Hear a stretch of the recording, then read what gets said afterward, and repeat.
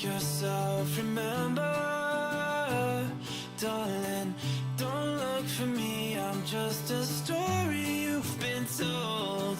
So let's pretend a little longer, 'cause when we're gone, everything goes on. You were staring at the window, and I said, I wanna take you to the sea. And when I'm better, we'll do everything. I gotta stop making promises I can't keep.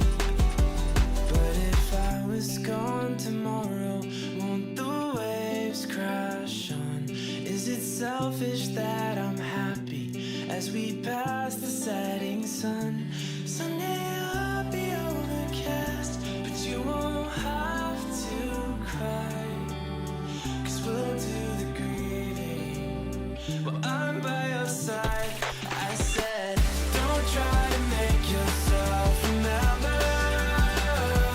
Darling, don't look for me, I'm just a story you've been told.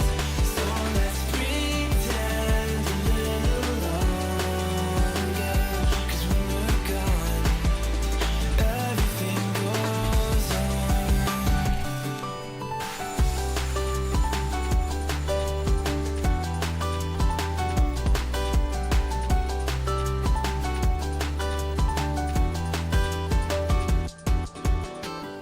And I'm so scared of getting used to this. All the vines that keep you tethered in your room.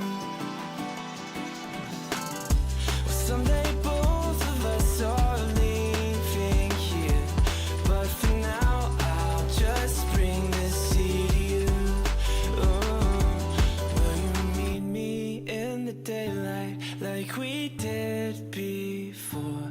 Then I felt you on my shoulder, and you weren't suffering anymore. You said, I'm sorry that you worried, but don't apologize.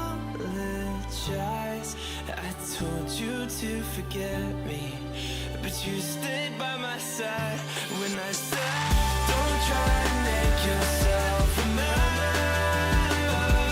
Darling, don't look for me, I'm just a story you've been told. So let's pretend a little longer, and when we're gone, everything goes on.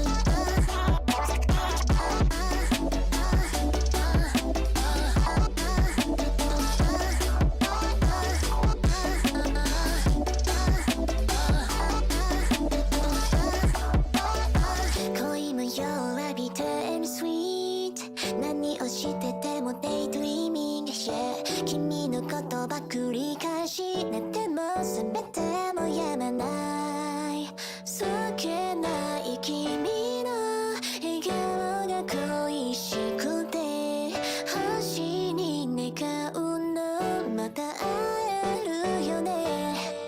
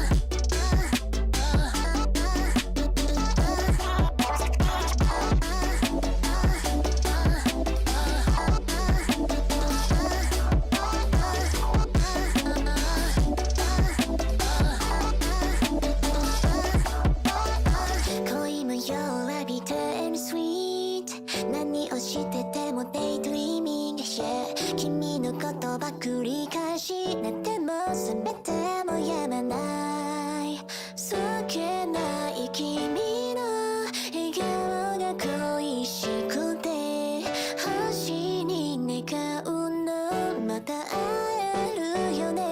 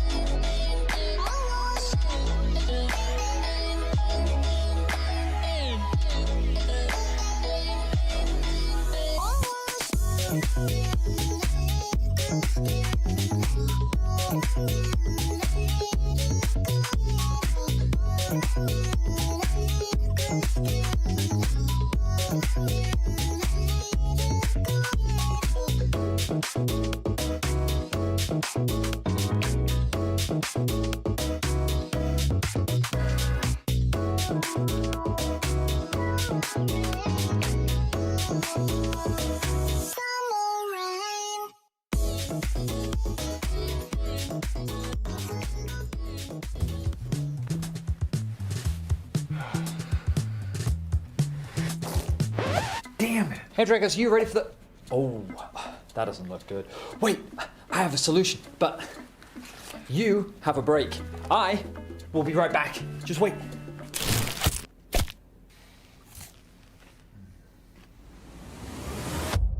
Have a break. Have a Kit Kat. See? I told you we'd figure it out.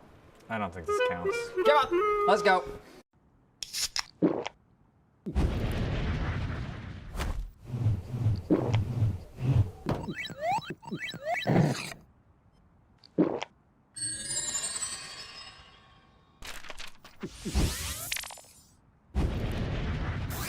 Red Bull gives you wings. Hey there! Every season starts the same way. Everyone wants to win, but not everyone prepares the same way. I can't wait to show you what I have in store. And trust me, this year, everyone's leveling up.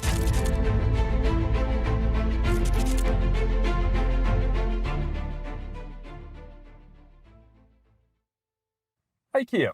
Let's see if you're a real fan. I'm ready. How many lanes are there in League of Legends? There are 3 lanes in League Are of you Legends. seriously quizzing the car about League of Legends? Look, I just want to know how much it knows.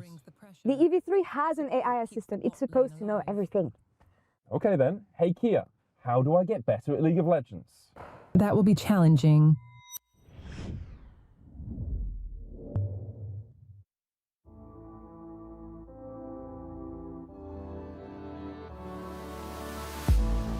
If you had it all, would you look the fall in the eyes? Could you walk away this time? Will you realize, recognize it's never over? And the flame that once had died, awaken. Will you rise above the days to come? Will you be enough? Will you walk away this time? Look to your left, to your right, leave the pain behind. 'Cause we all face the fires, and we stray from the light. Go and leave the pain behind.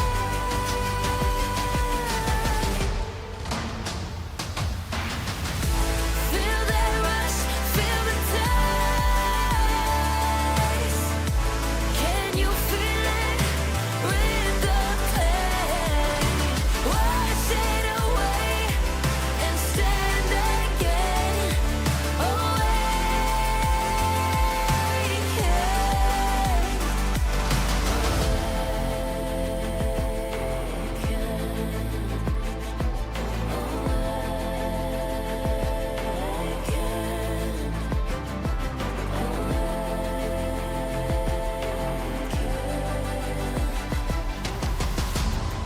Will you turn and run from what's to come? Will you face it all?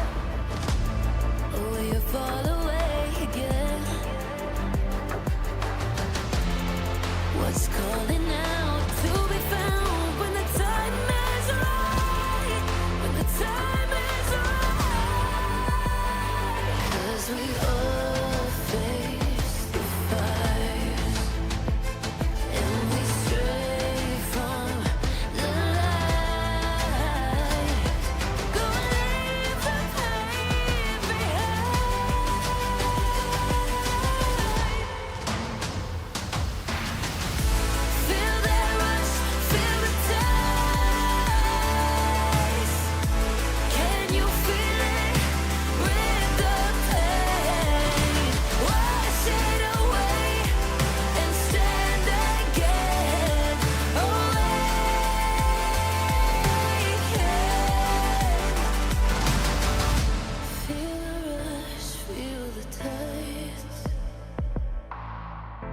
Wash away what used to be. Will you make your stand? The world in your hands again.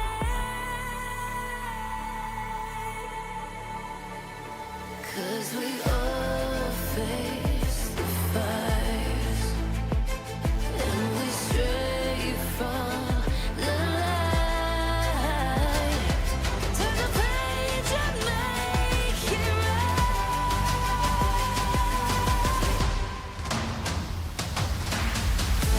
Feel that rush, feel the taste. Can you feel it? Rid the pain. Wash it away and send again. Away.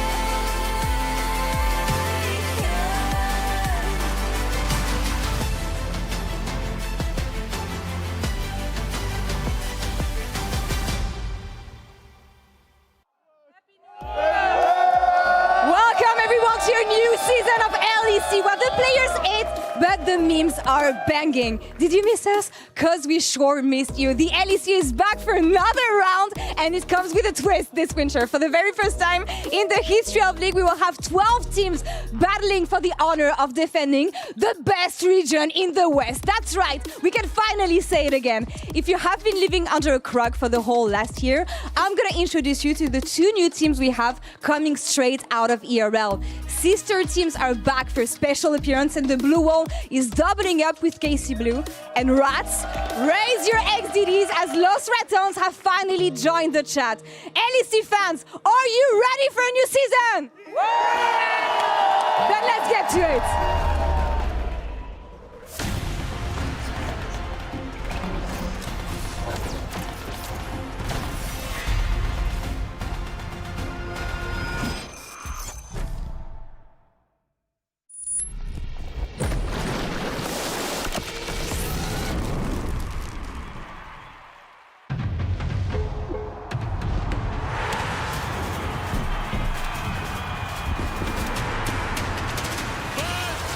Kill of 2025.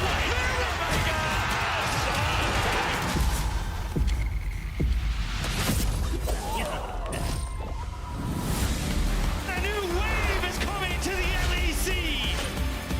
That's gonna be one of the best LEC intros I've seen in years. Oh, Jackies! For a bit, I know that. Crowd's all ready for that trash slide. Their rapid, crazy minds right in the arcane again. Everything blue in this arena. Everything blue.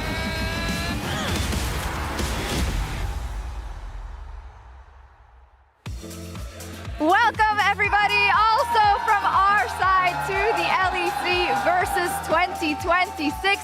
What an impeccable opening from Lore right there in the crowd, and I'll be happy to report that the desk is just here with everybody, with the crowd for LEC Versus. My name is Shox, and I am joined by Finn, by Odawamne, and by Dagda, who wants to kick us off because this feels really fresh. It feels sick. I mean, look at all the different teams in the crowd. You've got two new teams added up to 12, and it's going to be banger after banger this split. Exactly. We have the Los Ratones, they're here with KC Blue as well, but I don't really care about KC Blue because Los Ratones, my boys are here, finally graduated, and I'm looking to see how much damage they can do. Are you sure you want to say that? You don't really care about KC Blue? I mean, they're right there. Yeah, you're on their side now. Yeah. It's fine. It's Don't mind him. Okay, Don't mind okay. him. I've had worse. I do. Let's talk about the format a little bit, Finn. We got best of ones for 4 weeks, single round robin, and then the top 8 goes to playoffs. Do you think KC Blue or Los Ratones will make it to playoffs? I mean, I would like to think that they have a chance. It's gonna be a tough road because we have a lot of strong teams, and keep in mind it's gonna be a 4-week regular season and then the playoffs. So you have 4 weeks to really ramp up and find your form. Obviously, coming from ERL to the LEC is a big step, and the competition here is vastly different than what you're used to.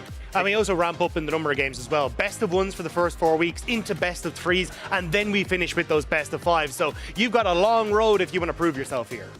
Exactly, and the tension is incredibly high because, again, you get to play all these games every single day, and it feels like, given the fact that there's only 8 teams to make it through, there's no room for error whatsoever. There is not. We will be in the studio a lot, but we also won't be in the studio a lot, kind of, because we have more road trips. Let's take a look.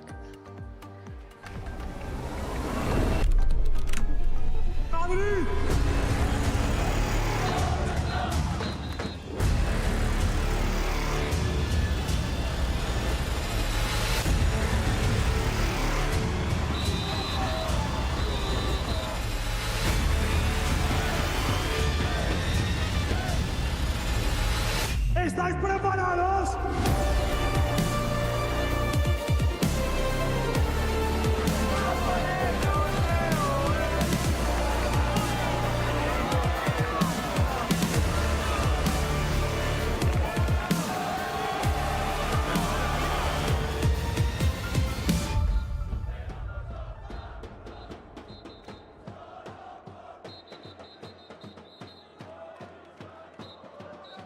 Let's go!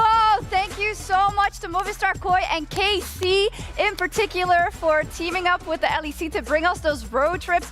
We're going to 3 stops in Spain and also 2 in France, which is absolutely cool. And I think to a lot of people saying, well, why do we only go there? Ask your orgs. Ask your orgs to organize something, right? Like KC and MKoi, they're coming in so clutch for us. I'm just saying, we can't be picky anymore because fans are complaining for the longest time that we're not having road trips anymore. Well, now we get 6. We haven't had 6 in such a long time. I was still like, a freshman in the LEC. Now I'm fully Unk level. But at the same time, it's good to return to the roots and have so many events throughout the year. Yeah, and also if last year is anything to compare, those road trips were amazing. Both the Madrid one and the Evry one was completely incredible. The crowd was crazy, and I think if there's anything gonna be like, if there's gonna be anything like last year, it's gonna go crazy. I like that you put the Evry. Evry? Yeah, you did well. Okay, stop flexing. That girl. But the LEC is heading to Barcelona for, I'm pretty sure, the first time ever. We had All-Star there once, and it's also very important for you that you'll be able to buy the tickets very soon. I have more information because I lost my script there for a second. Can you give it back to me, because I want to make sure I have the right information. So the first time ever we're heading to Barcelona, so Koi is going to head that first road trip of 2026. That will be for the LEC Versus final in the Olympic Arena in Badalona from February 27 to March 1st, and tickets are available right now at lec.gg/mkoi. And of course there are so many road trips to go at, but we'll start with the Versus finals in Barcelona. That is really awesome. Then something else we need to inform all of you of, and I need one of you to explain this: the right of first selection. Yeah, it's not. So either you get the choice between what side of the map you want to play on, or whether you want to select your champion first or last in the draft. And after that, the other team will then get to choose whatever is left over from that. So for the sake of example, let's say Los Ratones, I'm not sure what they are, but let's say they would choose blue side. They would get the choice of the side selection. They would choose blue. Then the opposing team, which is Fnatic in this case, they would get to choose either first or last pick. So pretty much you get to alternate like that. I think we got the actual scenario for this first game between Los Ratones and Fnatic. What is the case? It was Los Ratones who were able to choose. They wanted to choose the last pick. They chose last pick, and Fnatic chose the blue side. Yeah, so maybe some speculation on who they want to give that last pick to, maybe in that top side, maybe for the boss. Yeah. I mean, it basically comes down to, do you prefer your draft pick or do you prefer the camera angle in game? Because some people are really adamant about the camera angle being better on blue side and say it's unfair. I mean, it's fine. Also for the chat, it's going to be incredibly confusing to see blue side having last pick. First time forever. Ooh, that's going to be a little bit confusing for everybody. I also like the abbreviation is ROFS. Rough. It's rough out here. Okay, I like it. It is. All right, with that, we have our first game of the day. Will be Los Ratones versus Fnatic. And Lore is standing by with someone who has a lot of stake in that game, let's say. Okay, Joel, thank you so much for joining me ahead of your first game with the Rats. It's so exciting to have you guys here. So I want to roll back a bit because you always say that this is a for fun project. We want to have fun, but then from the fun came success. So how do you reflect on the whole journey for you? It's starting to sink in now a bit. We just kept going up a step and up a step and up a step and progressing further. And we were like, let's just see how far we can go. And then now we're in the LEC. It's surreal, I think a lot of people maybe not expecting us to do like the best in the league, right? I think some people might doubt us and stuff like that, but we've been working a lot harder. It's been 6 weeks of just scrimming off stream, which is very new for us. Normally we're like, let's stream everything, but now I think if we were to do that in the LEC, we would struggle. Yeah, a lot of things are new for you because you've been used to boot camping from time to time, but now you've been in the same gaming house, in the same office for weeks. How has that been different for you and the boys? Yeah, I mean, the cameras are off and we're just heads down and grinding and playing against LEC teams every day in scrims, you know. Before it was cameras on and play against ERL teams, so now the practice levels improved a lot. Everyone's really trying their hardest. We only have one shot. We have 4 weeks to try our best, and that's exactly what we'll do, you know. I know Baus likes to say his funny words and say we're going to stomp everyone, but I think the main thing is, like, I think the only reason we're here is because of the fans, and we appreciate everything that they do. So yeah, I'm a little nervous. I'm also excited. I'm really excited. We have 4 weeks, and we'll try our best to make it fun for everyone to watch, but also see how far we can go, you know. I have no idea how far we can go. Any last thoughts and message for the Rats watching you? They're on stream right now. Anything you want to tell them? Yeah, I mean, without the support, without anything, we wouldn't be here. I think it's been like, with them, we've gone from the beginning to here. You know, we started out scrimming in our bedrooms in our pajamas and playing in the NLC, to then EMEA Masters finals, NLC crowds with like 6,000 people, and now we're in the highest league in Europe. So let's see how we can do. We're really, really trying our hardest, and I appreciate everyone for rooting for us, yeah. Banger journey, and it continues today in the LEC. Kajol, thank you so much. Best of luck today, and Shox, back to you. Thank you so much. It has been quite a journey for sure. When I got to talk to Reckless at League of Its Own, he said, well, last year around this time, none of us had any prospects. We didn't know what to do. And I think, Odawamne, it's very commendable to have that journey. But now it is the hardest task they have ever faced as a team. Exactly, because it's the return of so many, how to say, memorable players, especially with Reckless and Nemesis facing back. You know, it's such a fairy tale because they're back against their former team, the teams that they had the biggest achievements they had in their career so far, against Fnatic. And I feel like for them, especially these two, they have so much to prove. Nemesis has always been, you know, touted by the fans as one of the best, you know, mid laners to play in Europe. Maybe Caps' biggest rival, or biggest has been. They could have been, you know, his rival in that sense. And Reckless, after the stint in Korea, now being back here on the biggest stage in Europe, I feel like they have so much to prove. Also, I think for guys like Velia, who have always wanted to play in the LEC, stuck with Lost Ratones, said, no, this is my team. These are my players. These are the people that I want to step on this stage with. And now he gets to prove it here today, that not only he belongs in the LEC, but he will do it with Lost Ratones. But do you really have faith? Because, you know, it went downhill a little bit at the end of last year in terms of EMEA Masters, and now they're coming in here with one last shot. Okay, you know, it's not always pretty. You know, you end up hitting walls, but it matters how hard you come back, because for how hard you hit the wall? Well, also, yeah, and how hard you ricochet, and then how hard you, like how easy you get back up. But for me, Los Ratones, they are the favorites to win the LEC Versus. What? Wow. What? That's a crazy That's a bit much. Oh, I know they used to pay you, but they fired you. Like, they don't pay you anymore. I didn't get fired. I resonated myself right before I got fired. But okay.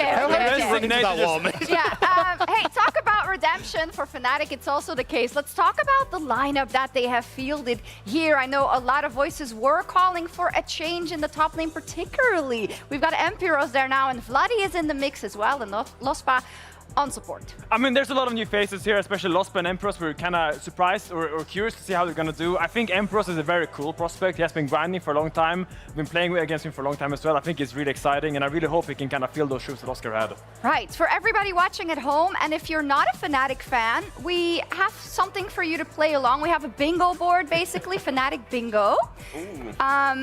And we'll make sure we have this on social so you can go as well. So my favorite is Fnatic gets an injury-free tournament, so an injury-free LEC Versus. That'd be sick.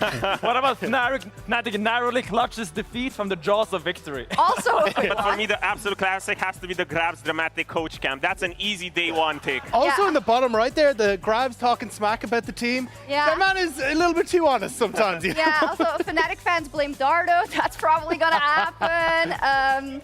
Emperor's Q MVP, they're not all like negative. Like, a lot of them are very positive for Fnatic. It's gonna be lovely to track Fnatic anyway. beats you too. I hear the people are already looking, so we'll be tracking that throughout the day. So then about this first matchup, we set it up a little bit already, right? But going up for Reckless and Nemesis Odawamne against this team that they have so much history with, and maybe a little bit of history or love lost.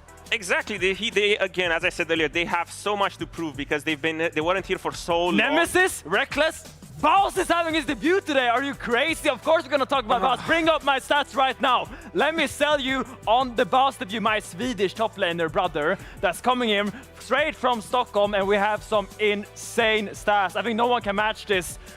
We have the most tower damage, very relevant, highest CS after 50 minutes, only 200 more good deaths, and 1 whole control ward. Is that the Let's You've go! never seen stats like that in your life. And he also sold that control ward. He didn't even put it down. He So. sold it? Yeah, because I told him buy that control ward, and then he bought it, but I didn't tell him to put it down, so he sold it. That's great. Oh my god. Well, he made a little bit of gold absolutely back there. That's good. amazing. That's sick. Return on investment. Now, with that, they do say, you know, Los Ratones is Baus, and I think standing by with lore. He is indeed. Come and join me. He's standing here right at the end of the tunnel. Baus, our favorite Inta on the Rift, ready to step on stage against Fnatic. That's right, you can hype him up. How do you feel? I feel great. Yeah, do you have any message for Fnatic ahead of the game? Well, I don't know if they've done any prep, but they should probably ban Sion, Shogath, Gragas, Volibear, maybe ban Kled. Otherwise, they don't stand a chance. All your good champions. Any good death you want to bring on stage today? Not many deaths, many kills. Many kills. That's what we accept. The first game for Los Ratones versus Fnatic starts right now.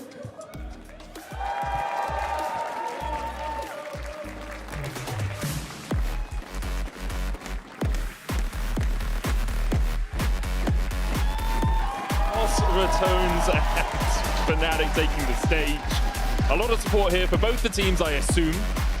Oh, absolutely. Yeah. I mean, I would say that we've got a lot of fan favorites playing up today. It's true. And this matchup in particular, I mean, roster changes on the side of Fnatic. A lot of returning Fnatic players to the LEC stage. Yeah, I'm excited to see how they face off against one another. Well, for Fnatic, the last time they won an LEC title was with Reckless.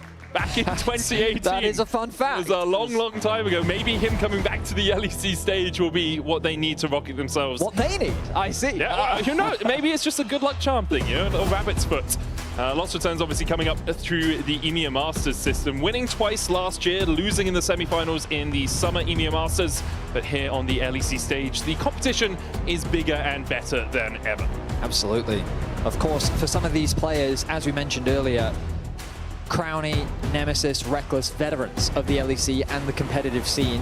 I imagine that coming back onto the stage, a degree of nerves will naturally be playing, but an environment that they should feel very comfortable in. It's a lot of these new players that we set our eyes on: Baus, Velia, Lospa, and Emperos in the top lane. A lot of these young guns who are going to be debuting on this stage and showcasing what they can do here at the highest level that Europe has to offer. We did have the right of first selection happen. Los Ratones won the right of first selection, and they decided to get second pick and were given red side. So it's a normal draft, guys. Blue side has first pick. We have Los Ratones on the red side. We're going to get into the picks and bans very quickly on your screens. I can already see a Nico having been banned out by Fnatic to kick us off. I wonder if that Sion will hit the ban table. We know that Jace, Malphite have been incredibly high priority bans throughout the other regions across the world. There we are. And there's the Jace going to be taken off the board. The Sion coming through from Fnatic, naturally targeted towards Baus. You can hear the crowd be like, oh, come on, just give it to him once, guys. Just let's see what you can do on the Sion. Azir taken away as well from Vladdy, a new player for Fnatic coming across from Karmine Corp last year. And we'll see where Fnatic go with their final fight. As you say, like Malphite, Yunara is really strong at the moment. We're seeing Rise in priority across the world as well, with the Actualizer build that has been making the rounds. Malphite, the final ban here from Fnatic. See where Los Ratones go for their last ban as well. Yunara, one of the champions that has been left open. I wonder if Upset's going to quickly grab that for himself. Whether Varus is something that the European teams still hold a lot of value over, given that it feels objectives is still kind of the name of the game right now. Having that additional range is incredibly valuable. But Yunara seems to be the premier AD carry as of the current meta. A couple hovers coming through from Fnatic as they take their time to think about what they want to lock in, but I expect Upset going to be piloting one of the best AD carries on the current patch. Yeah, you know, it just does so much stuff, especially since you can get the Fiend Hunter bolts on her second. Just gives you so much damage in team fights. And you have okay lane control as well. With that activated Q, you get that mini Runeans, you can clear the waves relatively effectively. Lost Ratones, though, I'm going to look into that, you know. I could go for like something like Jungle AD here if you want. You could even pick your support early. I wonder if something like the Wukong for Velia, something that he's shown a lot of comfort on throughout 2025. Of course, the Corki, something that we've been seeing a lot as well. The amount of lane power that it provides, and on the current patch, it just spikes incredibly well. I think it's a nice answer into the Yunara that should give LR's bot lane a comfortable 2 versus 2 matchup, depending on what we see come through for the support. For Velia to go towards the Jarvan, they want that easy engage tool, they want that backline access. Now remember that throughout the LEC, those melee engaged supports have kind of been the name of the game, but Reckless, very well known for things like his Janna, his ranged supports, and we know for carrier fans, ranged supports are all the craze over in the LCK with how successful they've been. Yeah, bringing out his Bard as well, that Carrier is just so good at those sorts of picks. Reckless had a little bit of time with Carrier at That's true. Worlds, not last year, but the year before. Had some time to train under him. Vi and Talia locked in for Fnatic, a tried and true combination. Especially for Fnatic as an organization since Razork has been on there. As much as Vi as a champion has been criticized for his performance in the LEC, it's one of Razork's go-to best champions. So he's going to be starting off the split strong with the champion he's very comfortable on, as Nemesis responds with the Rise, a long-term pick for him back in his Fnatic days. I really think roaming mids are so important with the speed they can roam at the moment. Because you can, if you can get down to bot lane and reset, get the home guards back into your lane quickly, you're not actually going to be losing too much because of those enhanced home guards that you get running up towards your minion wave. If you're not getting something off the roams, it can be punishing, but as you rightly said, it is not as punishing in the sense that the home guards do help and the TPs. Assuming they choose to run TPs, which I expect to see come through from these two mid laners. In any case, the Jack's going to be taken away from the top side. To Nami actually going to be removed. So we talked about those range support options. Nami Corki is just devastating. If they get in with a Valkyrie Gatling gun, and then you have the Tidecaller's Blessing behind it, it's so much damage in the early game. Rumble taken away by Lost Ratones. They want to try and keep Emperos into a little bit smaller of a bubble. Bard taken away by Fnatic, because those range supports you were talking about for Reckless. Here, likely to see the support pick, but it could be Baus on his Kled. Okay, with the Jax band away, the Sion band away. We were just seems to be what he wants. talking with Finn prior to coming, and he kept saying Kled, Kled, Kled. Finn, if you're here, just come up to the caster desk, man. We'll have you on for 10 minutes. You can talk about Kled top. You can talk about what he's going to do into Baus. Alistair, the current hover for Fnatic, but it looks like they're going to pick a top lane answer for Emperos. It is the Ambessa.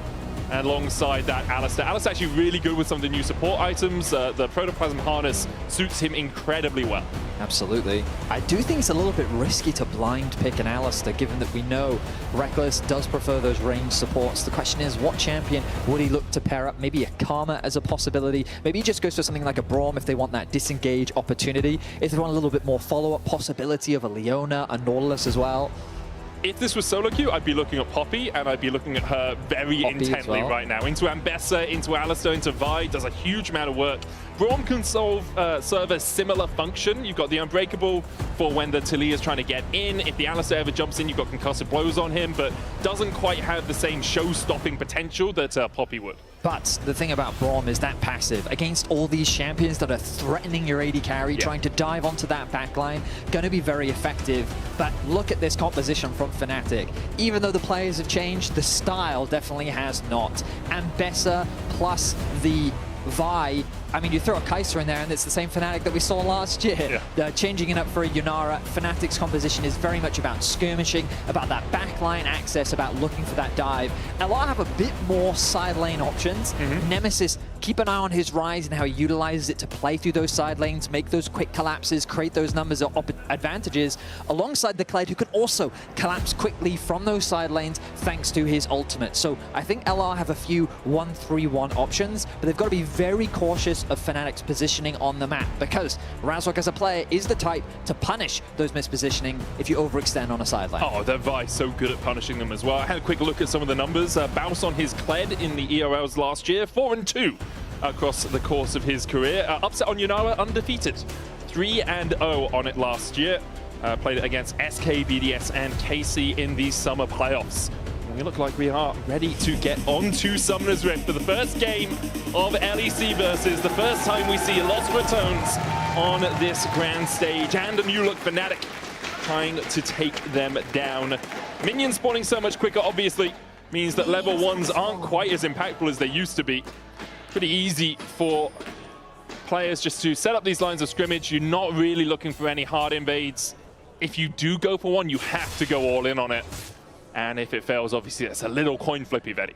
Yeah, I mean, if you're a viewer that doesn't really play the game as much anymore, but you do still love to watch the pro scene, there are a couple of pretty significant changes that have come to the game, role quests being one of them. You can see at the top of your screen those role quests kind of slowly ticking up for each players, but now the players and the laners are very much locked into their lanes a little bit more than what we saw in the past. Yeah, you get more experience towards completing your quest if you are in your lane. You can leave and still get some points towards it, but it's much more effective for you to be in lane. We'll talk about them kind of as they become important in these games, because otherwise it would be a bit of a word vomit. Bear trap on a rope from Baus onto Emperos, who can just dodge away. Velia has done his red, immediately looked to try and invade. He forces Razork back. I think he was able to steal it. Yeah, he was able to steal away that Gromp. Nice little steal. I mean, he kind of had to make something worthwhile. He committed a lot of time, but now he's turning his attention into mid lane. Vladdy pushed up here. Nemesis going to try and chase. Good dodge from Vladdy. Has the Ghost. He's going to start running away. Rune Prism from Nemesis not available. Has the Spell Flux and the Overload only being level 2. So we did mention that mid laners don't need to run TP in the same way that they used to before. You were talking a little bit about it earlier. Those home cards, they feel so good as a mid laner. I know so many people hate them, but for mid lane, it's fantastic. You have a little bit more luxury in when you actually choose to base. And for a lot of mid laners, it means that they can choose to be a little bit more defensive. In solo queue, people are usually a little bit more aggressive with their summoner spell choices. But Valia, with his pathing, he's done red into blue, level 3 after stealing away the Gromp, and he wants to keep this aggression going. Bear in mind, he doesn't have Prio in mid, he doesn't really have Prio in bot, but he doesn't care. He's looking to steal away what he can, and he's going to get these Raptors. That's 2 camps of the first 6 in the game. Losper going in, looking for that knockup on the Crown. You can just Valkyrie away. Upset trying to chase in. There's the Unbreakable. Can cut to close. Down onto Losper, and you can see the damage with the Phosphorus Bomb. Reckless stands beside his teammate. Losper down to half HP. Velia coming around here. Razork's had to put a ward in the bush. Neither of them have the smite. Razork looking for it. Will manage to secure his own red buff. Nice secure there from Razork. The bot lane getting very aggressive, and you saw the value of Braum into the Alistar in that bot lane 2v2. Sure, the engage from Alistar is very good, but what do you do when you try to retreat? The Braum passive doing a lot of work to help Crownie and Reckless come out ahead in that small skirmish. Meanwhile, Baus getting a small push in the top side of the map, likely looking to reset soon, as he's got to be careful of the positioning of Razork, who is now securing that top Scuttle Crab. Velia now finally getting back to those camps that he's ignored, as he's put so much pressure onto Razork in the early game. One thing this does do for Los Ratones, though, is keep their jungler off the map for the next little while. Assuming he wants to clear all of his camps, assuming he wants to get the next set of camps coming up sooner, Razork can path through mid, go down to the bot Scuttle. Maybe Velia will try and contest, and it looks like he's going to. TP from Emperos up towards the top lane, but Velia here on the losing side of that trade. Nemesis trying to move across, is seismically shoved back into the lane, and Velia here being forced away. Losper was moving up from bot side as well. Velia at half HP will be very hard for him to actually contest this anymore. Yeah. Might just look down towards the bottom lane. He just doesn't have the prio. He doesn't have the teammates to help him right now, because Vladdy's doing a good job of keeping that push in the middle lane. And the bot side of the map, even though Losper did lose that earlier trade, they've been able to hold on the bounce back of the push to make sure that Crownie and Reckless cannot get involved. So as much as Velia would like to get that Scuttle Crab, he will be denied. Now he's going to go around and clear out all of his camps that he left up earlier, and you can see Razork doing the same, pathing out towards that Gromp. Small change that you can do as the jungler, just run through the lane all the way up towards your Gromp. You might as well, you get the extra home guards, a little bit of extra movement speed for you. So we see both the mid laners just trading blows.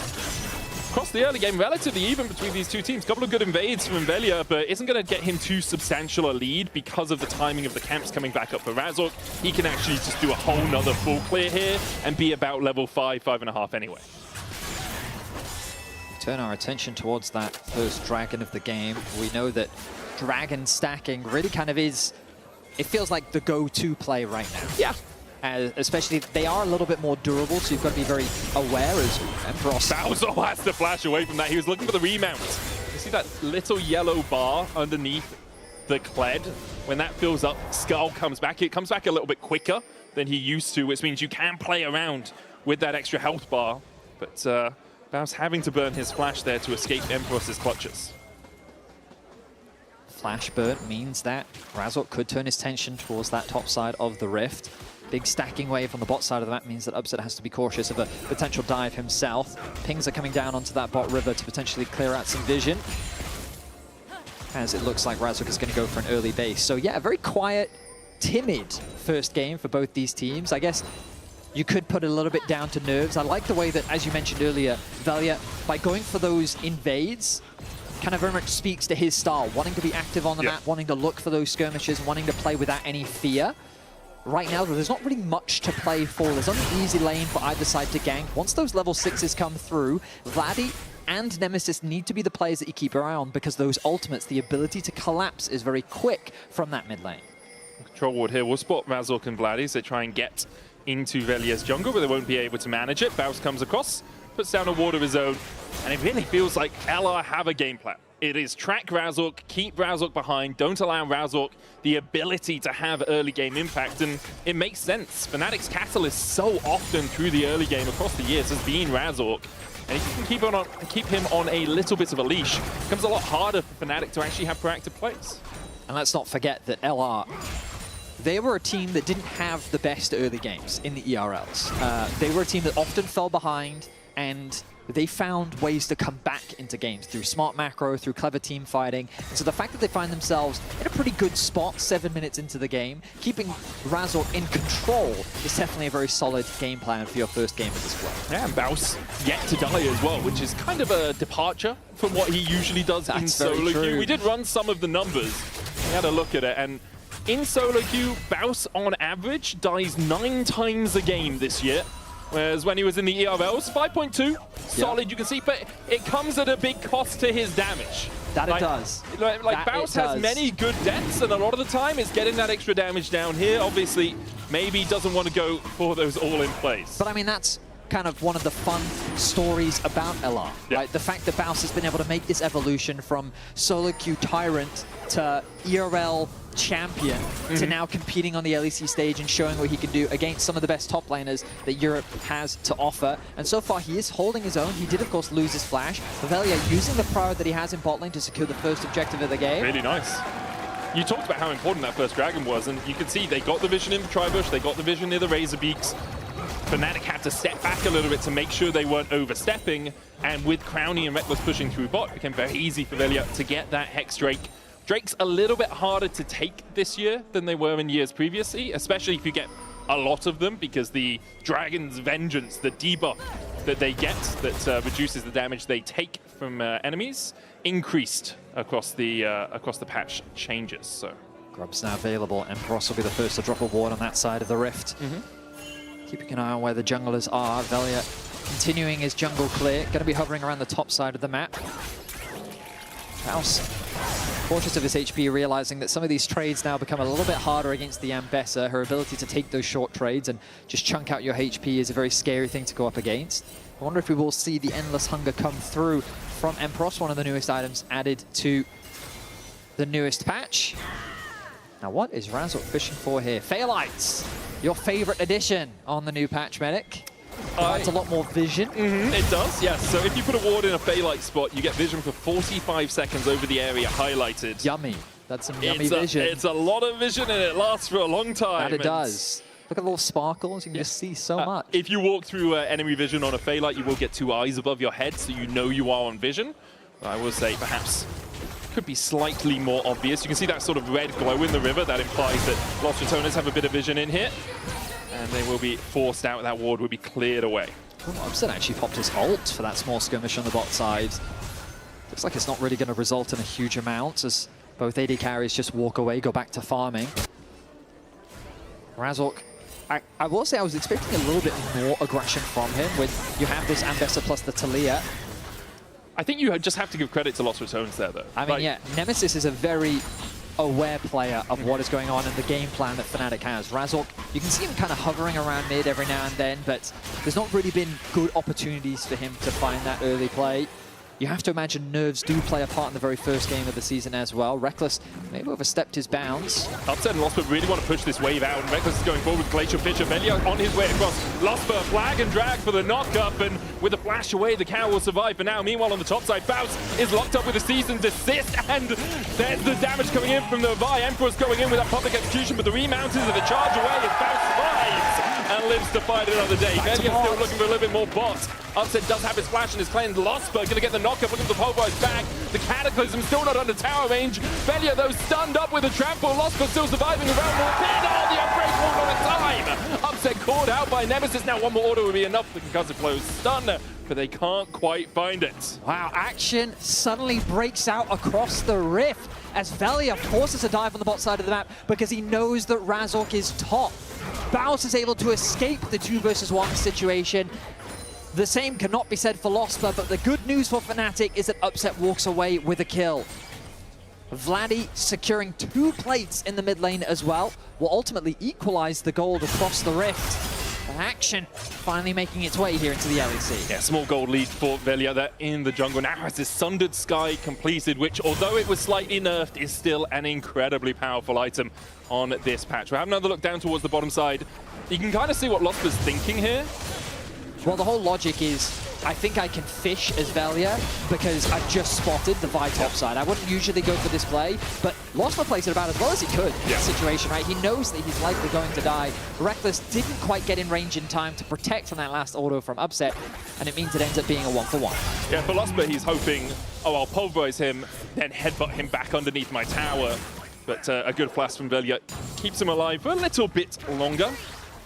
Next Drake up in about a minute's time. It is a Chem Drake, which means we won't have that soul, and we're starting to see some of those quests completed.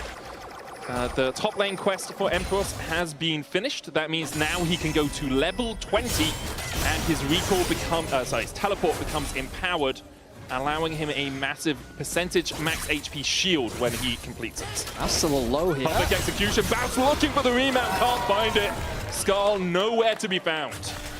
Baus has been playing at the very edge of life and death in this laning phase, and Emperos is finally able to push him over that edge, securing the second kill for Fnatic. Now we see Razork hovering around the bot side, that control ward, going to deny vision, give him an angle into that bot side. Undetected. Oh, I stand corrected. He's now detected. Yeah, he is fully detected. Losper's still going in here. They're looking for the damage on Rekkles, but the Unbreakable is so strong. Losper having to use an ult. His Unbreakable will. That's not great for the Fnatic support with a Dragon coming up soon. He does have teleport from the Unsealed Spellbook, so maybe he can get back here soon, but Rekkles trying to stop him from getting that recall off. Velia now also going to complete his quest along with Rekkles. So quest being completed across the rift.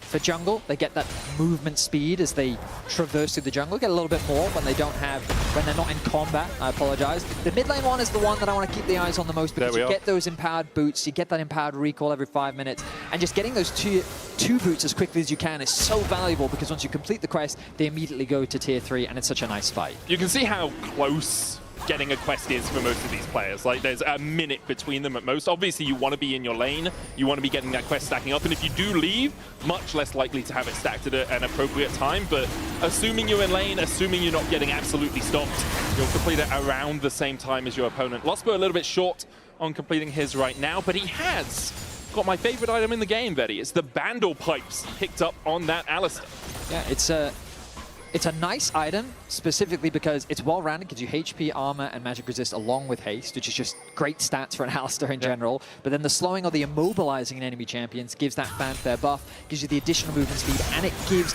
attack speed to your allies as well. And that attack speed, especially in a champion like Yunara, incredibly valuable. It's just so good. I've seen it on a few Sejuani tops as well, because the extra movement speed and the attack speed to yourself allows you to get that permafrost passive off a little bit quicker. As soon as the quests are completed, we go to AD carries in the mid lane, or bot laners in the mid lane technically, and mid's going down towards that bottom lane.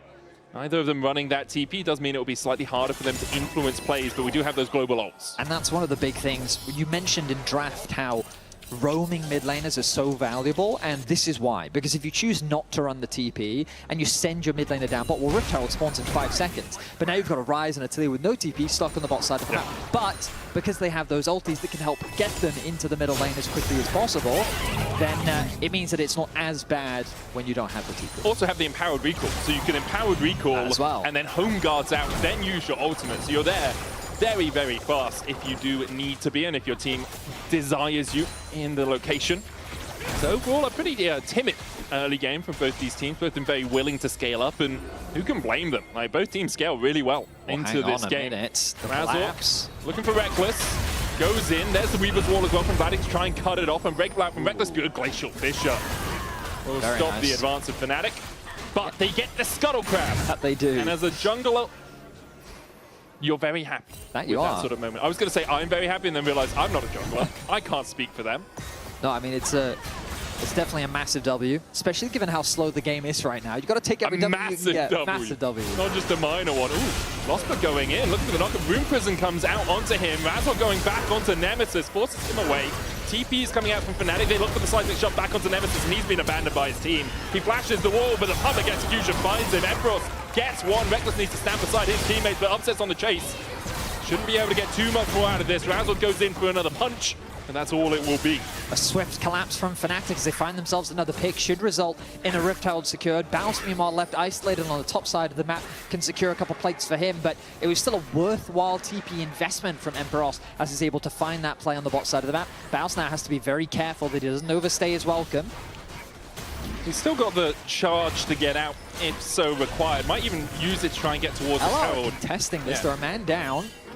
Bounce the first to move from top. Emperor's trying to catch that wave. Fnatic stepping back in. Razzle gets the hit on the eye, but looks like Fnatic may have just given this one up. Razzle looking for the smite fight, and Vault breaks his way to safety. I mean, LR basically told Fnatic, we have ults up. How many ults do you have up, Fnatic? And Fnatic said, well, we don't have any. We don't have any. So, and we're going to look back at how they use those ultimates. They turn their attention onto Nemesis, and I think that's smart because Reckless is right next to Valia.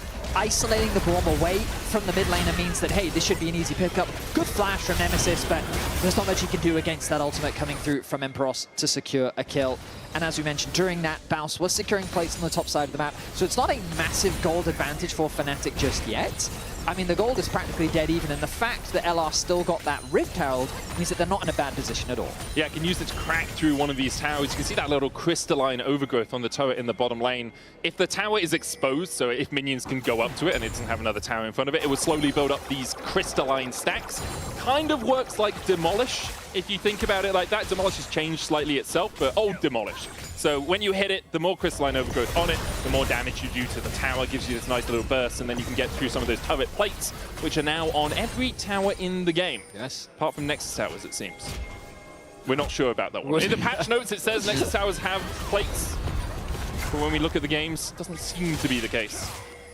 Vladdy throwing at his ultimate to try and catch Reckless out, but he's able to sidestep that one.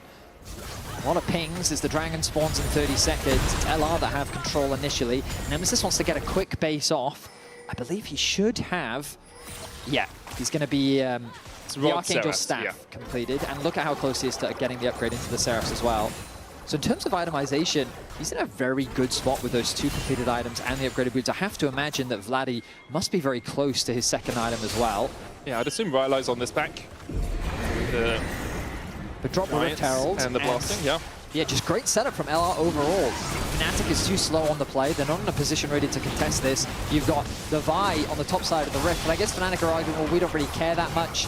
It is only the 3rd dragon of the game. Small advantage gain for LR. And maybe they can trade it for a tower in the top lane, which looks like they're going to secure it right now. Tower's going to die. Watch the crystalline overgrowth. 1 auto on it takes half its remaining health. A couple more autos are enough, but they lose first tower to the Rift Herald charge coming out from Reckless. And they should be able to charge this Rift Herald into the tower, tier 2 tower as well, securing a couple more plates. So I do not think LR is unhappy with that at all. Bounce doing what he can to clear out those waves on the top side of the map. Does need to be a little bit cautious in the 1v1. Emperor is at 2 items already. Spear and Eclipse complete for him. 2 items as well on Upset, who has gone for the Fiend Hunter Bolt Sveti. one of the newest items that we've had introduced to the game. When you ulti, you get those either 3 guaranteed crits or the 3 if you were going to crit, damage. you get extra true damage. Yeah, exactly. If you're going to crit, that's the way that it works. I'm hoping we also get to see the actualizer come through from Nemesis, one of the new AP items. It basically just gives you this massive steroid where you get a lot more cooldown, a lot more damage. We saw Faker playing it earlier in the day. Ooh, nice collapse from Nemesis. Looking for that realm warp forward. Emperor's going to get charged down. The Rune Prison out with the root. And the rest of Lost Ratones are collapsing in. Baus with his first LEC kill. Gets himself a shutdown. A nice collapse from Nemesis, and it all comes back to what we were talking about in draft, that use of those ultimates from the mid laners. It's Nemesis that's able to find a collapse this time round, secures a kill for Baus, eradicates that top lane goal difference, and the game remains in a very even state. We're yet to see any really big team fights come through from either side. The Baron is now an objective available on the Rift as these outer towers continue to fall. Yeah, Baron now coming up with 20 minutes. Artikan has been relegated, not even to the bench, off the roster entirely. Contract was not renewed, unfortunately. So we won't see any more Artikan throws, but we're in Europe. We'll definitely see some Baron throws. Absolutely. But credit to LR. I know that I was definitely one of the skeptics of them coming into the LEC around their performance. While Fnatic hasn't been super aggressive in this early game, LR has played it steady, played it controlled. We'll see if Fnatic can find anything as now. Razzle. Looking for Velia. There's the Weaver's Wall as well to try and separate the team. Reckless with a Glacial Fisher, but can he get back to his teammate? Flashes in. Velia goes in, and Reckless flashes out, and Velia will pay the price for it. Baus trying to get onto the backline. Emperor's already died on Crowny, and the concussive blows do not come out in time. Baus now in the middle of 4 members of Fnatic, have to flash the wall, but Lost was there for the chase. The cycle shove does not connect. The knockback over the wall. Baus still dies. Upset takes it, and that's got to be Baron for Fnatic. And just like that, the game blows wide open. Velia with the re-engage, I think, was a huge mistake from the side of LR. Reckless was able to flash out to safety. LR needed to disengage from this just because the collapse from Fnatic was so quick. And really the turning point was Emperor's finding that target onto Crowny, eliminating him from the fight before he could really have any impact. Nemesis was too far away. Fnatic find 3 kills, they find themselves a Baron, and now they're in firm control of their first game of the split. There's moments like that that really cost you at the LEC level. We'll see what Fnatic can do with this Baron. Have to remember, 3 new players on this roster. Only Razzle can upset remaining from the roster from last year. And something you often find with new players is you have to rebuild the mid game. You have to rebuild that muscle. We'll have another look at this fight. So the engage comes down. I think Fnatic mainly just testing, trying to force a flash, find a pick, the flash away, and then the engage. And Velia's going in completely isolated. Baus hasn't TP'd in yet. Nemesis isn't in range. But then the ulti from Emperor's onto Crowny just perfectly placed to eliminate the AD carry from the fight. And just a mistake from Velia, going for that re-engage when his team just wasn't in a position to follow up. Over the Unraveled Earth as well, so he was stunned as soon as he went in with that EQ combo. Now Fnatic playing on 2 waves. Emperos dealing with Baus up towards this top side. Baus is going to struggle in this. Level 16 for Emperos already. 4 levels away from that max cap. The rest of Fnatic in this mid lane, pushing in, trying to get more of those plates. Reckless with the unbreakable wall will stop them for the moment, but you can just sit by this cannon minion. It's hard for Fnatic to clear it away. Now the good news for LR is normally, because the Baron has moved back from 25 minutes to 20, it's usually not enough to just end the game off the Baron. True. So, yes, LR will lose some objectives. The gold gap is going to continue to grow in favor of Fnatic, but there's still a potential win condition if they can look to contest these dragons. There are ways for them to fight back into this game, given that Fnatic can't really do much more off the back of this Baron outside of maybe chipping away at a few more of these tier 2 towers. There's also the option to say, okay, 10 minutes we scale. Right, like, or maybe next Baron we try and fight it 4 minutes in, but they've taken 2 dragons. Fnatic only have 1. So you're waiting 15 minutes for a soul for Fnatic if we have to get there. We'll see what Lost Ratones decide to do. They have 2 items complete on Crowny and Nemesis. Yeah, because it's upset, really, that you have to be afraid of. The Infinity Gauge already being finished for him is that is one terrifying Yunara. And of all the players, upset still playing incredibly well. His positioning is one of those things that makes it very difficult to lock him down. He's never died on Yunara in professional play. He has played it 4 times now, yet to die. Baus caught out as Fnatic collapse on the Kled. He tries to escape, but his upset picks up the kill. And with Nemesis on a side lane, Fnatic should be able to get at least the tier 2 here. Public execution just wide for Emperos as Nemesis does sidestep it well. Fnatic still pushing forward, looking for more. They go towards the inhibitor tower, and Ratones not really able to defend. Yeah, I was saying that I didn't expect Fnatic to get much more off the back of this Baron, but they found a quick pick. They get 2 towers. Now that gold gap has ballooned to 5.2k. The Dragon secured as well. Soul not really on the cards in the near future. LR have to do everything they can to try and slow this game down as much as possible, but Fnatic, the game plan is clear. You keep these waves pushed up, you deny vision in the enemy jungle as much as you can, you make it as hard as possible for LR to really leave their base, you secure the Baron, and then you look to end the game. Yeah, and that's exactly what they'll be trying to do. Ratones do have a couple of options defensively. A few Phaelites through their own jungle, one just outside the base will give them some vision, but not enough to get towards the Razor Beaks. Reckless trying to control some area here, but Fnatic step in. Yeah, they've got this small pocket of vision that you were talking about, roughly around this area, on the left side of the rift in the river. And they do have some wards to the entrances our observers are highlighting for us. So, as you rightly said, they have some options, but that vision is slowly starting to dissipate. Yeah, there's a Phaelite over here and a Phaelite just at the top of the screen underneath the scoreboard that do give you a little bit of vision of the entrances to the jungle, but it's only the entrances. They managed to use that to get a ward in the back of the pit, but it's still 2 minutes on the Baron, so that ward will be expiring a minute after it spawns, and I'd be very surprised if Fnatic don't clear it out before they decide to go for another Baron play. A 5,000 gold lead now for Fnatic, and Ratones, I mean, they found themselves in this sort of position many times in the ERLs. They were not a good early game team. Now this, they've fallen apart a little bit in the mid game, so they are equally behind. It just came from a different point. The question is now, can they find that way to get back into this game? Maybe it's the actualizer being completed. Maybe it's when Crownie gets his Lord Doms or Executioners if he decides to go that way. We'll have to wait and see. The challenge is going to be keeping Crownie alive. Yeah. We talked about it in draft, but look at this Fnatic composition. It's Vi, it's Ambessa. This combo is ruthless at locking down a target and removing them from the rift. Yeah. Whether that be Nemesis or Crownie, those are going to be the 2 key targets for Razork and Emperos. And credit to Emperos, because his impact really has been felt in this game. It really has. A has. solo kill onto Baus on the top side of the map. He had a nice TP onto the bot river where he was able to pick off Nemesis. And in the team fight, his target selection was great. Locking down Crowdy, removing him from the fight. So every single one of the picks he's found has converted something into a favorable situation for Fnatic. And here's that jungle control we were talking about earlier. Fnatic just denying as much vision, denying what camps they can. Smite comes through for Razork. Oh, actually, the red buff went over to lost that. Not Upset's favorite thing to happen. I mean, he'll be fine with the extra health he gets from it. Emperor's chasing Baus down here, who's trying to smack his way back onto Skull and manages to do it. Gets that health bar back, but you can see just how negatively those trades are going. He's basically a whole item behind Emperor now. Yeah, I mean, the goal difference is no joke. Pretty much all the Fnatic members have at the very least half an item advantage.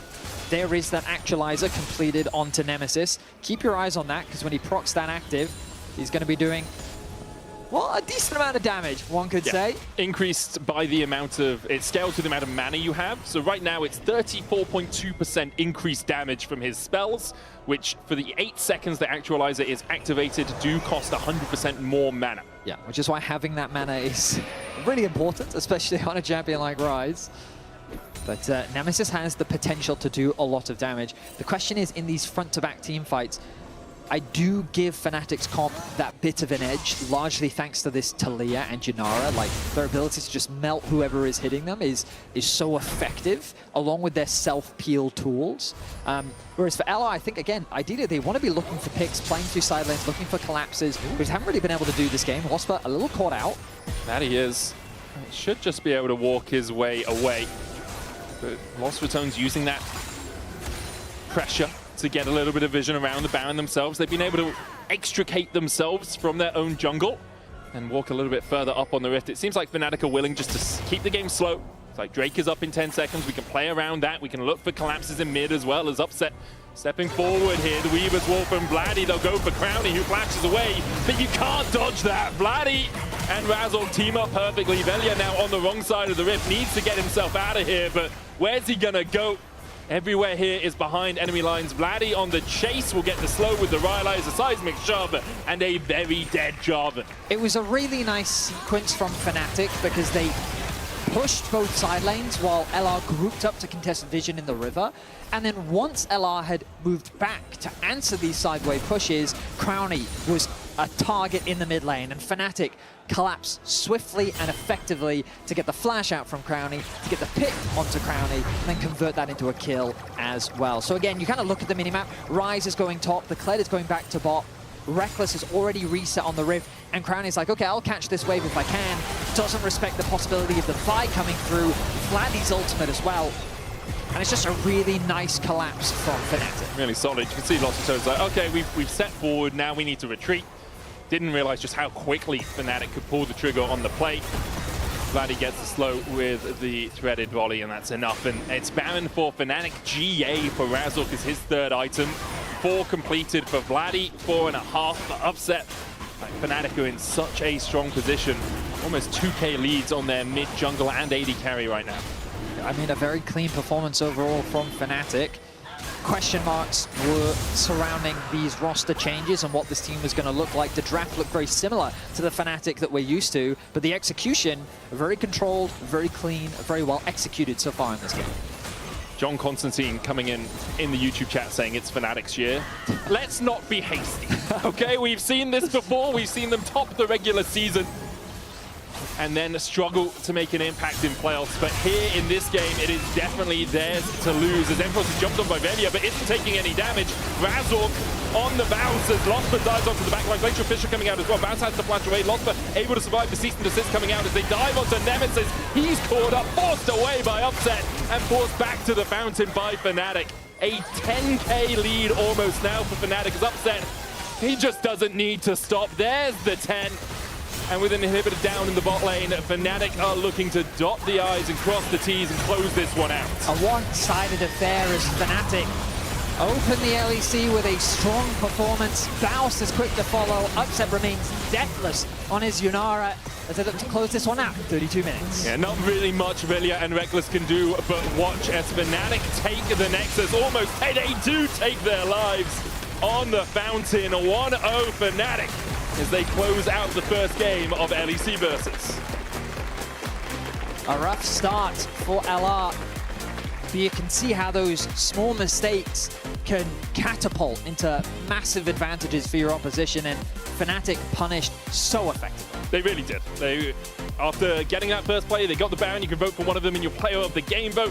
Empress, Razork, and Upset are your options, and they all had really good performances. I think I would be looking at Empress first game on the LEC stage. Had a really strong showing up against Baus. Absolutely, like great debut. You imagine nerves are quite big first time on stage, but he played with confidence, he played very well, got himself a solo kill, and Fnatic start off the split, an intense split as well. We've got 4 weeks, best of ones, you need those wins. Top 8 is the goal to get into play. And we have 12 teams, so top 8 is not what it used to be. You know, it used to be you didn't have to be bottom 2. Now, bottom 4 go home. And we go into playoffs in a few weeks' time. For Fnatic, a very strong start. We'll see if they can continue it. For Lost Ratones, some things to work on, some things to look at. I think people who came into this series with a level head would have expected this result, would have expected Lost Ratones to struggle against Fnatic. The question is, can they level up to be one of those top 8 teams come playoffs? I mean, the good news is it felt like that there were just a few specific decisions that kind of resulted in the outcome of the game. It was a very solid early game overall. Agreed. They traded well. I like the idea behind the invades from Velia. Their objective control was solid. We'll see how much they can improve with the honestly short amount of time that they have, because this schedule does not leave a lot of room to grow. You just kind of got to hit the ground running. That you do, and we're going to hit the ground running with Law, who's standing by with Razork. Law, take it away. Indeed, pretty convincing victory on the side of Fnatic here for the first game of 2026. Razork, thank you so much for joining me. Thank you. How would you rate this game? I would say a solid 4. I think it was pretty boring, not gonna lie. Okay, could you elaborate on that? I don't know. I think there was not much happening, and I think we just won. I don't know. Okay. I just didn't enjoy too much this game. It was a bit boring for me. It was a bit boring, but a W is a W, especially given the way you guys ended the year last year. Tell me about this new roster, because what I kept on reading during interviews is that unlike last year, you have a lot of strong voices, which is always great. So how has it been working with this new team? Yeah, I mean, I think so far I'm pretty happy. I think Bloody is talking a lot, and Lospa and Empyros are also very motivated, and I think they have a lot of talent. So I'm very excited to keep working with them. I think right now we are not like insanely good or anything, but I can see that the boys are putting a lot of effort, and we are slowly trying to get better as a team. Following up on Vladi, I think it's Grabs in an interview with Hotspun who was saying, if Vladi says 6-7 one more time, I'm going to hurt myself. In game, of course. But tell me about Vladi as a teammate and as a mid laner. Yeah, I don't know. He's like sometimes very annoying to have. Like he's like making jokes all the time, and he's like punching you and doing some annoying things all the time. But at the same time, he's also very alive and a very happy guy to be around. So it's very similar to me, but sometimes he does it too much. Must be hard for your coach, but happy to hear that the synergy is on point between the two of you. Talking a bit more about you, what's your goal personally for the year? I mean, right now, I still have the goal to win LEC, right? Of course. But as a team, I just want to like progress with this roster and honestly just enjoy what I'm doing on a day-to-day, because I feel like last year at some point it was like very tough for me. So I just want to feel happy what I'm doing and improve with my boys. About the team right now, is it about finding a style, an identity, or working on fundamentals, you would say? I think both. Yeah. I feel like the style, you kind of need to follow the meta, and there's like a lot of different champions, and I mean, I think we're playing best of one, so there's going to be a pretty defined meta, I think. But I don't know, I think like we're making a lot of silly mistakes. Yeah. So we just need to fix that and be on the same page as a team. I think this game was not a very good game from us. I don't think it was a very good game from enemies, but we won some fights and we won the game. But I don't think we played any macro-wise good or anything, so I think we just need to keep improving. Let's see how the next one goes then. Before I let you go, I just want to show something. Elias, if you can bring the Fnatic bingo on stage, would be great. We did this with the broadcast. There's a lot of things likely to happen. What do you think about all this? Which one, if you can help me hold it, thank you. Which one do you think is the most likely to happen? We have Empyros as Kia MVP. He had a pretty good game. What do you think? Okay, I think the Razor coin flip is going to be there 100%. Yeah, we know these ones. I don't know. Yeah? Honestly, there are a lot of them. There's a lot of Fnatic inting here. Yeah, that's going to be there for sure. That's going to be there for sure. All right. Well, Fnatic fans, you know what to expect here. I think we'll see if this one becomes true after the break. I think he should be the MVP, yeah. Yeah, he's in contention for MVP alongside you and Upset. So let's see about this after the break. Thank you so much, Azork, for the interview. That's all for us here on this side of the stage. We'll be right back.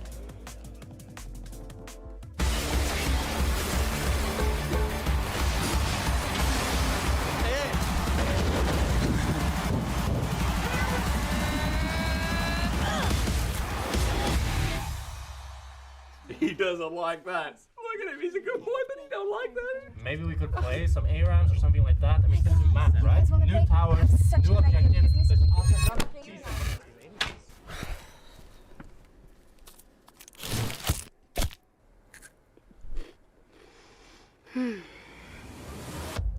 Have a break. Have a Kit Kat.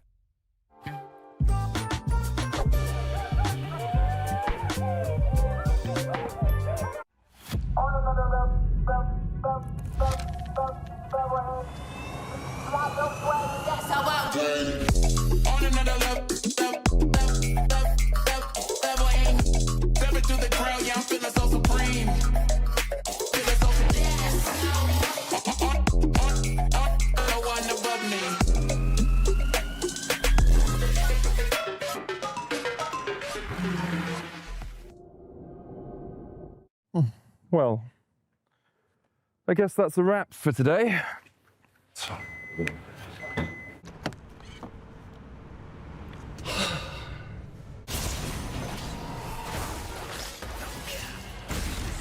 Seriously, Medic? I thought we were going out for a ride.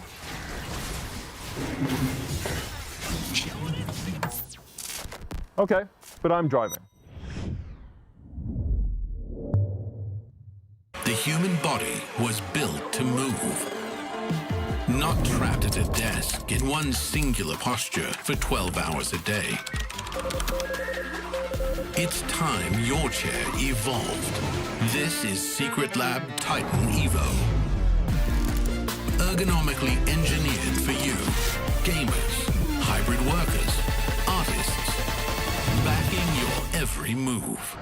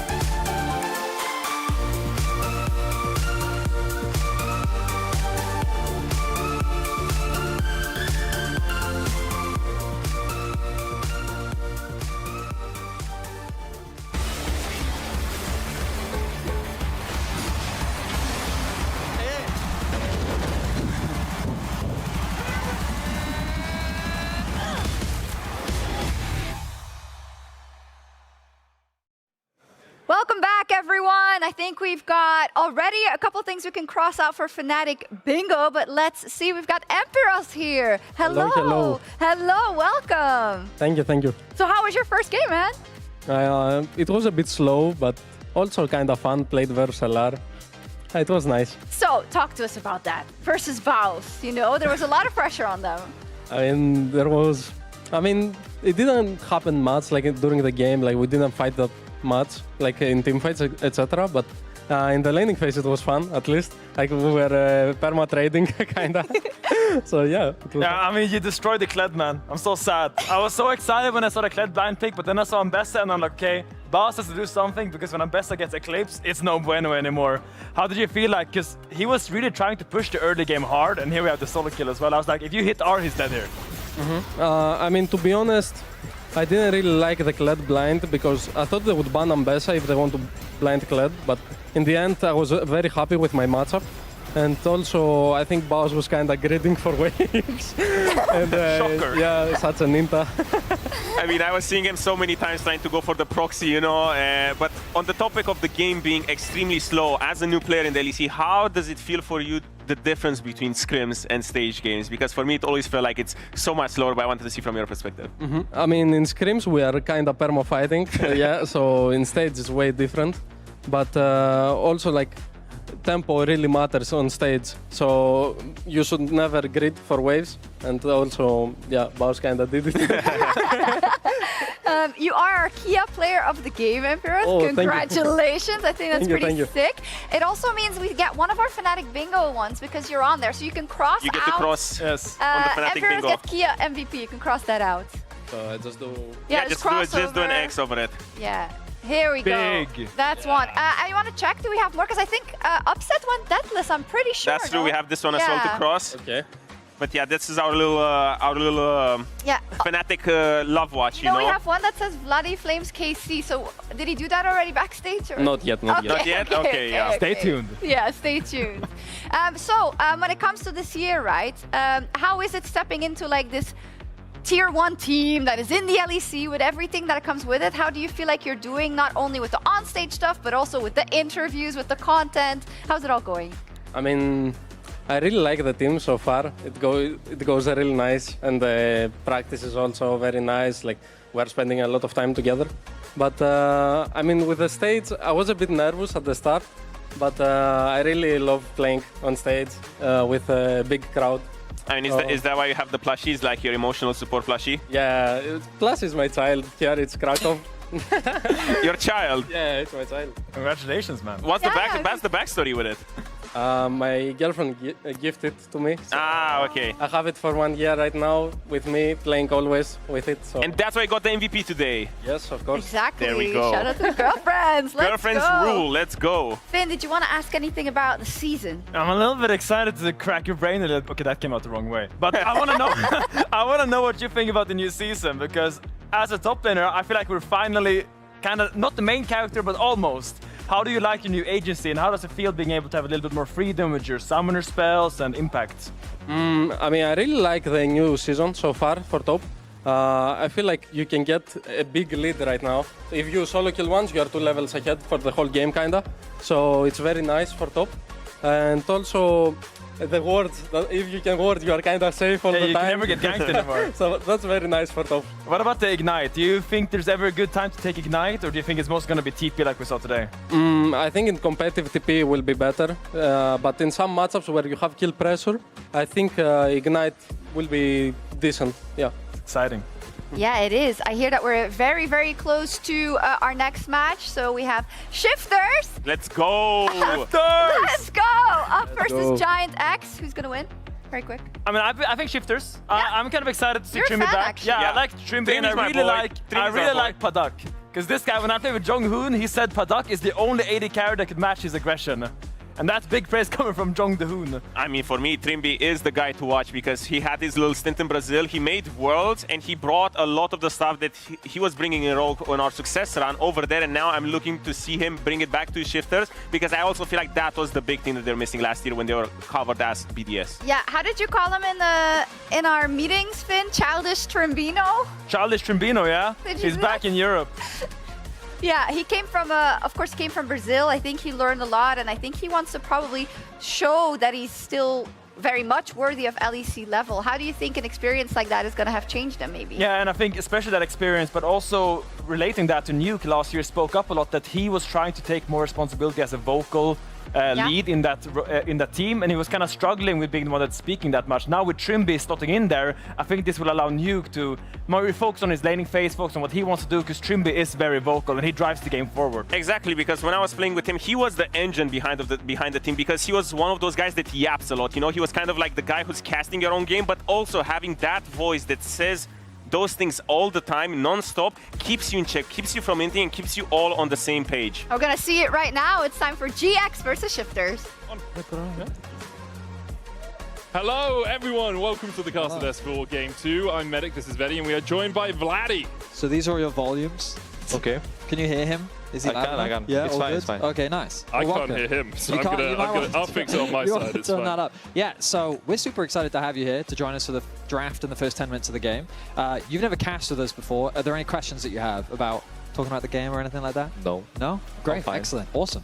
Then Easy. I'm super excited because we don't want you to accidentally leak anything, but What can you tell us about these teams? Do you have any kind of behind-the-scenes impressions of them? Do you think they're really strong? Do you have a favorite? Which teams, though? It's Giant X and Shifters. GX and Shifters. Okay, yeah. I mean, we didn't really play much Shifters. We played Giant X a lot. I think they are similar to last year. I don't think they became stronger, I would say. I think they are in the same level as last year, but they have very good individual players such as Jun and Noah. Also Shifters have very strong solo laners. Nuke is a very strong solo laner. Rooster is, I think in my opinion, the top 2 after Kana in lane. And yeah, I think it's gonna be a very exciting game in my opinion. It should be. It should be as the teams make their way onto the stage for their first game of LEC Versus. We've got Vladdy saying, we haven't played much Shifters, but they're kind of good. Giant X, would you say they're kind of good too, or? I think they are fine. I will probably give it to Shifters, even though we played them like once or twice. Yeah. Because as I said, I think the top laner is very, very strong, as I said, in my opinion. So when we think about drafts, we've been seeing pretty much Malphite, permaband, Jace, permaband, mainly because they're flex picks. Do you think Yunara also needs to go on that permaband list? Because you guys got your hands on it today. I don't think it's that OP. It's for sure one of the strongest AD carries in my opinion right now, but there are some answers into her, and I think, yeah, some champs are playable against her. Meanwhile, I think champs like Malphite or Jace, for example, I think they are insanely overpowered right now. So yeah, I think these two should be permaband. Is it mainly because of the flexibility of them? The fact that no, I think it's not the flexibility. When a team picks Jace or Malphite, it's 100% jungle, like it has to be, because their clear is very fast. And for example, Malphite has, as I said, a fast clear, and his ult cooldown is very, very low later on. Yeah, it's pretty broken where you can just ult the entirety of your pack line. It's like, do you have flash? No? Okay, cool, you guys are dead.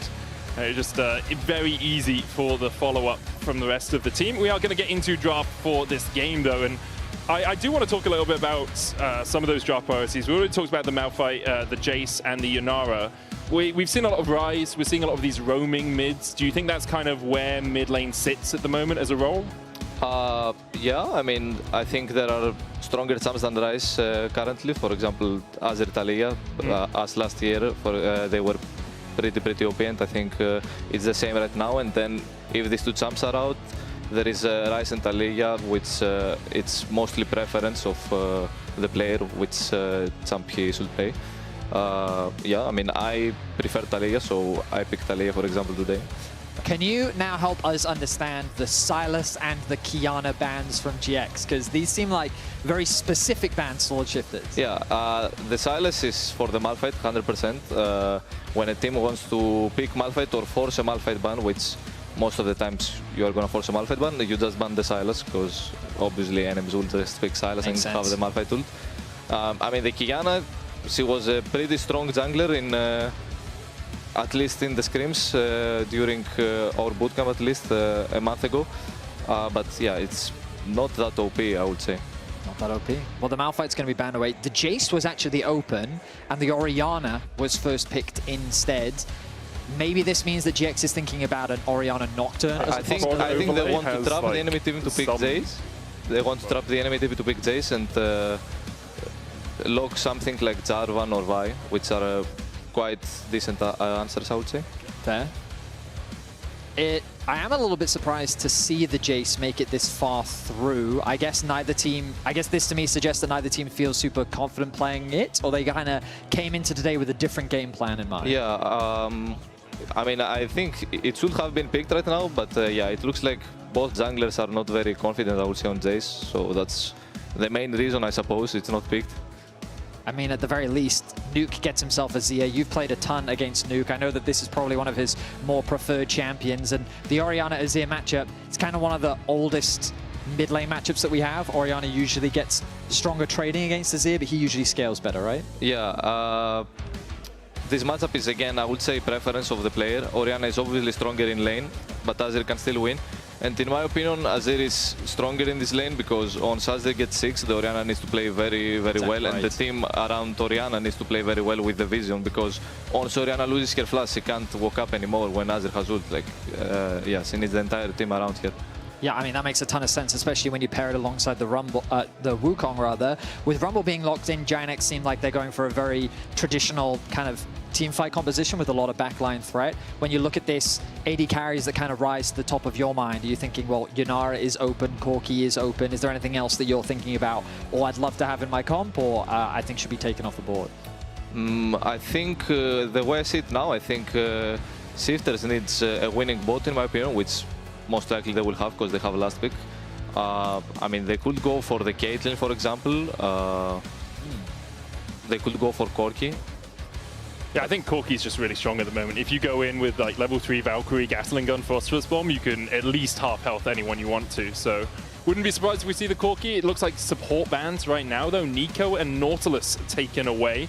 Nico very good at the moment in terms of just, she's been good for a while, but her ability to get into fights and the Pop Blossom combination being a minion, it's so hard to deal with. I'm surprised Yunara is still open. I suppose one of the teams is gonna pick it, probably is gonna be Shifters if GX don't ban her right now. Yeah, I have to imagine the same thing. I feel like that when we look at how the current meta works, she feels like just one of the best AD carries. The Caitlyn that you were talking about, going to be removed. It is a bit weird because usually you can just pick Caitlyn into Yunara and bully her in lane, but yeah, they banned her. So I think Shifters can easily pick Yunara right now. Maybe GX is saying that they have a good answer. We know over in the LCK they've used things like Varus, but that's already banned away on the side of Shifters. I mean, the Corki is of course still open as well. Looks like they're going to leave the Yunara available. Ezreal is the pick for Paddock. I mean, this is a super common Ezreal plus Azir. You have lots of range. You kind of put them down, play around these neutral objectives. You also have a decent amount of disengage against, I guess, GX, who has a decent amount of backline threat with both the Rumble and the Xin.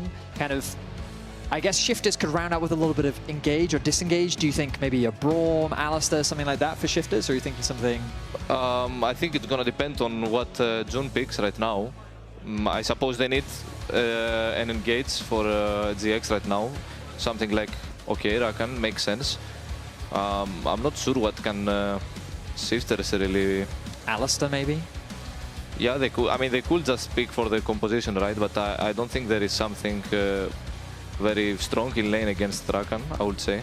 You could maybe do Nami Ezreal if you really wanted to try and win the 2 versus 2. Play a year away. Zillion is actually okay into the Rakan, assuming you dodge the knockup, because you just slow him as soon as he jumps in. And something Trimby has always been willing to bring out these more eclectic picks. Bard is his lock. In my opinion, I think Bard is insanely OP right now. I completely forgot about the champ. and you're playing... you have 2 immobile champs as solo laners, Rumble and Orianna, so I think Bard is having a great time, and I think the lane is also quite easy, I would say. So you prefer Shifters comp? Yeah, I think I prefer Shifters comp because first I like Azir more into Orianna, which obviously it's fine. They have Cassandra as frontline, they have Engage, they have the Peel, and they have the Bard, which obviously it's very good here against Orianna and Rumble. So when let's say you're now playing GX's composition, you're the one playing mid lane and you're Jackie. Shouting at grabs, being like, how did you get outdrafted like this again? What is your game plan coming in? What do you ideally want your jungler to do early on? I'm not really sure because I'm not really playing jungle, but I suppose they have to win the mid matchup. I think they have a stronger 2v2 on mid with the Orianna Xin, so I would say they will have to snowball the early game. Snowball the early game. Okay, so the general game plan for GX is to try and get an advantage through that early game if they can, but the scaling advantage very much seems in favor of Shifters. You've played against both mid laners before, both Nuke and Jackie's. Do you think Jackie's is good enough to punish Nuke in this matchup? I would say that I prefer Nuke as a mid laner in laning phase. I think he's for sure stronger, and I think Orianna is not a very comfortable pick for Jackie's, so I think I would give it to Nuke in this matchup. Okay, advantages across the board for Shifters from Vladdy's perspective. Nuke, a player that Shifters have put a lot of weight on over the years as well. Like rebuilding around him, BDS originally, even when he was on Schalke, the team was very much based around him. And last year, I think he talked a lot about the weight of expectation, the ability to lead. And they said on the analyst test, like Trimby is kind of hopefully for Shifters fulfilling some of that role, allowing Nuke a little bit more freedom, meaning that he doesn't have to focus purely on commanding his troops as the Emperor of Shurima, but rather on playing the best he can individually. Now, I don't want you to leak anything, but... You've said that twice now. Yeah, I gotta be careful You're that fishing for the no. leaks. But are level 1 strats possible? They are, but not as much as before. I don't really see many. But usually it's just the jungler invading level 1 camp. Like there is not really the bot lane following the jungler and then there is a late invade. It can happen in a very rare scenario, but usually it will just be the jungler invading level 1, the enemy Raptors or something like this. I don't want you to leak anything, but can you explain the exact scenario in which you would go? Maybe Zace? I would invade the enemy Raptors as Zace. Nice. That's fair. Okay, so both junglers starting on top side. They're going to be pathing more towards bot. I mean, I'm curious. We heard from Razok earlier. He was saying that you're super communicative when you're playing in lane. And so when you're in a matchup like this, are there certain things that you're asking for or trying to communicate with him? Especially, like this matchup feels like we've seen it so many times. I'm always curious if there's something unique about it that you as a mid laner need from your jungler. I mean, I think it's a very chill early game, I would say, for Orianna, because she can't really get ganked before 6. They have a Wukong who really needs to full clear, and the champ is quite slow, I would say. You can't really do a cheesy gank, especially on mid lane. So I will just tell him that I have a mid try, which I should have in this matchup, and then obviously when Azir gets 6, it depends. Like you will need vision, and of course you might need the jungler eventually if your wave is freezing for the enemy.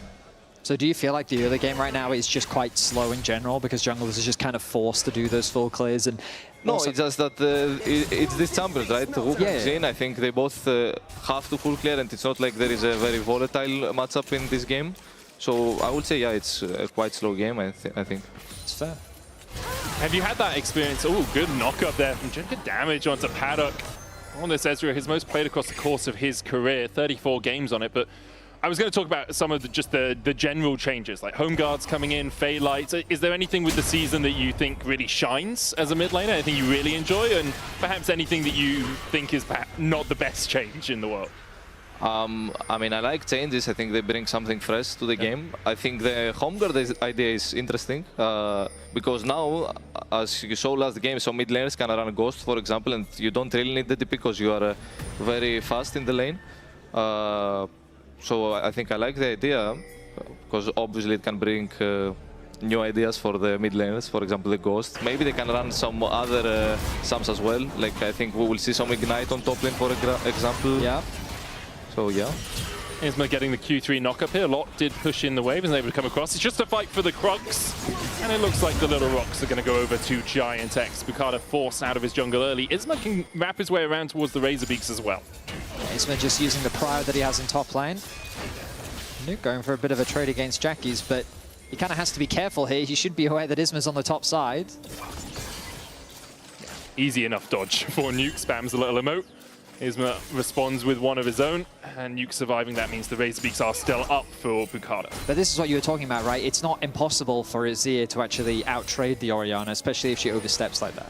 Yeah, I think I would say it's a skill matchup, but it's favored for the Orianna in early game, but obviously the Azir can win. I think we saw it in a lot of examples. I think, for example, in the last Worlds, if I'm correct, Faker with Jojopyun played this matchup, and I think Faker won against him in lane with Azir. Wait a second, Vladdy. Faker beat Jojo in lane? I mean, shocked. I would say, in my opinion, I would say I think Jojopyun is very, very strong. He's a very good laner. It's Faker. I think he's the best in lane, in my opinion, in this league. I think he... Apart from yourself. Sure. Yeah, I think it's, as you say, just very matchup dependent. It's now level 6 for Nuke, slightly ahead of Jackie's, which does give them a little bit of kill threat, but Bukata yet to get to level 6, actually still only level 4 as he goes through his bot side jungle. We saw Trimby on a roam up towards the mid lane, but much ado about nothing. Both the supports were around there. They both got an unsealed spellbook this game. Not really going to have too much impact. For the Bard, you're looking at that level 6, aren't you? You can also see how the mid matchup goes right now. The Orianna is literally playing so scared because Azir is level 6, right? And eventually, if they manage to get her flash, which I assume they will look pretty soon, then Orianna will just be under the tower until the support jungle helps here with the vision. Needs so many wards. Do you mind? I'm going to ask you, can we look at the mid lane for a second, observers, if you can hear me? Can you draw where you'd want the wards? You just have to press the button. So this makes a little circle, right? So just press where you'd want your wards if you were playing this mid lane. Orianna? I mean, as you're the Orianna, yeah. Yeah, I would probably want it here. Obviously, there is the Phaelite, yeah. And most likely around here. And usually, you are pretty safe. Wow, this happens, you're not safe at all as they manage. Oh, shockwave flash from Jackie's flash away from Nuke. Isma going in for the flash. Look at that knocker with the Q3. Trimby across with a heal. And now Isma needs to get out, but he can't get anywhere. First blood to Shifters. That was a very nice roam from Trimby. The fact that he was able to arrive first, I think creating that numbers advantage really completely shifted the fight. Good one, Betty. Because they're shifters. Yes, that's very clever. Top tier. See what I have to work with? Yeah. Also, I think this is... First, he died, so of course it's bad, but it's also very bad on mid lane, because even if the trade happened and Xin didn't die, then right now you have an Orianna without flash and an Azir without flash, and I think Azir is obviously way happier to play without flash when Orianna has no flash, because I think when Azir has ult back, they will just look mid lane, right? I mean, Bukata also didn't have 6 in this fight, so when he gets level 6, it becomes even easier to kill mid, right? And you mentioned it as well, Bard is one of the best champions for really punishing these flashless mid laners. Yeah, for sure. And now Bard is gonna get 6 as well. And as an Orianna, I think if I have no flash and I'm playing against an Azir with ult and a Bard with level 6 fogging, because they also have bot push, I'm very scared, right? I would not blame you. Gives up prio over the mid lane, means that, you know, the Dragon is easier. It's Mountain Drake first if Shifters want to take that. The Grubs will be easier for them as well. You've got push from Rooster on the top side and slight gold leads across the board for Shifters. About 300 for Bukata after he got that first blood. A small lead as well for Trimby down in that bottom lane. So game state overall very good for Shifters. One of the things you mentioned to us as well, Vladdy, was that you put Rooster in very high regards, my words today, and he is playing Cassante. So usually when players like this are put on champions like this, they just become these immovable walls that are very difficult to get rid of.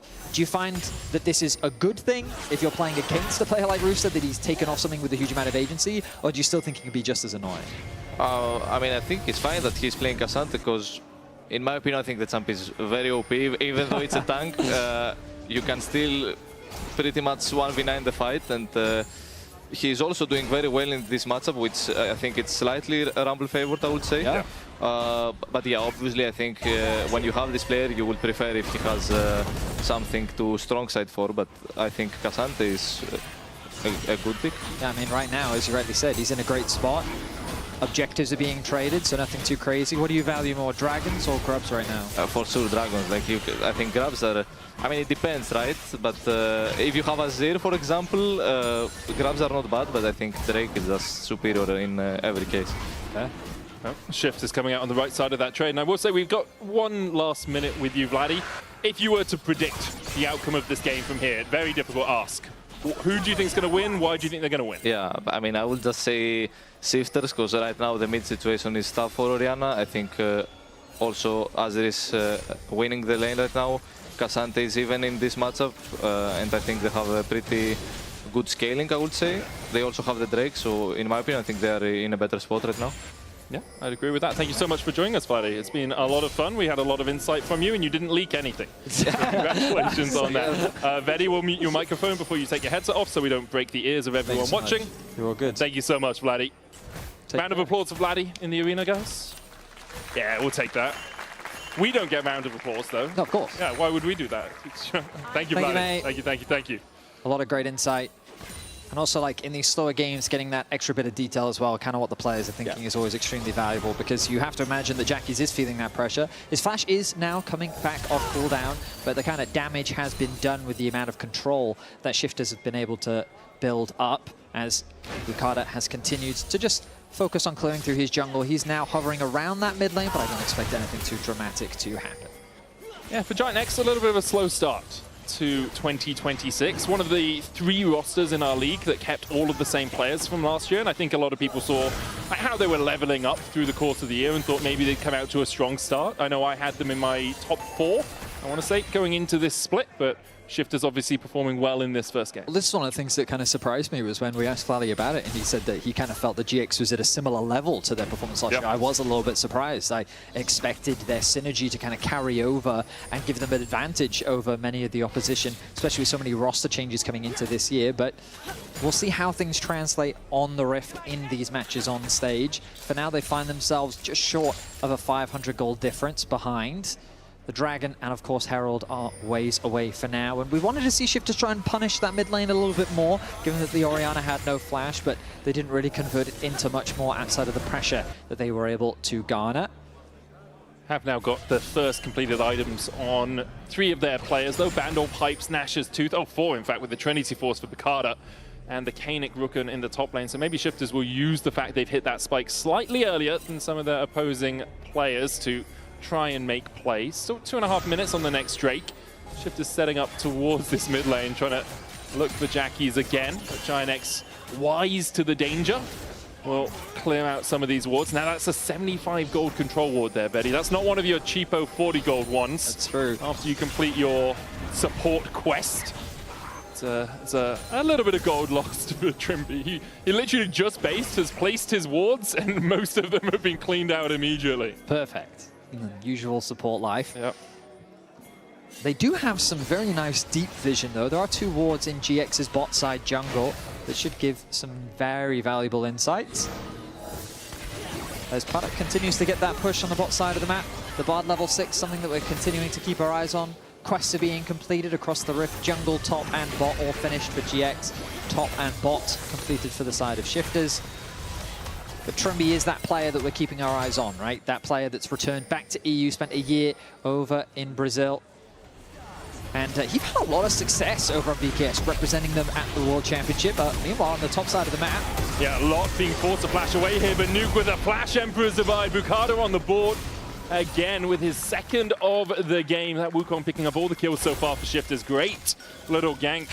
The combination of Nuke and Bukado coming in to help out Rooster. Trade of flashes, as Nuke has to invest that in order to secure that pick onto the Rumble. But now they move Nuke up to top because he's just completed his quest. Yep. They can actually send Rooster down towards the bottom lane, and the AD carries can move towards mid because those primary roles have finished off those quests. Jackie's going to TP to match. Yeah, Nuke able to dodge his way away. Trimby's here. It's a 3v2 for now. And because of that, Giant X will back away from any further play. Yeah, Trimby really is front and center when it comes to moving around the map, sorry. They're now moving into the enemy jungle. Jun is here to match, though. Jump forward. Trimby maybe looking for the sun against the wall. Doesn't go for that cosmic binding. Bukado still chipping away at Jun's HP. Will force him away. Just posturing at one another's front doors. I find that what I think quests have done, is that they've kind of stymied the aggression somewhat. Sure. That's what it feels like. Yeah. Mainly because I feel like players are now incentivized to stay in their lane as much as possible. Okay, so you're saying lane swaps being gone is a bad thing. Well, that's kind of what you're saying there, Betty. I feel like it's the logical conclusion. I feel like that you. I feel like you're lawyering me right now, and you're a doctor. I don't know. I didn't. I like lane swaps. You know, I was on your side. Oh, you like lane swaps? I like lane swaps. They were fun really? At times. At times. At other times, they were very boring. I feel like all you're implying is that you really don't like top laners, and that you do have an issue. Top with laners top are broken, man. Play solo queue, have a level 20 Fiora running you down when you're level 10 Rakan or something. I will be honest. Fun. I've very rarely ever seen top laners get to level 20. I feel like the games don't go long enough for that to happen. That's because you're an Akali player. You finish the game quicker, Betty. You're killing everyone on the map. I see. I wish I could have a level 20. Yeah. Maybe you should start playing top lane. Yeah. I think widely regarded as the greatest beneficiary of the... You really thought about that then? Yeah, because I was going to say benefactor. I was like, that's wrong. The greatest beneficiary of the season changes is top lane. They seem to have a lot more impact on games generally. Rooster here at level 12 on that Cassante, slowly scaling his way up. We've had the shift of the shifters to the mid lane. Okay. Trimby and Paduk across here now as Jun will get the knock up onto Trimby, but it's not going to do too much at all. How many puns will you make? Shift of the shifters is not a pun, Betty. I'm just saying they have shifted into the mid lane. That's true. Now, if they were Irish, it would be a pun. I'm sure there's some Irish people out there being like, why do they keep saying they're shifting people? There's also, you could shift into first gear. You could, yes, Freddy. You could. Shift giving you some ideas. Shift is a verb. Yeah. And we could overdo it, is what I'm saying. 100%. But we're not going to, because we're professional. Yeah, 100%. Right? Yeah. And as a pundit, yeah, you take the top off that F and it changes the word entirely. That's all I'm saying, Freddy. Yeah, we've got to be really careful. There's a very easy slip-up that could happen. I'm hoping it we're happens desperately trying to avoid. At an international event and it's Flowers that does it. Because that would be so funny. His voice calling him deliberately. Oh, and it would be hilarious, and that's why I wanted to happen. It'd probably be Atlas, actually, as Rooster and Lot. Oh, flash forward into the all-out. Look at the trade here onto Lot, who tries to dodge his way away. He has the scrap shield. Will it be enough health? I do not think so, as Rooster brings back down the Untofos to get the kill. Because of that, Giant X will start up this Rift Herald. Nuke looking for the flank position here on the Azir, trying to join up with his team. Held down to 3,000 HP. Noah takes a chunk. There's the TP in by Kasante. Tempered Fate doesn't connect, and the smite from Isma is enough. They won't be able to secure the eye. Trimby still chasing forward. Flashes. Cosmic Binding doesn't find it, but there's the Cyclone for the follow-up. Bukada now forced away. Shockwave into the charm as Jun goes in. Bukada healthy enough to survive. Giant X get themselves out of a bit of a sticky spot. Rooster arrives to force GX away.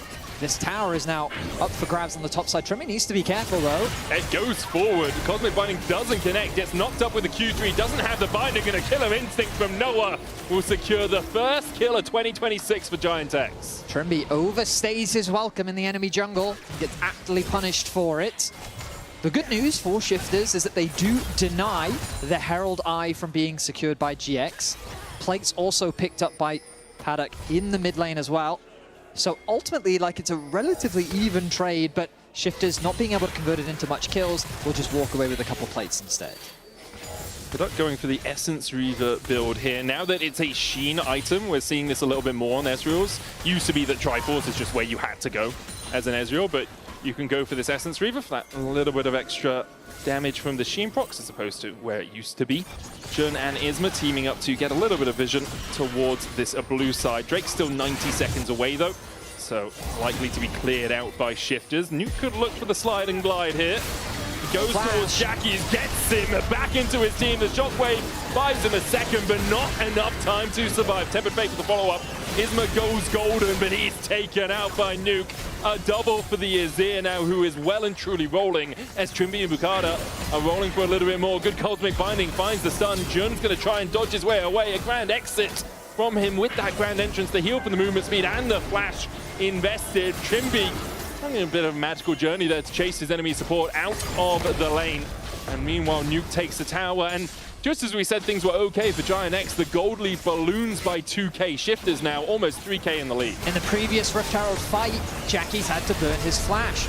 Same for Xin. This just made it easy that when Shifters found a good fight, the punishment was severe. Very few ways for Jackie's to be able to get out of that situation. The target focus was good. Isma quick to follow in falling as well. And that means that Shifters secured themselves now just short of a 3k gold lead. We see second item here for Nuke after the Nash's Tooth, a Dusk and Dawn Betty. Very powerful item, seeing it a lot on AP junglers, Diana and Echo, but on Azir is a really strong, gives you health, ability, power, some ability haste as well, and attack speed, and gives you extra on hits. So you proc your Sheen, you get some on hit bonus, and then your next on hit applies twice after you've used an ability. With the Nash's Tooth, it's just extra on-hit damage. Yeah, and I mean, it synergizes really nicely with that Nash's, specifically as you were highlighting. The Dragon now being started off, the third one of the game. Could put Shifters on soul point. How does Giant X walk in here? It's they so have to go tricky. through Rooster. They're going to look to force Trimby out with that magical journey. Tempered Fate available. There's the equalizer from Lot, the knockup from Jun. Trimby low, Tempered Fate coming out, tries to heal himself through the Ignite, but can't do it. Gets the Cosmic Binding off in time though, and that forces Jackie's low. Rooster takes one as Isma, as Paddock actually gets the kill onto Isma. Bukada forced low down towards the bottom side. Killer Instinct in by Noah. He'll find his enemy AD carry to dive in from Nuke and Emperor's Divide back. The Dragon secured by Shifters, but Noah is on a rampage. He's looking for more. Dives in with that supercharger. Finds another. Noah cleans it up with a triple and 2 shutdowns out of it. It's an ace for Giant X as the fight was simply sloppy for Shifters. They were taking so much damage before the fight even started. I liked the positioning from Shifters initially. Trimby does take a chip of damage, but you can see Paddock is isolated from the fight. The Rumble ultimate comes down. Giant X turn their attention onto Trimby and find that initial pick. But look at Bukada on the bot side. He gets chunked out, and then he just face tanks all this damage from Lock. Meanwhile, Isma's engaging on the top side. Kind of sporadic plays from both sides, but then Noah comes in clutch. He finds an initial pick, creates space between him and Nuke. Nuke commits his ultimate onto the support. This then allows for Noah to flash over the wall, get another pick onto Rooster, and then he's able to take out Nuke with the help of Jackie's, securing an ace. It's just my Kai'Sa, guys, so don't worry. It's just my Kai'Sa, guys, says Noah. And he stopped the floodgates from opening up. He's completely swung the game. And he has. He's now got a Terminus, a Ginsu's, a Kraken Slayer, 1,000 gold lead for Giant X. Azir, OP, GG mid lane. Okay, sure. And perhaps we need to be thinking more about the Kai'Sa for Noah. He does have boots. You can see them in that little slot below the lethal tempo item. That's where the AD carry boots will go after they complete their quests. And they have that extra item slot, meaning we finally in League of Legends have a true 6-item build, Veddy. That's true. That is very true. It used to be if you sold boots, you could get there. Noah diving in onto Trimby. Doesn't have the damage that he's expecting. Cosmic Binding going down into a double temper fate. Bukada looking for something, but he walks straight into the quickness and is immediately charmed up and taken out. Jun now needs to dash back to Noah. Nuke looking for the sliding glide in, but the supercharger away. They'll go forward. Rooster flashing forward. The knock up of the Nuke is enough to take him out. Noah will fall, though. Rooster the one to pick up that kill. As Giant X collapse 4v2 now. Paddock's trying to make his way across to make it a 4v3, but Rooster's already gone. And again, the numbers are not in Shifter's favor. Trimby forced away, forced down, forced back to the fountain. Giant X clean up the fight. What are Shifters doing? Dying, Veddy. Bukada's literally... So you saw 2 members tempered fate, you see a Rakan right next to them, and you think you're just going to walk straight into them? You're going to walk into melee range? Like, look at the state of the map right now. The Ezreal is stuck in mid lane, Azir is stuck in top lane. This is not a fight that you can take. And Bukada just walks into melee range of them, makes the easiest engage of their lives. Now they think with the arrival of Rooster, they can go for a play. But GX wisely spread apart. Noah gets isolated, but he does his very best to still get a kill onto Nuke. And then with the numbers advantage, GX just chased down the rest of Shifters. Shifters are making it easy for GX to come back into this game, because off the back of that, they should be able to get a Baron, no? And we'll see if they did. As we go back into the game, they didn't take it. Instead, deciding to use their time. I guess losing Noah, it probably would have been too slow. It's a Zhonya's Bellfire Grasp, Orianna. I mean, you do have Lot, who's got Leandri's Bloodletters, which is, you know, good percentage max HP damage, but don't blame Giant X for being a little bit cautious around the Baron. I think it's fine. The problem they now have to be cautious of is this Dragon Soul. 1.5 minutes away.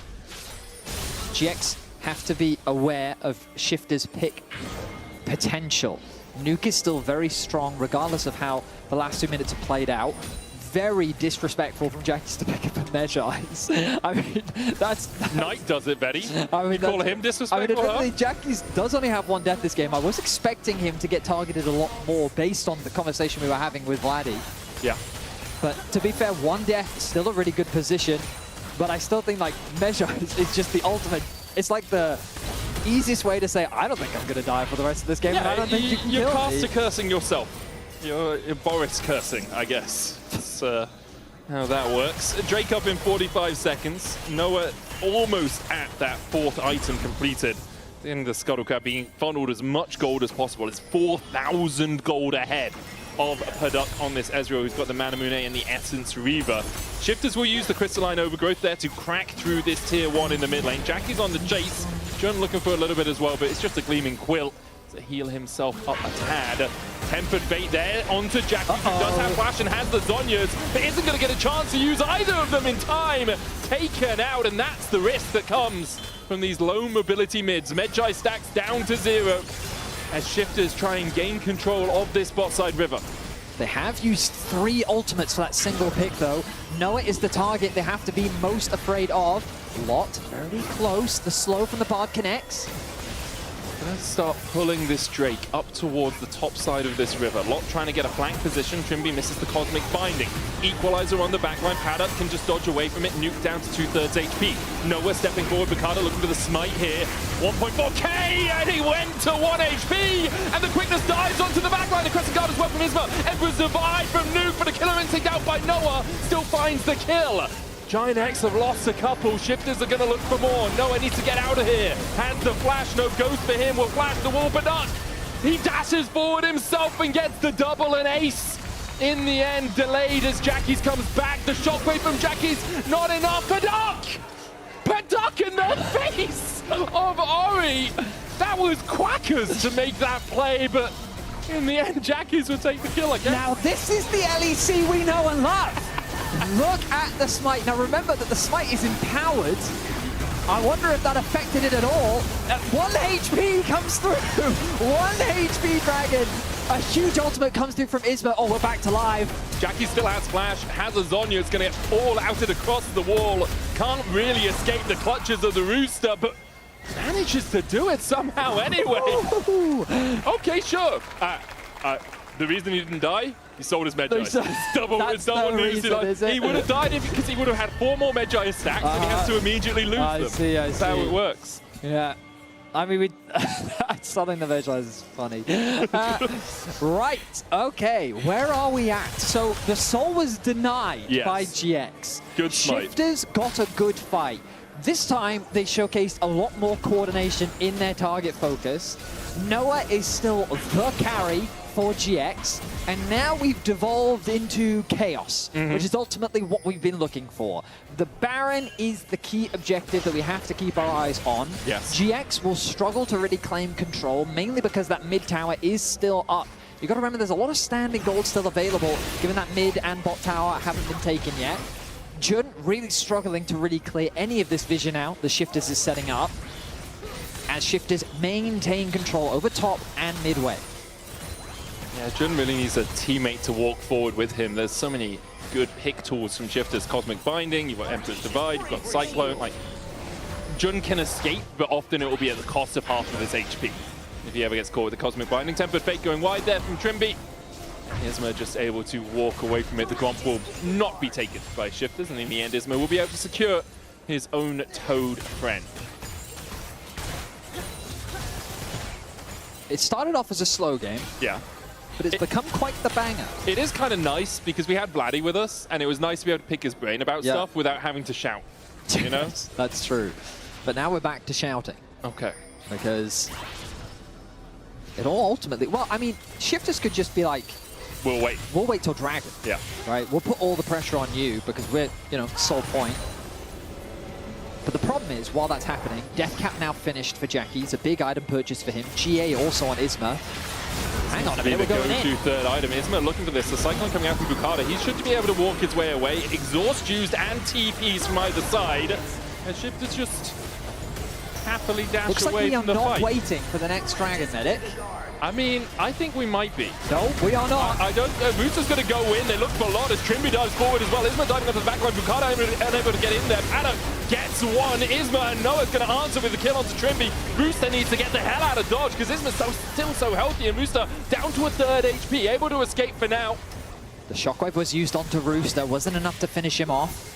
Nuke still has his ulti available. Trimby wasn't able to get his off in the fight. Noah There's not a single flash in the game, Betty. There is no... Oh, but Jun's about to have his up. What did that fight result in? Absolutely nothing. And that's what we love to see. Dragon, 1 minute away. The tension continues to mount. So Lot is the target that gets locked up. Stays a little too close to Rooster, and he ends up getting punished for it.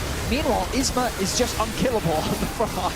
He is not taking any damage thanks to his ultimate. Has the GA as well, even if he does drop.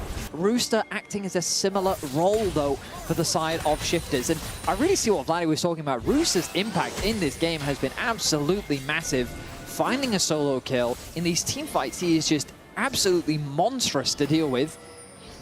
But the question is, can he deal with Noah? Because it feels like that this Kai'Sa becomes untouchable as long as he has that ultimate available to him. Has the Seeker's Arm Guard now as well, so can be more aggressive. Dive in with the Killer Instinct, hope the rest of your team follows up on it. That tier 1, though, still stymieing Giant X's advances. You can see they're trying to step forward, trying to gain control towards this river. Shifters know they always have that minion wave primed and ready. No vision at the moment for Shifters. They might just do a Baron for Drake trade here. They're going to walk their way across towards it. Now, Trimby has started up, puts the control ward down. As you say, it's fast. Noah all the way down on the Chem Drake, but we'll be able to join with the Killer Instinct. That Baron is already down to 9,000, 6,000, 5,000. Isma, he's in a tempered fate.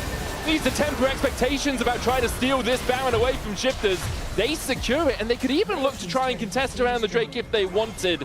They'll decide against it. Nuke's just going to clear out top. Yeah, I mean, GX kind of chose the middle option where they tried to go back and contest. I think the good news for them is that Shifters aren't really in a position to move down and contest this dragon. It would take too much time. So I think Shifters doing the smart thing, still sticking around on the top side of the map, trying to utilize this Baron where they can, knowing that GX is going to be on the bot side of the map, trying to secure this dragon, but they haven't been able to push that much. Rooster's pushed out mid lane, Nuke has pushed out top. They want to keep this going though. Oh, actually, Noah's been spotted on the bot side of the map. They have plenty of time now. It's 2 tier 2s. Easy push for Shifters. Good call to not try and contest the Drake instead. Get this extra gold into your pockets. Again, the pendulum swims into their favor. About 1,000 gold the lead now for Shifters. Still a 3K lead for Noah. Everyone hangs their hats on this Kai'Sa. Shifters, they do have to find a way to lock him down because he's got a Fool's Onions now, Betty. It's going to be difficult to kill, but if Shifters keep playing like this where they kind of just play around the map and avoid a fight, then it's difficult for Noah to have that same impact. With the Baron buff still available for a minute and a half, there's a lot that they can still do with this. Nuke is going to commit his TP to the bot side, so it looks like the game plan from Shifters is simple. Stack as 4 in mid, get the push, then start moving into the bot side jungle, working with Nuke to start chipping away at this final outer tower. Then with this, they can set their sights on controlling that bot side jungle and either playing for the dragon or looking to break into the base. I think breaking to the base against an Orianna is a little risky, but you do have a huge amount of poke at your discretion, given that you've got both the Azir and the Ezreal as well. Wave in the mid, they're not quite synced up with this one on the bottom side. It's a cannon wave and there's some crystalline overgrowth there. So they will be able to chip away at it. But you can see Rooster trying to get that wave towards the tier 3 in mid as quickly as possible. I think they're doing all the right things though, because they have that full control now over the bot side of the jungle. These cannon waves are doing a lot of work. You just need to kind of let them get a couple hits. Like, look at that. You're just kind of chipping away at that mid tower. Noah GX going is too in. focused on the bot side. That tower's going to drop. You see the TP coming out from Rooster. That's Noah who's supercharged towards them. And Rooster decides to call the play. Jackie's again holds the flash. The Temper Fate coming out. He's going to use that stopwatch and Emperor's Divide, trying to get everyone off the back of the team. Giant X have already lost 2. As we see Shifters continue the advance. They've lost Bukada, but it doesn't really matter because Giant X cannot keep them at bay. No ultimates available to them anymore. And Shifters will crack open the base of Giant X. They might just look for the win here. 40 seconds on Jackie's, 20 on Jun. They've got double cannons, but now they have no minions to stand in front of them, which means they cannot stand in that tower range. Otherwise, they'll take a couple of shots. The next wave arrives now. Baron just wore off, though. It's all on Noah to try and defend this. Isma trying to come in from the side as well, but look at how much damage Noah does to Rooster. The answer is not much at all. Noah dodging to the side with the supercharge, but Shifters just focus their attention on the Nexus. Nuke falling low. Trimby and Pado trying to take it. Trimby needs to get the autos off, but they can't! Giant X defend! Wait, they can just run mid! No, they can't end Look from at this. the death timers! Bukada's up. But that's There's it! no way they can end. 45 seconds, Medic! Oh my god, 45 Shifters! seconds! Oh my god! Have they really just won the game? Like, I don't care who wins, but what a demoralizing way to lose, man! This is what peak LEC looks like, Medic! To clear the wave. Will manage to do so. He dies. Jackie tanks a tower shot. What we got in mid? What we got in mid? No, But we still got a tier 2. 20 seconds. It's 20 not enough. It's not enough. Yeah, it's not. Okay. Okay, take a breath, Shifters fans. It is not BDSM. You're not getting punched down. No, Trippy is up. No, maybe they can lose. 1 second on Trippy, he's up. Nuke in 7. You've got off the towers. You've got off the towers. He has to hold the towers. As you say, Benny, there we go. Nuke is up 1 in second. 1. Here's the Azir. The Emperor trying to hold the game. True shot barrage onto Jackie's, and Jackie's is dead. Crescent Guard out as they dive on the paddock. Glove falling low. Isma! Isma! Isma! Isma! Isma! Giant X! Never in doubt. Shifters clutch defeat from the jaws of victory as GX run down mid to take the game back. Absolute cinema here in the LEC. Oh, well. What do we even say? Ginex won. You can vote one of them in your player of the game votes. Isma, Noah, and Jun are the options. Good things for both teams. Bad things for both teams. At times, Ginex will take a bow on the stage. And yeah, as Vladdy predicted, Shifters almost won. Oh my goodness. Yeah. I mean, yeah, there's a lot to take away from that. I don't know what they are, but there's a lot. There's a lot there a lot to of points you can unpack. Yeah. Whew. Okay. Just rewind a month. It's Christmas. You've got all of these things to unpack. GX get themselves a win on the board. And I mean, these type of wins are so important because if you assume, like, they're pretty evenly matched based on what we saw in the single game, seems like right? it better, yeah. And so it's these type of games that could separate you when fighting for those spots. We know that now with 12 teams. I'm sorry, Noah, but like, yes, you played really well that game. I'm not. I mean, he definitely carried. He kind of kept the team alive. He did. He kept them in the game. The end was pure chaos. I mean, absolute cinema. Yeah. I mean, this is what I watched the LEC for. This. Okay. Yeah. I'll give you that, man. I'll give you that. After game one was pretty one-sided, game two definitely didn't disappoint. And it was such a slow start. The way that Vladdy described it, it felt like that it was a done deal, you know? So I'm glad that that wasn't the case at all. I want to watch Shifters Nexus attack once more time, because there's always something. When you have a Nexus attack like that, where there's one thing, oh, this guy, if he'd flashed, he would have done it. Laura, we're going to hand it over to you as you interview Isma. Take it away. Do some interviewing. I'm going to do some interviewing indeed, Medic. Thank you so much. I have a lot of questions, Isma. Merci beaucoup. Thank you so much for joining me. What the hell was this? I don't know. I don't know what was this. I have no idea. I mean, Noah carried the game really hard, thanks to him. I mean, except Noah and June today, I don't think there was much from our side. But I guess we won, so it's fine. How would you define this game with one word if you had to choose one? Awkward. Awkward? Awkward, yeah. Really awkward, actually. We'll keep it awkward, but a dub is a dub in the end. I want to review that last play, actually, that last defense that got you the win. I think it's hard from your perspective because it just happened, but talk me through communication and what was going on for you to pull this one. Okay, we were calling heavily on Azir and Ezreal because it was the only damage dealer, and I didn't think they could end. I didn't think they could end at all if you kill Azir and Ezreal, but I don't know why. We took a lot of time to kill them, but I guess it worked. And here, the communication was just hit Nexus and see what happens, you know? Like, and then the Bard ult comes, and then you're I'm seeing the Bard ult, and I'm like, well, go for it, guys. We need to, you know?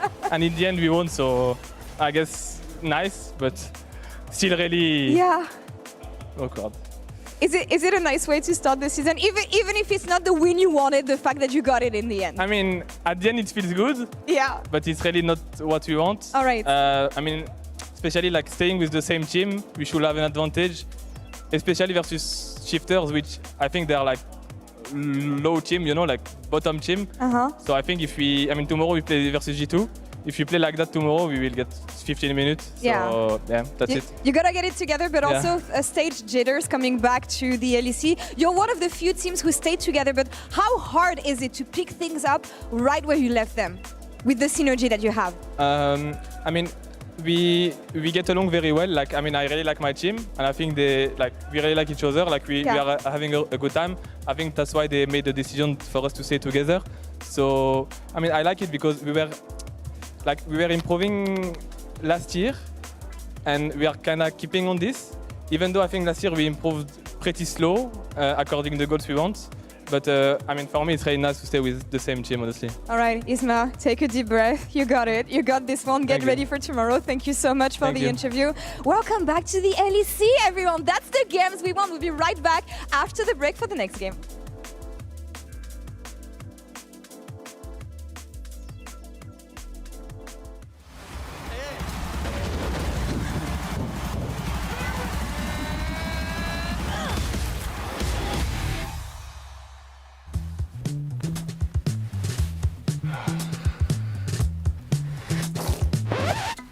Hey Dragos, you ready for the...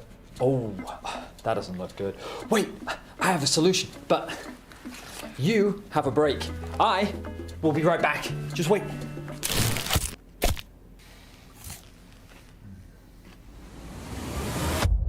Have a break. Have a Kit Kat. See? I told you we'd figure it out. I don't think this counts. Come on, let's go. Hey there. Every season starts the same way. Everyone wants to win. But not everyone prepares the same way. I can't wait to show you what I have in store. And trust me, this year, everyone's leveling up.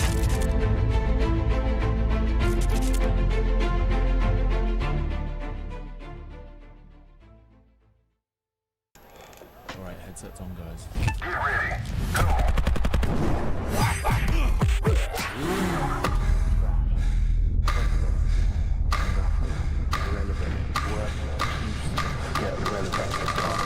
Just give up.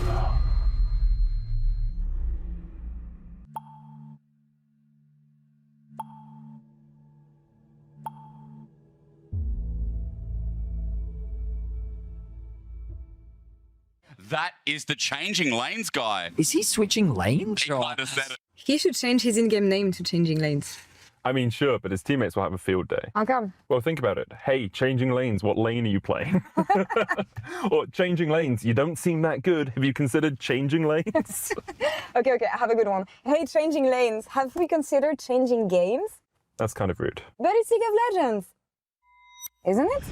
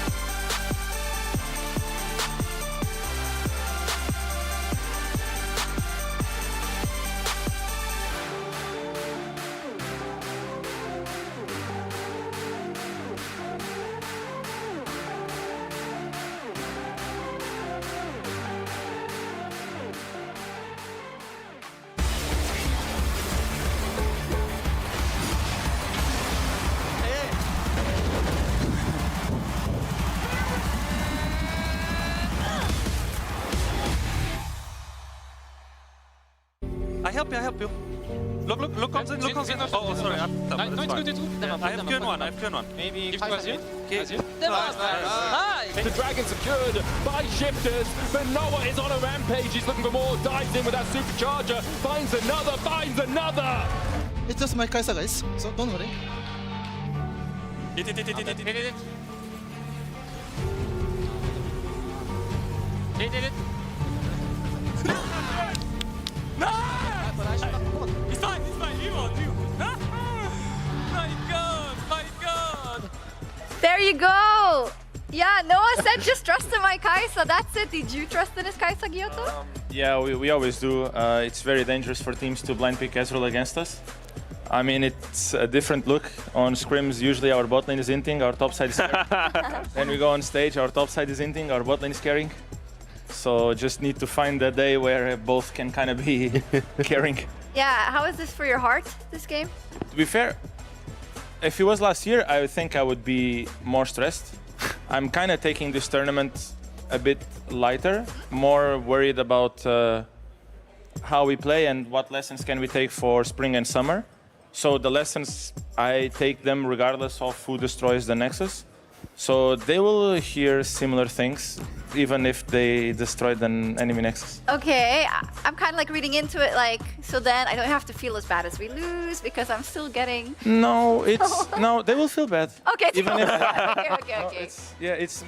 I mean, there were no real winners, but I feel like for the coaching staff, especially for you, because I was watching you when everyone was like celebrating, and I feel like looking at you, it was one of those games where even if you win or lose, your face would be exactly the same because it was just, to be honest, it was nasty, you know. At least from like, you know, from your perspective as a coach.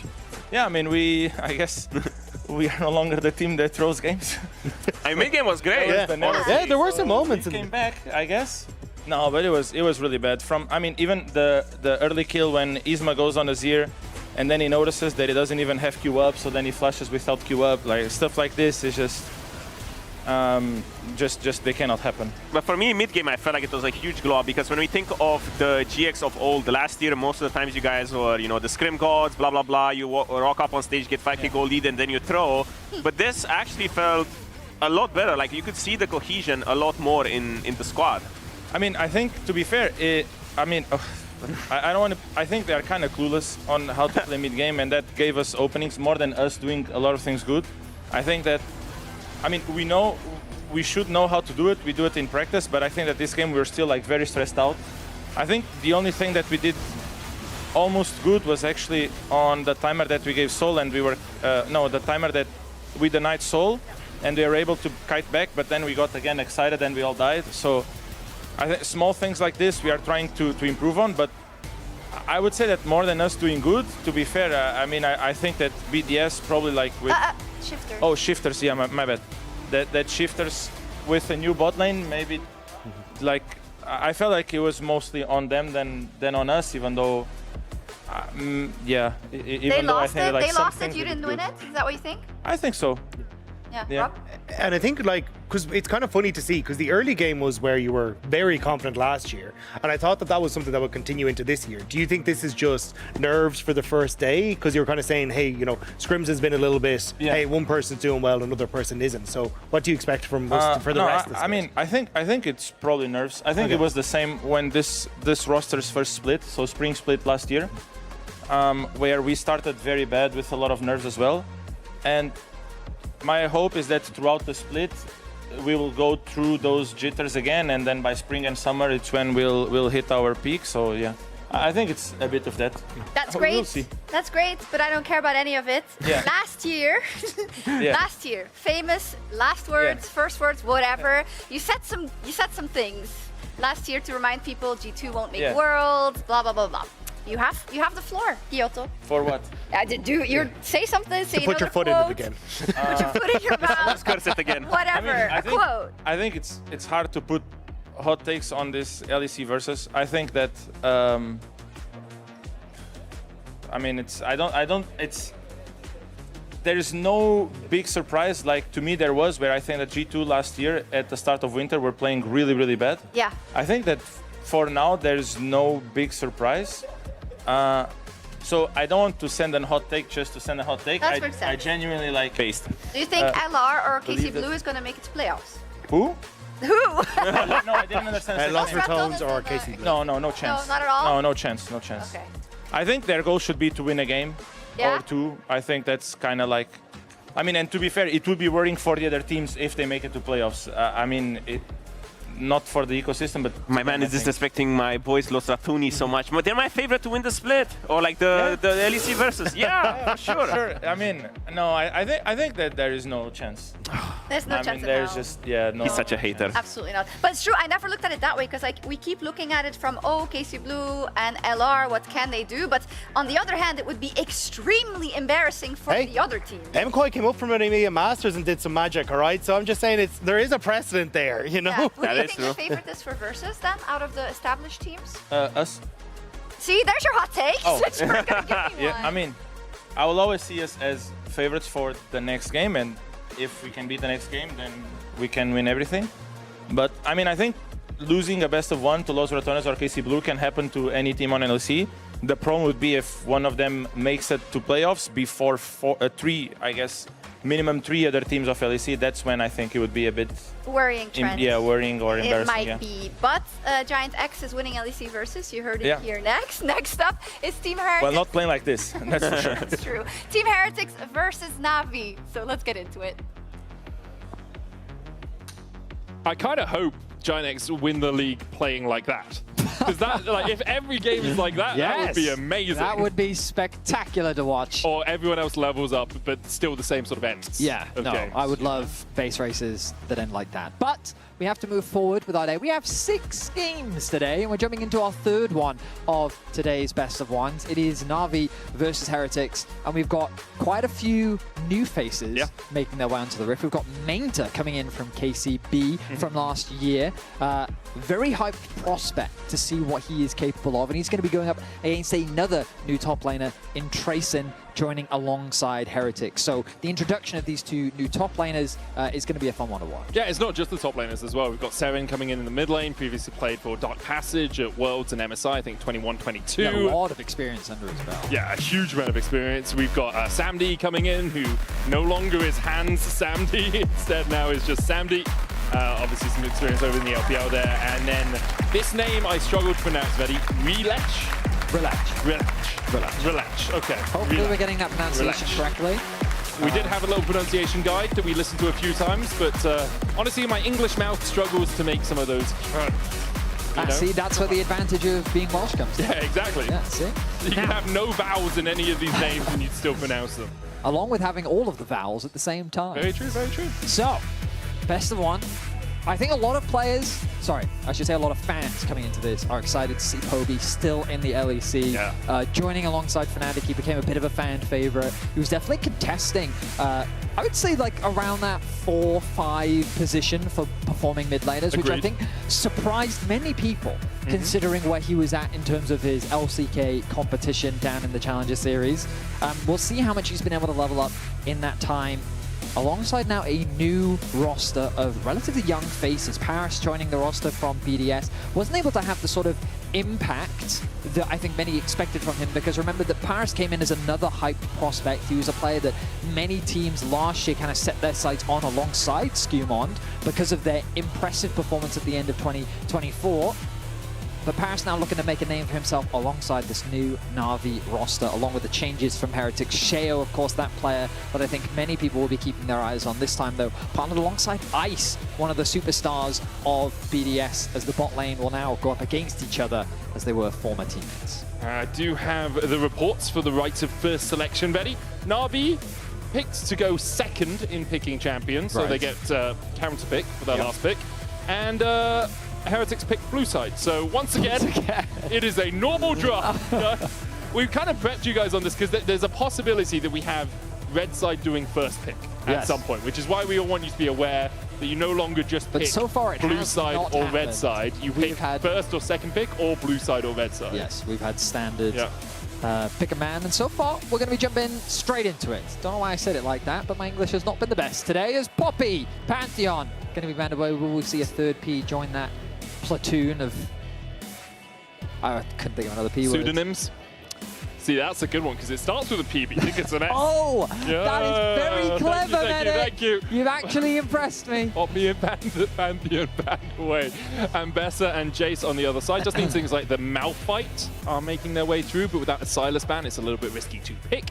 Yunara as well, one of those AD carries that we're keeping Yeah, I mean, our Heretics eyes on. could just ban that Silas now, threaten the Malphite first. Yeah, and then Na'Vi have to ban Malphite. I was going to say in the last game when Vladdy was talking about, oh, you ban Silas so you can get Malphite or force a ban out of the other team, but then Giant X decided to ban both Silas and Malphite. I was like, they did. There is the Varus, who is a... he must be a polyglot, so that's kind of a P, because there's 3 bodies in one, so they probably speak different languages, right? We'll go with that. That's definitely the reasoning behind their bans. Varus, obviously, we're seeing it a lot right now. Vi, the final ban from Na'Vi, so Heretics have the option for that Malphite, but instead Rumble is the way they'll go. Okay. So, I mean, a fair blind pick, top side, with Ambessa gone. I wonder what they want to answer. Galio top lane is one of those champions that's always been very good. I think Cassante is also a perfectly fine answer. I'm kind of surprised that they would even want to pick the answer now. They could instead just get themselves Yunara along with the Malphite if they wanted to. But instead, they're just going to match for now. They kind of want to see what Heretics is up to before they commit to anything. Jungle would be the usual follow-up here, but it depends on what they want to prioritize, whether it be AD carry or whether it be jungle. We have seen those AD carry champions move to the second half of the draft. We saw it in the previous draft. Now, that's surely just a... It's a hover, Veddy. It's a hover. Yunara much more likely to be picked, as much as we would all like to see Karthus, and we are seeing more mages bot lane. Yunara is the lock here. So already, great front to back from Na'Vi. You've got Cassante there to be your meat shield. You've got Yunara who'll rip through people as she transcends herself with that ultimate. But where is the Malphite? I kind of want to see it in the LEC. I agree. I think if you get a couple of like low mobility picks from Heretics, maybe it's an R3 Malphite for Na'Vi. They're going to go for the Wukong. Okay. Now, do they just pair this up with the mage? Yep. Yeah, Orianna makes a lot of sense. Azir is also open. How did we not talk about Azir? I will say the LEC draft priorities very different to LPL, very different FCK, to what we've been seeing around the world, yeah. Now, these are, of course, just hovers. The expected would be... Oh, I would love a Nakali Poby. Go on. Ready? You literally just said these are just hovers. Yeah, but Gunblade is don't so get OP. excited. It's going to be Ori Azir. It is mid lane. So Ori and Azir I mean, it's are Poby always too. in the meta. Yeah, Poby, it's Poby. I know. You know? It's fine. It's the track record of T1 substitute mid laners being really good at Azir. Akali would have been so Easy good there, I'm Hoon, just you saying. have Poby. Akali would suck. No, it would be so good into both Rumble and Orianna. Especially And how with does it do into Wukong? You don't care. You don't play against Wukong. There we are. There's the solo. That's the AD carries problem. I just want to be clear. So now we're going to see some AD carry bans coming out from Na'Vi. Aphelios, really good. Actually got hotfixed slightly. They took away some of his lethality. I also think that's a great into Ice specifically, because he was kind of the Aphelios He was the 200 guy. years guy. Yeah. Yeah. I think that makes a lot of sense directed towards him. Paris naturally has a lot of experience playing alongside him. Now, what will Heretics look to remove themselves? Because, I mean, you would think jungle would be the pool that they look to pinch, but they are a little bit worried about some of those more defensive supports mitigating their engage. Bard might be something worth considering. We saw how impactful it can be in the last game against Orianna specifically. I'm not sure how much Stend and Paris I've seen play Bard. So how much I mean, Bard I feel I've seen given from how him. OP it is, you kind of have to... You have to learn it as a support, but there's learning it and then there's being a Bard player. Sure. And I think those are two very different things. With a lot of supports, like with a Rel, like you can be a great Rel player, but a good Rel player is relatively close to that mark, whereas I feel think like great Bard everyone's a players... good Rel player. Yeah, because Rel's really strong. But I think with Bard, there's a bit more of a gap between someone that's mastered Bard and someone that doesn't really understand it as well as they could do. Nico, the ban. Alistair taken away by Heretics. So now we're going to see probably a jungle lock leave support pick for last, with that Wukong already being locked in. Where do you go jungle-wise? Malphite is available. With Alistair gone, Rakan, I think, raises in value. Oh, they have to pick Malphite. Their new coach is The Rock. How can they not pick Malphite? Came over from KCB. now coaching Na'Vi. Instead, they are looking at Kiana, and they will lock it in. Okay. For LEC, it's going to be the Kiana jungle. She does some things with rocks. I like it. Okay, a bit of a stretch. Bit of a stretch. Yeah, okay. But we'll run with it for now. Corki going to be the answer on the side of Heretics. Stend goes for his tried and true Rel. Mine froze for a second there. So, as you can see from Heretics' composition, very teamfight focused, very wombo combo-esque. Has great synergy with the Orianna and the Wukong ultimate, the Rel ultimate. It's all about diving in and just doing a lot of damage. Ideally, you get a highlight clip by connecting onto all 5 people. On the side of Na'Vi, they do have a very similar sort of front-to-back style of comp, a little bit less of a wombo combo style. There's a lot more individual agency thanks to the Azir ultimate coming through, your ability to both disengage or potentially find a pick or maybe even split up the fight. Relech is going to be setting his sights on trying to catch someone out of position, maybe the Orianna, especially if you've got no flash, you become a prime target. The Rakan works very nicely with the Kiana as well. With that, Cassante acting just as a wall to make it difficult for Heretics to find those engages, I should say, that they are looking for. On paper, I kind of do prefer Heretics' composition, but similarly to what we saw in the last game, when you have Azir, Kiana, Rakan, that Orianna as a champion, you need to be very careful once you hit those level 6s, just because of how easy it is to lock down this champion. And remember that Na'Vi has a ton of mobility with this composition. Like, every single champion has a dash, every single one of them. So that gives you a lot more independent words. It gives you a lot more agency, and it gives you a lot of playmaking. It does, it does. I think the disengage from the initial wombo combo is where we will see Na'Vi having to really earn their keep today. There's so many tools for Heretics to go in, to find an engage, to find a fight. If Na'Vi are able to disengage it well, they should be in a strong position to then turn the fight in their favor. So going to jump onto the ring.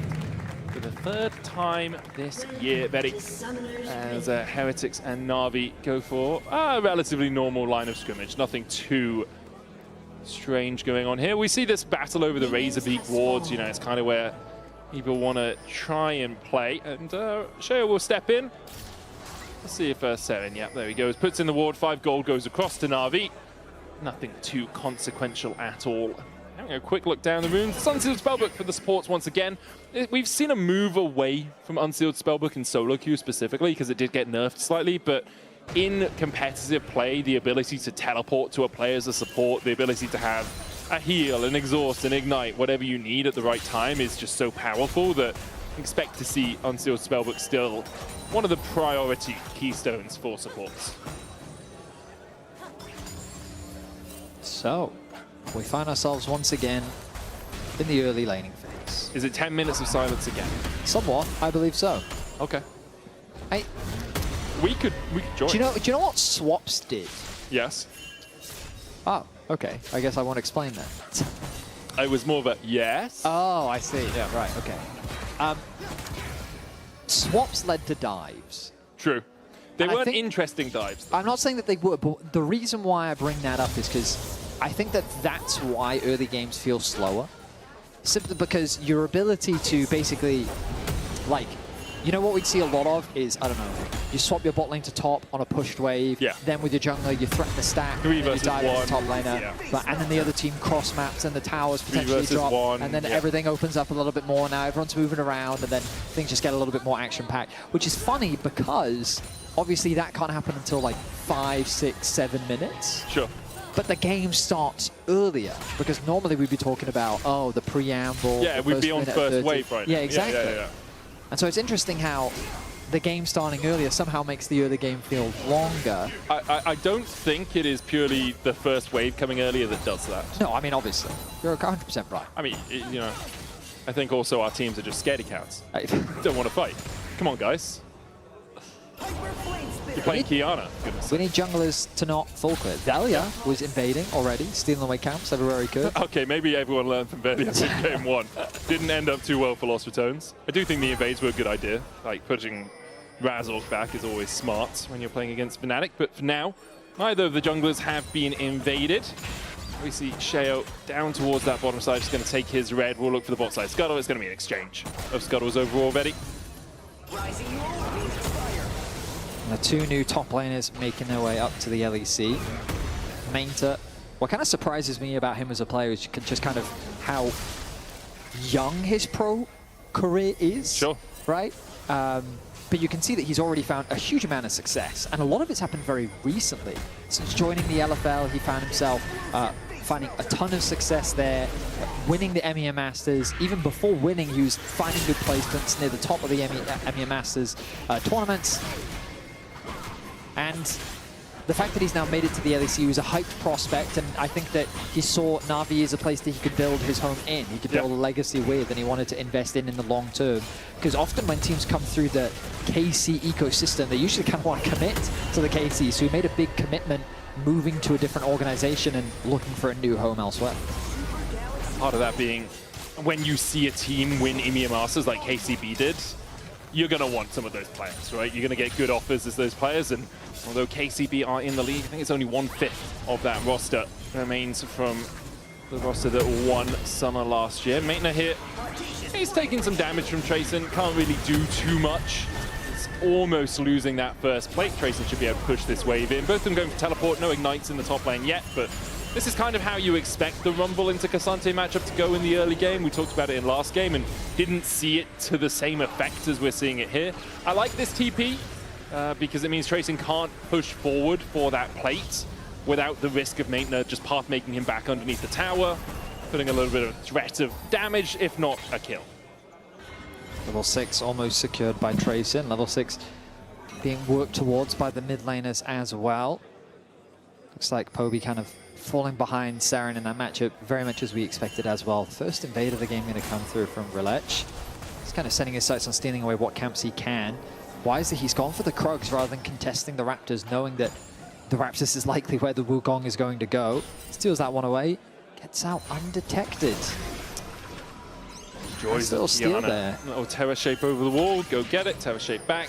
Sheo now spotted on vision, means that the Na'Vi bot lane can just back away. Sheo realizes his Krug friends are gone. This wave slowly pushing towards Na'Vi. They can just take a slight back step if they want. As they see Sheo appear around the corner, you can see Samdi parts back, so Paris can always just dodge to him if so required. Looking for a bit of an invade himself. Maybe he just wants to get a bit of information down as Sheo hovering around mid lane right now. Poby looking to chip away at Saren's HP bar. Level 6 now secured. These are those spikes that we talked about in draft that we've been talking about in the previous game as well. Poby just took a tower shot. Very unintentional. Step forward to see where Saren was and then just takes a tower shot. And Saren's like, oh, all right, you're going to do that. I'll just stay around, I guess, you know. Maybe you'll just walk under it. Is Paris and Samdi able to catch This goes to show that it doesn't matter how long you've been playing the game, how good you are. You can still step one too close to a tower. There is a thing with like towers' true sight range has been increased slightly by like 10 units or something. And sometimes it feels like the range is actually longer. I agree. That does explain why I keep getting hit by the tower. It has nothing to do with my skill whatsoever. Oh, not at all, Benny, not at all. You're just annoyed Twilight Shroud doesn't hide you under towers anymore. I am actively annoyed. I thought it was a great thing for it. Yeah, really balanced patch, that one. But that's going to secure an uncontested dragon. Nicely done by him. Has that level 6. We'll get the Scuttle Crab alongside it. A supreme display of talent in his arsenal now, but still a relatively even early game between these two teams. We've got a minute on the Grubs. Yet to see really the support move to Grubs that we used to see, like that overloading of the side. We'll see where Paris decides to open here. It looks like he's running down mid lane, so there's a possibility that he'll, no, never mind, he's going to go back towards the bot lane, which makes sense. You want to be in your lane, you want to be getting that quest completion as quickly as possible, and obviously Poby doesn't need the help holding this lane for now. Maybe we need mini objectives. No, we had them. No, mini. Think about it. So you have how many? Baby Dragon, sure. Baby Red, and you wouldn't feel bad. Baby Blue. No. We used to have Baby Red and Blue. Did we? They used to stand next to the blue buff and the red buff. Do you not remember? Yeah, they used to be a little family. Yes, I remember them. Golden yes. XP, I do remember those, yes. I'm sorry, you want more for killing a family? No, all I'm saying is like imagine but these mini quests could accelerate your quest. Okay, so we both played a sizable amount of solo queue. Listen, I just... Do you feel like it needs to be more Gank, let's go! Emperor's Divide goes out, 7 locked against the wall, but it still has the flash and get knocked up. Shockwave coming out as LEC will flash it. The gank did come out mid, but Poby unable to land the Emperor's Divide meant that 7 survived. Now, that was a cool combo. Yes. Because the Azir wall, while it did not connect, it still resulted... Oh, hang on a minute. with a Cyclone. LEC went in for this play. Tries to go invisible again. Sheo with a great flash into another Cyclone. Needs to bring down the star. Can't quite get it. LEC, though, in the grubs, will be taken out by Trace and Maitner. Answers with one of his own. In the end, both the junglers do go down. Both top laners end up securing a kill. And I'm surprised that LEC chose to contest that. I guess in his mind, Maitner was already making the roam down from top, so he would have the numbers advantage. And given that Orianna was just forced back, Poby would be able to assist him quicker. In the end, though, it ends up just being a 1-for-1 with First Blood going the way of Heretics. Yeah, Trayson picking that one up will be happy enough. Quickness coming out from Paris as Stend remounts, gets Charm, gets the knockback, but there's the grand entrance for the knock up. And Stend is exhausted and taken out. Can't flash out of that one. Samdi looking for a little bit more, will force Ice back underneath his tower. Big overstep and a nice punish comes through from the Na'Vi bot lane as they secure the Org an early lead here in their first game of the split. Sheo, though, on the top side of the Rift, going to be securing these Void grubs of the Rift. These Void grubs. It's like if you saw it on a menu in a Michelin star restaurant. You can't just call them Void grubs, guys. It's got to be the Rift grubbies of delicate... Is that what we call them? Of deliciousness. Yeah, it's delicious. Do you eat the grubs? I think about eating them from time to time, I'll be honest. LEC looking up towards the top side. Maitner flashes for the slow. Trayson does have a flash of his own, will use it to dodge the stun, but LEC goes back in with a supreme display of talent, gets a knock of Trayson with the fancy feet, still dodging to the side, but can't survive. Na'Vi get their third. Yeah, a couple of minor misplays there from LEC. Either way, though, they secure the kill that they were looking for. No flash now on Trayson means that a repeat gank could be something that they look for moving forward. Both supports hovering around the mid lane as well, but this K'Sante getting stronger. Maitner, the man that we were keeping our eyes on coming into the LEC Versus tournament alongside Na'Vi, off to a great start. Kainic Rukun as the ulti's dropped. 7 not tanking the tower yet, though. We'll walk away with the command. Dissonance. Poby's still on the chase. Does have flash, 7 doesn't, but 7 able to get himself to safety. I'm surprised that he committed to that without really much support behind him. I guess the angle just felt good, and so he thought that he would make the play. He will force the Orianna back, but the Home Guards, you're about to see the advantage of them. Once the Orianna gets back to base, heals up quick, going to be making a beeline back towards that mid lane, and given that it is a cannon wave, he's probably only going to lose 1 CS, I think. He might lose the cannon, we'll see. I don't think he will. Oh, fast boy. Oh, so it's half HP, how? Yeah, he's fine. Oh. And he still does hit. Still managed to get it. Yeah, Poby did get a plate. So yeah, he did. A little bit of a gold infusion there for him, about 150 gold ahead. As game once again slows down a little bit with none of those neutral objectives up. We've got 30 seconds on an Infernal. Profane Hydra finished for LEC. Kraken Slayer, like first items across the board apart from Paris for Na'Vi. Whereas they're still waiting for that Trinity Force for Ice, which does take a little bit longer, is a little bit more expensive. And waiting on Seren to complete his first item as well. Maitner. I keep calling him Maitner. Yeah. I don't know why. Maitner. I mean, it probably feels more natural. Because like maintenance. Yes. Yeah. Maitner will be very happy with the fact he's got that Kainic Rukun. It makes it so hard for the Rumble to get through him. That level, that 2-kill lead to him is putting him in a good spot overall. 1,000 gold lead for Samdi as well. Coming off that kill and a couple of plates now means that Na'Vi will set up around the Drake. Maitner on his way down. That roam already. He has the TP available, but he wants to just walk down. Yeah. He could TP back to top if he wants to, but there's nothing for him to lose. Yeah, it's good map awareness from him. And yeah, I mean, already you can just see that that's a scary K'Sante to have to go up against. Trayson not going to have the same amount of push that he had earlier in the laning phase, but across the board, Na'Vi with advantages. This is great actually for Na'Vi because LEC is here. Supreme display of talent will knock Ice down and he is melted where he stands. Good play from Na'Vi. Sten thought they could make the play, but went in at a numbers disadvantage. And another pick is secured. Relech, well, a couple of fumbles here and there, ultimately he is making impact on the map. Been involved in the team's 3 out of the 4 kills so far. And another gank happens on the bot side now. Sam D not securing that kill, but it doesn't matter. The advantage that you're going to gain off the back of it is huge. Those role quests now being completed means that the map should open up a lot more. Start to see players start moving around the rift. He says, hopefully. Hopefully. I mean, we've had 5 kills in 13 minutes. It's one of the quicker earlier games. That's true. And we've had today. Sandy now moves out towards that mid lane. Only the support's yet to complete their quests. Usually you get it, you know, when you complete your world apps. You get the full upgrade. You can see Paris acquiring his right now. Goes for that cosmic celestial opposition. Yeah, the trend I'm noticing is that supports definitely seem to complete theirs last. I mean, what's just new? Because they're roaming more than any other role. The Riot hates supports and never gives us anything fun. But you've got Bandle pipes. They are fun, I'll admit. But here's the thing: if you're going to play support, as we find Paris getting caught out a little bit here, can jump away. If you're going to play support, you have to find joy in other people doing so. I see. And that's the joy. And we all know Battle Pipe is going to get nerfed because people playing it on Sejuani top and abusing it. And that's what happens when supports get anything good.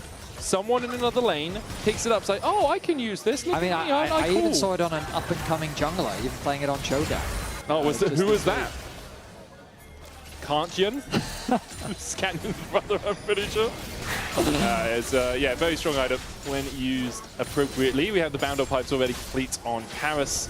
It's so good. You're going in with the quickness. You have this big AoE attack speed buff for your team. You can also pop a Zeke's on the Rakan, and you can be very happy. Oh, yeah. With that ultimate ability haste coming out. Sheo looking here as Relech goes back into Previous Player Talent onto Sheo. They know he doesn't have the clone, but the shockwave will come out from Seven, and Relech has to get out. The quickness, Cyclone from Sheo to stop Paris getting the charm. Relech can jump out of the back of the pit, and Paris can follow him if he stays close enough. Okay, there we are. Paris will just use the grand entrance to escape, but that should be returned over to Heretics. Sheo is low. Na'Vi are TPing in. Double TP is coming out from either team as Heretics look to take a fight around this. Relech solo, Paris diving away, Popey in the back of the pit, Mainta on that front line, going in onto Sheo. Smite comes out, it's Relech that gets it. Mainta is going to do a lot of work here on the front line. Sten pulled back with the all-out. Tracing going in with the equalizer, but he doesn't have the follow-up damage. Has to flash away from Mainta. As they look, I can't get his name in my mouth properly. I'm struggling, buddy. It's Mainta. I keep saying Maintner. Yeah, it's so bad. I'm sorry, guys. It's day one. Mainta. I've never seen you struggle. I know. It really. It's not even one of the hard ones, I think. For some reason in my head it is. Mainta. Mainta. Okay, cool. Yeah, I've got it now. I'm sorry, everyone. I have it now. He's got it. Fine. Right. Well, we were just buying time for the replay anyway, which we're going to get now. Mainta. Perfect timing. Now, let's look back at this play. Mainta was just acting as the front line so effectively. Sandy was forced to flash back. Good exhaust dropped onto him, but the reality is that he was just this front line that was forcing the rest of Heretics back. Good peel comes through from Paris as well to help escort him to safety. And Na'Vi, they kind of get everything off the back of that. They secure the Herald, they secure a pick, and they extend the gold lead even more. That they do. 4.5k now for Na'Vi. Next Drake up in 30 seconds. It's a Chem Soul. Not the soul you really want. And Na'Vi actually might just sack the Drake to get the pressure in the lanes. Poby, be able to take this tier 1 on the top side with the Rito charging in. Does have teleport, as you say, but do you have to take the fight? The answer is decidedly no for now. You don't have control of that bot side river. You can see Paris on the top side of mid. Relech still looking here with Mainta. Won't get anything. We have a little pause. They're going to come up and have a chat with us about this. Mainta.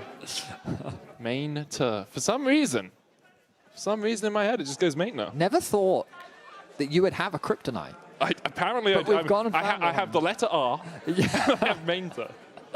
No, I've got it now. It's locked, guys. Surely. It's fine. I did practice it a ton before the cast as well. Maybe that's made it worse. Probably is. Because I'm honestly, really coming in my into head. this cast, the one we were worried about was Relech. And we haven't actually struggled that much with that one. We did also think he was Rylek. Yes. When we first said that is Relech what I thought is much initially. better. Relech is much easier. Yeah, but we do have a short pause. As you can see, League officials investigating. We'll work out exactly what's going on for it as soon as possible. But credit to Minta. He's had a great debut so far. Yeah. 3-0-0 on the Cassante. He's not afraid to flash in and try and make those plays. 2 items completed now on the Cassante, and he's going to be a very difficult wall to break through. Nice. With the Trini Force finished on ice. Fear not, fret not. The game is resuming shortly. Someone had a slightly wrong keybind. Oh. Which happens, especially with the quest thing where it now binds to V. Yeah. Maybe that was it. Maybe that was it. We're getting into the game in a moment as we see Tracing getting caught out by Relech and by Yes, you got it. You got it. I don't know why in my head. It's okay. Don't Please make it a hold bigger for thing. a second as I take a breath. Yeah, you're good. Now, Dragon is available, and Na'Vi have the numbers advantage. Relech did use his ulti, which means that is a big ulti that is unavailable. But the reality is that they have the numbers, and there should be an uncontested Dragon. But Heretics is going to contest. Look at that backline with the Magnet Storm. Poby able to Empress divide them away. Minta going in for a little bit more. 7 kills Paris, but Sten's already gone. And Samdi still full HP on that backline, able to step forward. Does take a chunk as he goes in, but Na'Vi will happily accept that trade. 2 for 1. 3 if you include Trace in a moment ago, and the 3rd Dragon of the game. Heretics really tried to catch the backline of Na'Vi off guard. They thought maybe if we can shut them down before the fight really starts, we can turn this into a favorable fight. Unfortunately, they couldn't really lock anyone down. Poby was able to ulti and get away. Meanwhile, Relech and Minta were moving up through the river and rejoining the rest of the team. They were able to find a successful fight, extend the goal lead to 6k. They're now on Soul Pointed. Na'Vi looking clean in their debut. And credit to their new players as well.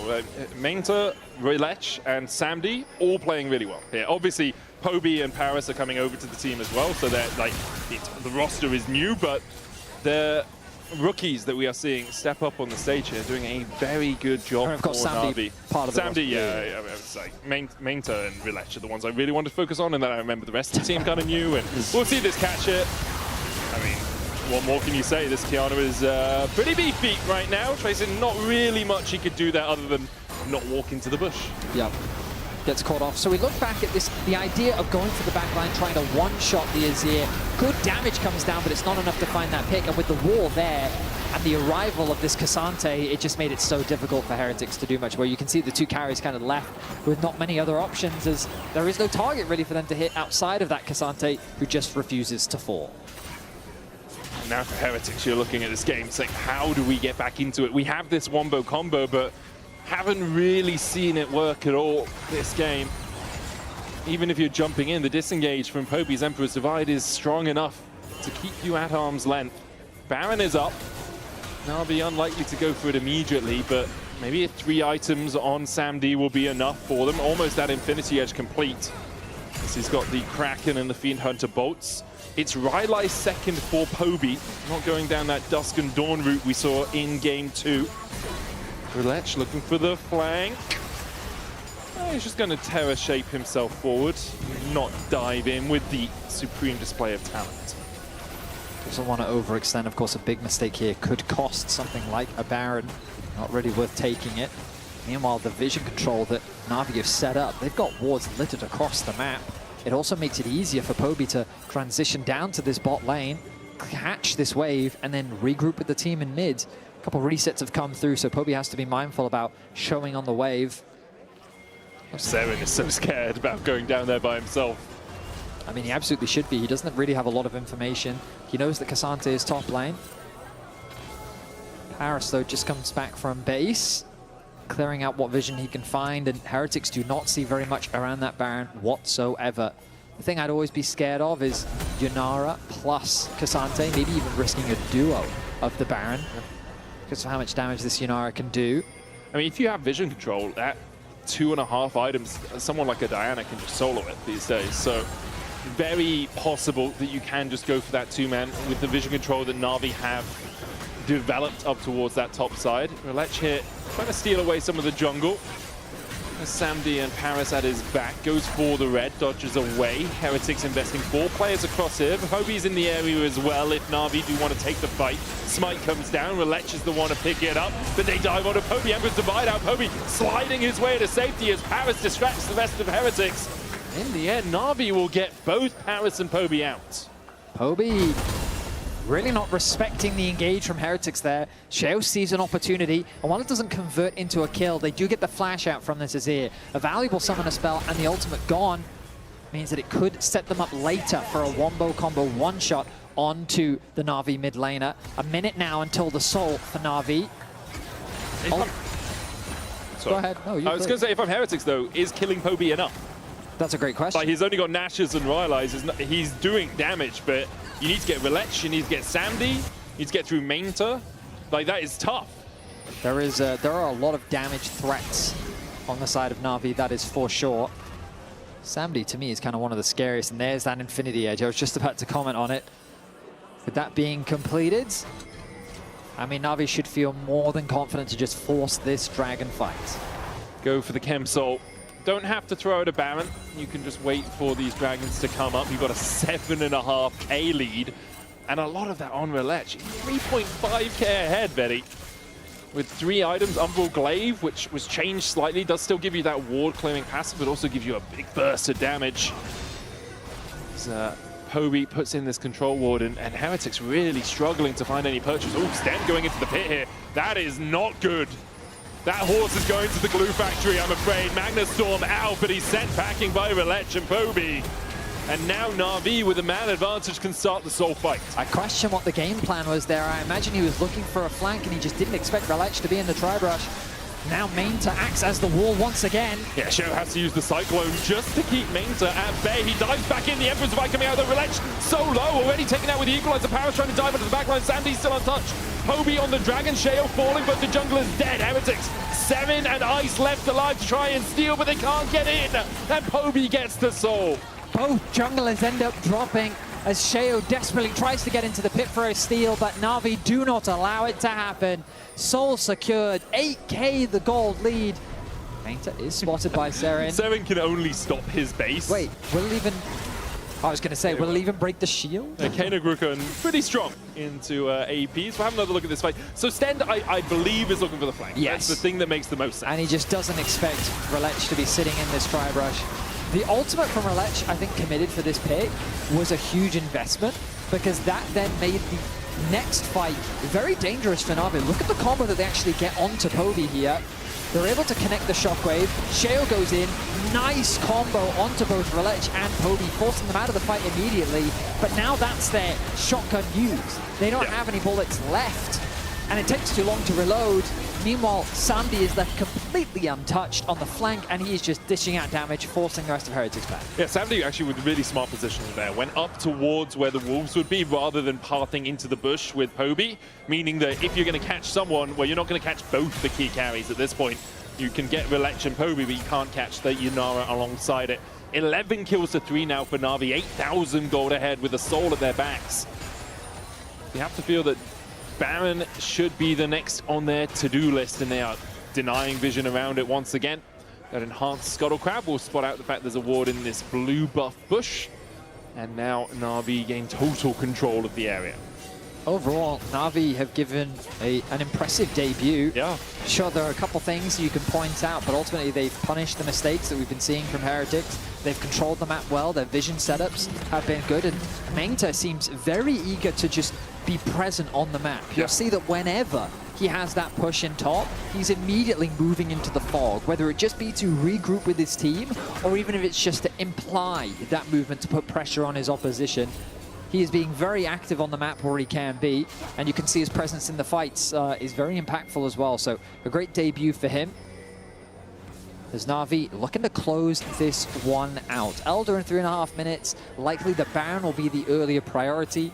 TP not quite available for Poby, and him being bot lane suggests that that doesn't look like it's going to be their immediate goal. I feel there was a Baron play happening where they said, let's show Paris and Poby bots, and then let's two-man this Baron. Like, Mainta and Relech over here already. They just wanted to deny the little bit of vision they'd gone in with the fast set alteration. And because you're showing your support in your mid bot, you talked about it, Betty, the two-man Baron, a very real possibility. Yeah, I was expecting it to be with Samdi, and now he's joined the fray. But they're going to melt through this, and Heretics has no idea. Yeah, your question mark ping's coming out now. They're like, where is everyone? They pushed in these waves. We don't know where they are, and that's Baron. Really nicely done by Na'Vi. Yeah, I mean, the vision control, the wave control, all just excellently done. Samdi kept the push in mid. He had an extra deep push before he rotated over as well. You talked about them being spotted on that bot wave, with Mengta also keeping that top lane pushed in. Now with the Baron, they can set their sights on these tier 2 towers. Every time I see that crystalline overgrowth, if it's been there for a little while, it's just an absolute chunk of a tower. Samdi stepping forward, looking for this tier 2 in the mid lane. Sten looking for a flank position, but can't quite find it. Last time we went for one of these, died at Van Dragon. 10,000 gold now, the lead for Na'Vi. 5 towers to 0. Heretics only have those 3 kills to their name, and 3 grubs. Shouldn't deny them that. There's Na'Vi now. Mengta TPing in towards the mid lane. No wave there for him, but I'd like to see him actually catch that wave. I agree. I feel like he should have just caught it, cleared it out. It looks like Relech is the one that's going to go do that. They're going to keep him in a side lane. They want to keep Mengta with the rest of the team. That shield now, a good 25% of that health bar. A very tanky Cassante helping lead the way forward for his team. That's the teleport shield sitting on him right now. Koenig Rukun just expiring. Based off your max HP, so that TP shield, very powerful when you are stacking health like this. Does fall off. Na'Vi still get the tower. Meanwhile, Relech is just up in the top side. How are you going to deal with me? He's going to take an inhib tower by himself here. So perhaps the idea of putting the Kiana in the side rather than the Cassante working out there for Na'Vi. Paris heals to get away from the clutches of Stend and Sheo. Now with the Sun Disc down and the inhibitor down in the top lane, Na'Vi can readdress exactly where they want their forces to be. Still 4 on the bot side. Relech has a wave crashing about the middle of mid lane, so it'll be a while before he can actually get that one towards the inhibitor tower. Can Heretics even engage? Sten was level 9 for that whole duration. And all I could think of was a level 9 Rel diving into a level 16 Cassante. Yeah, welcome to support. Yeah. Like, you have a 17 Azir, a 16 Kiana, and a 16 Cassante. On the other side, like, Paris is diving into 15, 14, 17 as well. True. Like, I mean, this is what being support is, Venius. Yeah, it is. You have to find some way in, and I don't think it would be Stend engaging poorly that would lose them the fight. I think it might be the 11,500 gold they are behind. Might be. And the Chem Soul. Could also contribute. And the inhibitor in the top lane, meaning that they can't really defend properly. Yeah. Those all are factors. Elder Dragon up in 20. Do they need it? I don't think they need it at all. However, good way to pull the enemy team out of their base so you can take a fight. Yeah. And you have total vision control. There is 2 wards outside of Heretics' base. Flash away from Samdi as the Cyclone comes out. Good reaction. That was very fast, because Sheo, I think, even predicted the flash. So he was in range, and then he flashed in front of it to try and to get the knockup, but they flashed at the same time. Flash ult dash coming out from Samdi. Sheo looking to steal him. Toby's over the wall. The Elder's already down. Emperor's Divide comes out, and pop goes the clone. And following it up, Sheo will fall. The Equalizer comes out, Seren getting chased out by Paris, Relech flashing it, looking for the fight, as Heretics do actually have an option to go in for a little bit more. Bot lane though. Bot lane Poby's pushing in, Relech is going to be able to get himself back to base, and now Heretics, it's last legs, and I'm pretty sure that leg's been amputated at the knee. Nothing really left for them to stand on. Mengta can just push it, like he can tank this tower for days with an Elder Drake for the next 2 minutes. It is impossible for Heretics to defend. Yeah, they're also a man down. Relech is going to make his way back towards the team. No, he's not. He's got Razor Beaks to farm. Yeah, I don't know why he's farming Razor Beaks. Because if their camps are up, you must take them. I was looking for a rhyme, and the only one I could think of was not appropriate. Oh, okay. I mean, they're going to back. I mean, I guess it's fine if they're going to back. Sure. I genuinely thought they were just trying in the game, but I guess they're saying that with Sheo respawning, they don't want to take the risk. I mean, I can't blame them. It's the first game of the split. They want to start off strong. They want to make sure they get a clean victory, and so far this has been a very clean game overall. We'll look back. A lot of focus ends up going on to the clone. The ultimate was invested as well. Paris commits his flash, and they use that to help Sandy get in range and land the auto attack. The Shockwave plus Rumble ulti combo meant that it was getting a little scary. Seren sees an opportunity maybe to get something back on the Relech, but doesn't quite find it. Now though, Na'Vi regrouping in the middle lane. They've got 3 inhibitors secured. And Elder for another minute. Yeah, as you say, should be all done, but the Nexus falling. 2 Nexus towers stand in their way. They've taken the other 9 on the map. Super minions on the bot side show. I mean, man, like, I've watched Sven do a flank like this and it didn't work for him.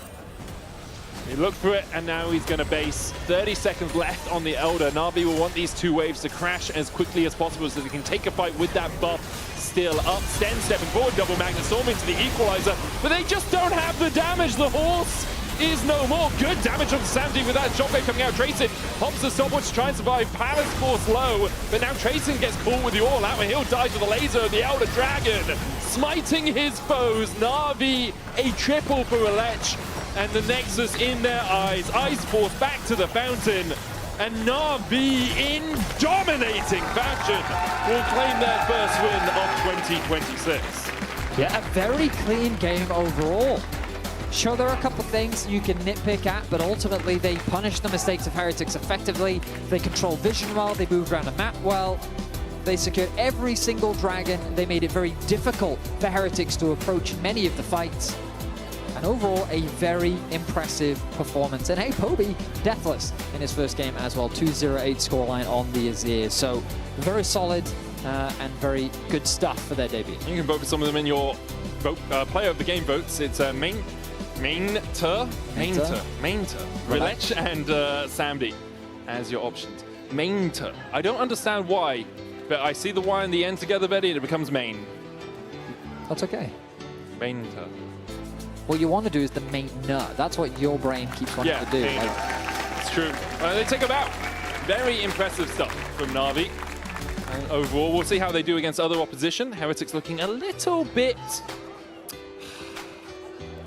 Well, honestly, I think Sten had a rough game. Yeah, his laning phase, he ended up dying on 2 versus 2. Yeah, I think Show had a rough game as well. Caught. I mean, Show, we look at him as kind of being the leader of this team, looking to try and make those plays, being the driving force, and he wasn't really able to get much off the back of it in this game.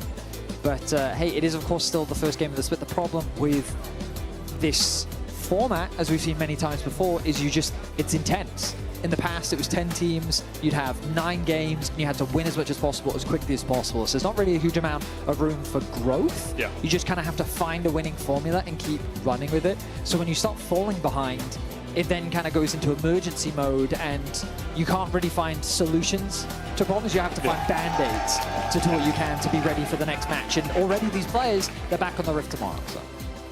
Can you do this one? Well, yeah, we're going to toss the law, who's joined with a new addition in the top lane, main. Thank you so much, guys. Absolutely. Mainter for the very first time in the LEC. KC fans, please, for your former player.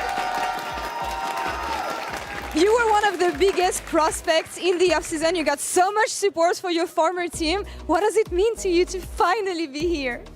I mean, crazy experience, right? And I am, when I joined, like 1 hour, I saw blue wall, screaming mountain, and I felt like, oh, I'm in KCB again or what? It felt really good. But now I'm here and I'm playing Na'Vi, and I'm pretty happy with my new team. So yeah, I'm very happy. We're gonna talk about Na'Vi a bit later, but first things first, you first game in the LEC felt quite easy, honestly, watching it. Tell me about your experience. Oh yeah, we just got our comfort pick, Cassante, good early game, and just stable game after, and it's kind of free. Nothing to say. We just win game by game, like skirmish by skirmish, and it sounds easy if you do it like stable. Yeah. So yeah. Mainter, you're a player that a lot of people have been looking forward to seeing in the LEC. What are you looking to prove here, personally, as a player? Like, which player I want to match the most, or what? What are you looking to prove personally? And also, which player do you want to match the most? I mean, for me, the most important, first split is not that like important, right? It's the split where we need to learn the most. Okay. And for me, the most important that we like improve no matter what, like stable. Not like spikes, you know? First match you try hard, Second month, you like chilling a bit. Okay. Third month before playoff, you try hard again. So I want like stable, improve day by day. So in second split and third, we can like show something, contest like second spot, first spot, worlds, all this stuff. So for me, I will use first split like a bridge to improve and achieve like worlds or MSI. All right, that's a pretty good program. How much are you looking forward to facing off against Casey? I mean, it will be cool experience. I was with them, I was their boy, and I will match their main boy, so it will be cool. I want to see it, yeah. Once friends, now enemies. Closing thoughts on this. Again, we were so much looking forward to seeing you in the league. What does it mean to you to join the LEC finally, especially with an organization like Navi? I mean, Navi is a dream, right? Like from the school, you like 7 years old to join a school, but you already know Navi. You play Counter-Strike, all this stuff, and it's always like it's like Marvel movie. You just like Spider-Man, right? You never expect you will be there. And yeah, now I am in this club. I represent these colors, and I'm very proud. Yeah, and I hope I will do good. Absolutely, no doubt about this. Thank you so much, Major, Thank you. for your very first interview. Congrats on winning this one. And that's all for us here on this side of the stage. We'll be right back for SK Gaming versus Vitality. Stay tuned. Thank you. Across the board, Navi with advantages. Next matchup, this is great actually for Navi because Valencha's here. Supreme Display of Talent will knock Ice down and he is melted where he stands. Okay. They engage. Oh. It's fine, it's fine. Vivian. That's fine, it's fine. I can go burn. Just keep doing it. Buff it, Cheryl. Cheryl looking for stealing and Toby's over the wall. The Elder's already down. Emperor's Divide comes out and Pop goes the clone. And following it up, Shale will fall.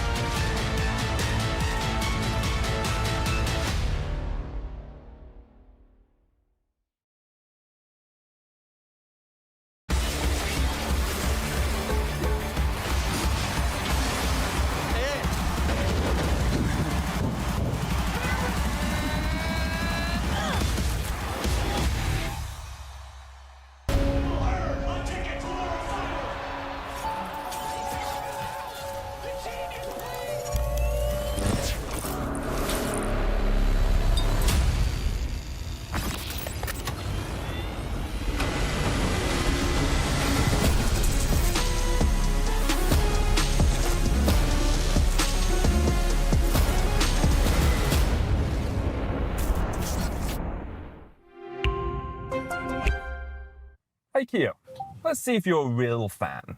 I'm ready. How many lanes are there in League of Legends? There are 3 lanes in League of Legends. Are you seriously quizzing the car about League of Legends? Look, I just want to know how much it knows. The EV3 has an AI assistant. It's supposed to know everything. Okay then, hey Kia, how do I get better at League of Legends? That will be challenging.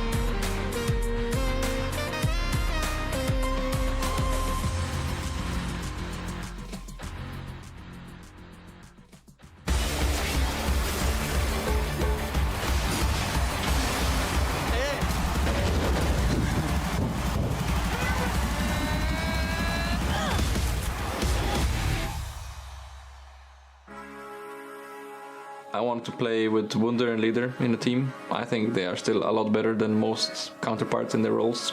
SK was the only team that actually was willing to risk it, I guess. Skeens was like a pre-existing SK player from the previous year, and head coach, who was also there from last year, was like vouching for him and wanted him, right? I didn't expect to play with like Mickey or Wunder. I just wake up one day and they told me I might play with this guy, and I was actually just really happy. Good jungler for Leader because they already played together before. Basically 2 years of no competitive play, so a lot of skepticism around me and what my level is and everything. Leader turns back straight onto Mickey, dives in the first duet. That was gorgeous from Leader. Because I was actually playing a lot with him in solo queue, and we really didn't like each other, I would say, in solo queue. And I still think he's actually a really good player. But where were they when I was down? Look at me now. Look at me now. Yopa kind of fit most of the metrics that I was looking for. 2 weeks of trials, they turned out to me. First day he was not the most impressive, but then the more trials we had, the better it was. Like, I could see that he improved quite fast from day to day. I think expectations for me at least would be to actually win a split. It's very doable. I think no one in Europe is particularly great. The reset's going in. Broken Blade finally here, but it might not matter because Mickey, the perfect follow through, the 3-man. I think you have good players all around and everyone enjoys playing with each other, which I think is also a very important aspect of League right now. Winning a split, I think it's quite realistic. That's kind of what I'm aiming for. Look at me now. Look at me now, indeed, Mickey. You know, he's the guy who calls the shots. He's the guy who makes the roster. And as Leader said so good, nepotism wins, baby. It's Project Mickey X, and they're in the pursuit of happiness. And we're going to have to see if they're going to be able to bring this one forward, because it is all these pieces that Mickey has wanted now coming together. And, you know, Mickey played a little bit with Wunder last year on Fnatic when they were trying to figure out who they're going to move into the top side. Now he's bringing them onto the squad. It feels like, you know, you're staking so much of all the good graces you built up over the years in the LEC on making this roster work. As you believe? I mean, I just get so emotional when I see those old Astralis clips, because that roster to me was really precious. Me, Leader, 113, Jonghoon, and Kobbe. Did you say yourself? Yeah. Yeah, I was in there as well. Yeah. But like seeing Leader on the Irelia, because when I started playing with Leader in Astralis, he came in and he kind of shaped our team. He forced us to do a lot of out-of-side of game activities and really pushed us together and made us bond a lot. And I really enjoy that about him, because I feel like wherever he brings the team, he's taking them with him. And I want to see where he can take this team as well. Speaking of building a bond, on Vitality, Humanoid and Karzi are back together. And let's take a look at a couple of tweets, because this, for people that are unaware, this is like a beautiful relationship between them two. They missed each other every second. They couldn't be alongside each other. They just need to be together. This is harder than the Notebook, by the way. Yeah, it's strange, it's bizarre, it's wonderful, it's beautiful, it's all the things you could want. And it is amazing to see them back together, because even though they went separate directions after Mad Lions, you know, winning the split together, they still stayed such close friends. And you can see that constantly as you can see the rolling through of all these different tweets. Wait, nepotism is the theme of this match. It's purely nepotism, like, because, okay, I say that because no bad blood with Humanoid. I like him a lot. I think he's done a lot for Europe. But Shayak was very impressive to me, and he was on an upward trajectory, and I feel like it's kind of, I don't know, like, I don't get it. I don't know. I see Humanoid Karsi, a Turkish top laner, exciting new jungler and an aggressive support. I've seen this before. I'm getting kind of excited for this team. I know it's Vitality, and you don't always get what you expect from the rosters, but I think there's a really strong core here they could build around. And sometimes you just need a little bit of change. We've seen it from players in the past where they just find a happier place to be. And that could be it for Humanoid. Back with Karzi, maybe that's the magic, maybe that's the secret sauce that he needed to succeed. What you're saying is that if we squint, right, Yeah. Vitality looks kind of like Mad Lions, and if we squint, I mean, really like SK behind them. SK kind of looks like 2019 G2. But you gotta squint a lot. You're squinting really. Be careful with your eyes. I have like -4 on one eye and still like. Yes, we'll take out the contact lenses and see how it goes. Yeah, exactly. Anyway, though, but I think it's normal that we'll talk about those members that we've seen for a long time, those players, but there is some new players in the mix as well, right? The fact that Mickey is vouching also for all of these players. Let's start with Leader, perhaps, because do you think he's misunderstood? I can fix him. No, okay, so Leader, he is very aggressive, and he wants a lot of resources so he can play aggressive. And I think this is a very good, because a lot of players, they go on stage and they kind of like dizzle dazzle. They don't do a lot with the game, but Leader, he makes things happen. He sees a lot of plays and they're not always good, but knowing he has Mickey and also Skeens right by him, I think they will be a really volatile mid-jungle support for you free, and I think there's going to be a lot of action. And that's the thing I want to hit on. Like, I was very impressed with Skeens last year. Like, you look at that Nocturne game that he had where he was absolutely popping off. SK didn't have the best pieces, but it was still Skeens who was shining bright on that roster. Now you're adding him in with Mickey to kind of show him the ropes when it comes to mid game. Leader that he can play around in the mid lane as well. It feels like you're starting to build what could be a very cool style of play. Woulda, coulda, shoulda. I'm gonna walk over though because I believe that the players are ready. So I want to hear from Mickey and Wonder themselves. I think they're on the right side. Oh, Wonder, let's go. Are you glad to be back? I am excited to be back. It's a bit nervous, of course. Yeah. First day back. I mean, even if I have missed a year, it's like I still get like the jitters. I mean, it's always exciting to hopefully perform. I mean, under the new colors here now and alongside some familiar faces that I've played with before. So yeah, I'm excited. You thought you were playing G2? Did I see that?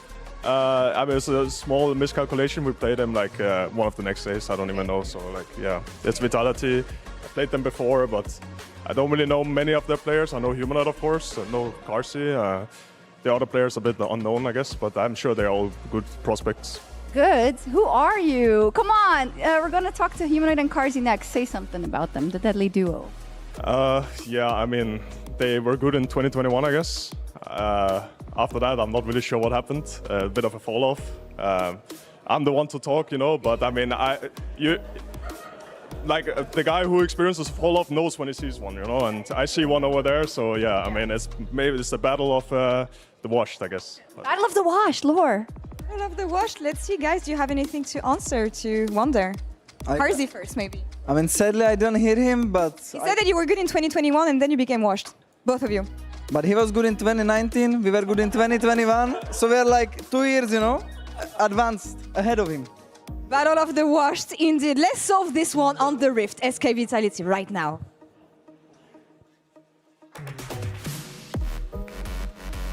And here we are for our fourth game of the day. What an incredible set of interviews. And kind of balanced from Humanoid and Karsi, a decent call out there. And this is my most anticipated matchup of the day, probably of the week. Whatever the heck Mickey has cooked up versus the Humanoid Karsi reunion is bound to be a show. I'm Dracos, Jack Spectra standing beside me. Are you as hyped as I am? I'm hyped. I do think G2 versus MCLA. We're going to get a lot of that. They're both going to playoffs for sure. We've seen that one. This is a new era of... So you think these two teams might not go to playoffs? Is that what you're saying? Well, I don't know what to expect. That's true. After a day of me really looking forward to a new season with new changes and what I thought would be new League of Legends where people drafted the most boring compositions I've seen in my entire life since I saw them all at Worlds 4 months ago. This team will give us something new. I think we will see some interesting champions here if and only if Leader sticks to his guns, man. Yeah, I don't think we're going to see an Orianna Azir trade in mid lane. At least I hope not, as that definitely goes against Leader's strengths. He's really good on these melee mids. And I think now that you're not in the Fearless, you know, with the BO1, you could argue it's Fearless, but it's just well, in the BO1, you know, you can get away with not worrying about that champ pool whatsoever. And that's really when you want to leverage those strengths. Can he get counterpick? Now, if you missed it earlier in the day, our colleagues were discussing the new nature of right of first selection. So a team will get the choice of choosing side or choosing if they want to do first pick. And if that sounds confusing to you, it's confusing to me too. But TLDR, sometimes the red side will get first pick and blue side will get last pick. And we'll keep you up to date as we get ready for picks and bans on how exactly this has unfolded. It's a change that I wonder how much strategic depth it has. For now, it just confuses me a lot. Yeah, for me it's weird because I don't think any team was picking a side for the side. Like, people just wanted either counter pick or first pick. I at least haven't met any pro players. It's more like I had like silver friends who were like, I really like blue side, because then the map is like, looks nice. It's like fighting game players who only learn their combo in one direction, and then if you swap sides, they're just completely clueless. But I'd hope for the pro players, you can play on both blue and red side. Well, luckily for us, it seems like the selection is going to work out as we are used to it. Vitality are on red side, and they've chosen to pick second, so that is normal red side selection. Malphite banned away, as is the Poppy and Azir. Akali feeling like a little bit of leader targeting there, although Akali is very strong. Alongside Rumble and Varus. So nothing too crazy quite yet, although Malphite being banned, of course, if you've tuned into the LCK at all, you know that this is a champion that's rearing its big rocky head. Yeah, and this is where you're looking at something like the Jace that we maybe didn't see last game, or the Orianna, but since it's leader, I'm not expecting an Orianna first pick, and it's gonna be that Jace. Locked in for SK, it's a flex between jungle and top, really obnoxious on both lanes. I'd say stronger on jungle, at least in solo queue, I've been seeing it mostly in jungle, and it just has a really good clear, just pokes from afar, and very easy to execute. Okay, so the Jace and his potential flexibility, maybe in a new role in the jungle, but on the opposite side, stock standard. Yeah. A Corki and a Pantheon. I mean, Pantheon provides that utility and just like global with the ulti, you can contest kind of everywhere, and just so much damage. Corki, I'm really surprised by. Honestly, I thought finally we were entering a meta where we wouldn't see so much Corki, Varus, these champs. We would see crit champs, because crit is really buffed now. It's 25% more damage, and even more so with the Infinity Edge. But even then, we're still seeing kind of, I mean, Yunara and Corki, both of these champions are going to build some crit, but it's a little bit delayed with Corki going the Trinity Force Mana Immune and Yunara going the Kraken. So it's not these true like hyper carry big one-shot crit champs that I really was looking forward to. Maybe one day. I was also looking forward to it, although we're going to get another Alistar Yunara lane. Saw this earlier in the day, of course, Fnatic pulling it out, and it seems pretty solid as far as 2v2 go. Again, I think that from a competitive League of Legends standpoint, I understand. As a fan of new things, I want a little spice, you know? But right now, both teams, it's your first game on stage. I guess stick to... There's a reason that the meta champions are the meta champions. Now, we could debate maybe Corki and Yunara. There are other viable alternatives, but look, Pantheon Taliyah as a combo, straightforward, gives you so much value. If these champions are viable at all in pro, it's just never surprising to see them picked up. Yeah, I think a lot of it is just the versatility and the stability that a lot of these champions provide. Like Yunara, for example, you won't really find a draft where she's bad, and it's kind of the same with the Corki, and it's the same with like Orianna Azir. The thing is, there will sometimes be pockets where you could have something like Aurora that's really good, or Victor, or, you know, the Akali, but these are much more niche champs that kind of need certain conditions, and in a lot of the cases, like this Yunara and this Corki, you're just picking it before you really see anything, so you have to go for this more stable, versatile option. What are those later picks being saved for, though, is a big question, as Leader gets an Orianna ban. I'm going to say the first time in his career. That's not true. I didn't check it, but screw it. Today, first time in his LEC career, maybe. Ever. Even in solo queue. Ever on solo queue. Literally never been banned against him. First, we're seeing, it's a day of firsts here in Vitality versus SK. We're going to beat the horse narrative that he's only plays melee champion. We're just cooking up a bit of fake news in the old desk. Nautilus. Okay, you know, nothing too surprising. Again, there's a mismatch in what some of the early picks have been, so both sides targeting options away. Yeah, I think just trying to remove some supports here makes a lot of sense. You've kind of picked this Yunara Alistar. As we saw in the Fnatic game, it was very like stable. It was hard, even though Velia tried to punish it. They tried to go towards bot. It's really hard to put that behind, and even with a ban, and then you also ban a good blind pick in the Renekton for Vitality, makes it much easier for both SK's bot lane and their top side. Yeah, even if you end up with a losing support matchup here, it feels fine to concede a bit of prio. When most Ratones played it earlier today, weren't able to generate that greater advantage, is now Rakan going to get locked in. So an immense amount of kind of proactive playmaking options on the side of Vitality between the Rakan, the Pantheon fleet, of course. Wonderful semi-global follow-up. So SK, this game's going to be a test of the comms.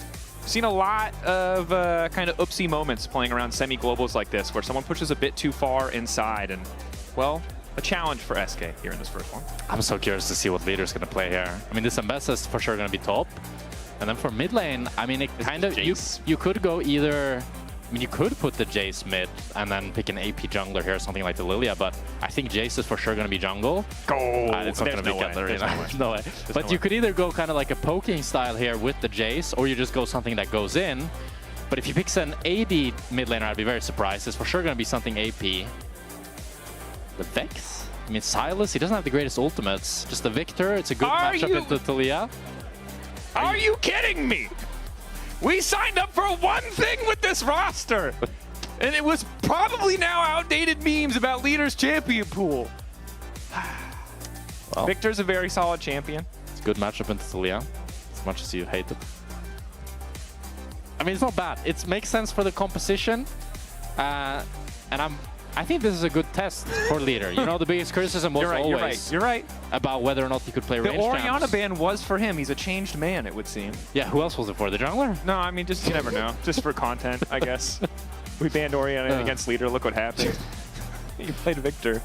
Yeah, so we're not going to see the Zeds or the Akalis. The Akali, of course, banned. But pretty stock standard composition. I think my big concern for the side of SK, and you can correct me if I'm wrong here, is while this composition looks fantastic with the Alistar, the Victor, the Yunara, if Vitality are forced to approach, it doesn't feel like it has a lot of proactive options of their own outside of like Alistar, Flash, Headbutt. That's true. I definitely agree with that. I also think Vitality have really nice champions for if SK try to go into them with the Aatrox, with the Taliyah to kind of try to counter any sort of play that Mickey wants to go for. So lots of weight on his shoulders in this game, but he's kind of the captain of this team. He's the one that put it all together, so we'll see if he can do it. It's a good question. We'll see the reunion of Humor and Cards. Of course, the center of our attention, although there's 5 players on both teams, where it's Leader and Wonders return to the stage. And you got to feel for Yopa. This has to be such a weird team to come into. Yeah. Because there's so much attention, but you're kind of flying under the radar. Maybe he can change that after this game. Welcome to Summoner's Rift.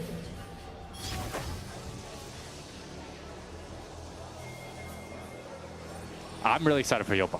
I think Yopa, when I played against him back first in 2023, as we got a little bit of early cheese here, just trying to get the ward. He played in Koi, Fnatic Koi it was called at the time, and I thought he was pretty good. He played alongside Stand, and then he continued growing throughout 2024. He played with Vitality B, and that was when I really saw him start to come to his own. He's a brilliant Nyla player, one of the pretty much only ones. I've only seen him and Kalist really pull it out, and I think Kalist kind of got it from Yopa, as far as I'm aware. And I just think he brings a lot of uniqueness to the league with his picks, that he's willing to play a lot of like Ziggs, a lot of Nyla, the champs that many other ADCs aren't willing to do, while also just being mechanically very good. And as Mickey said in their live video, I think he's improving really, really quickly, and I'm excited to see how he'll level up as time goes on. Yeah, I'm ready to see it as well. I do think, though, it's hard for me when your biggest selling point is this crazy champion pool when he's playing Yunara in Game 1. It is. It's an ADC role. You know, you're gonna pick Yunara. You're gonna pick Yunara. It is what it is. And especially, it's not fearless, and you're playing with leaders, so you're probably gonna always give him pick later. So we'll see how many chances he really has to express his unique champion pool as Wonder.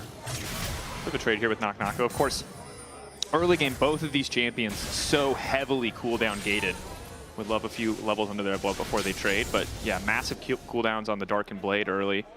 So every 15 seconds or so they get to fight a bit, and then it's back to their respective sides. As we see Skeens clearing pretty quickly on the Jungle Jace. And this is something I have not seen in any of my games. I've seen it so many times. Yeah, talk to me about Jungle Jace. It's just disgusting, honestly. I don't think there's like anything to say. I think anybody like, what does it do? Give me some analysis. I think imagine top lane Jace. Yeah. But he's running around the map, and the way he ganks you is he just shoots a shock blast, and it does 500 to 1,000 HP.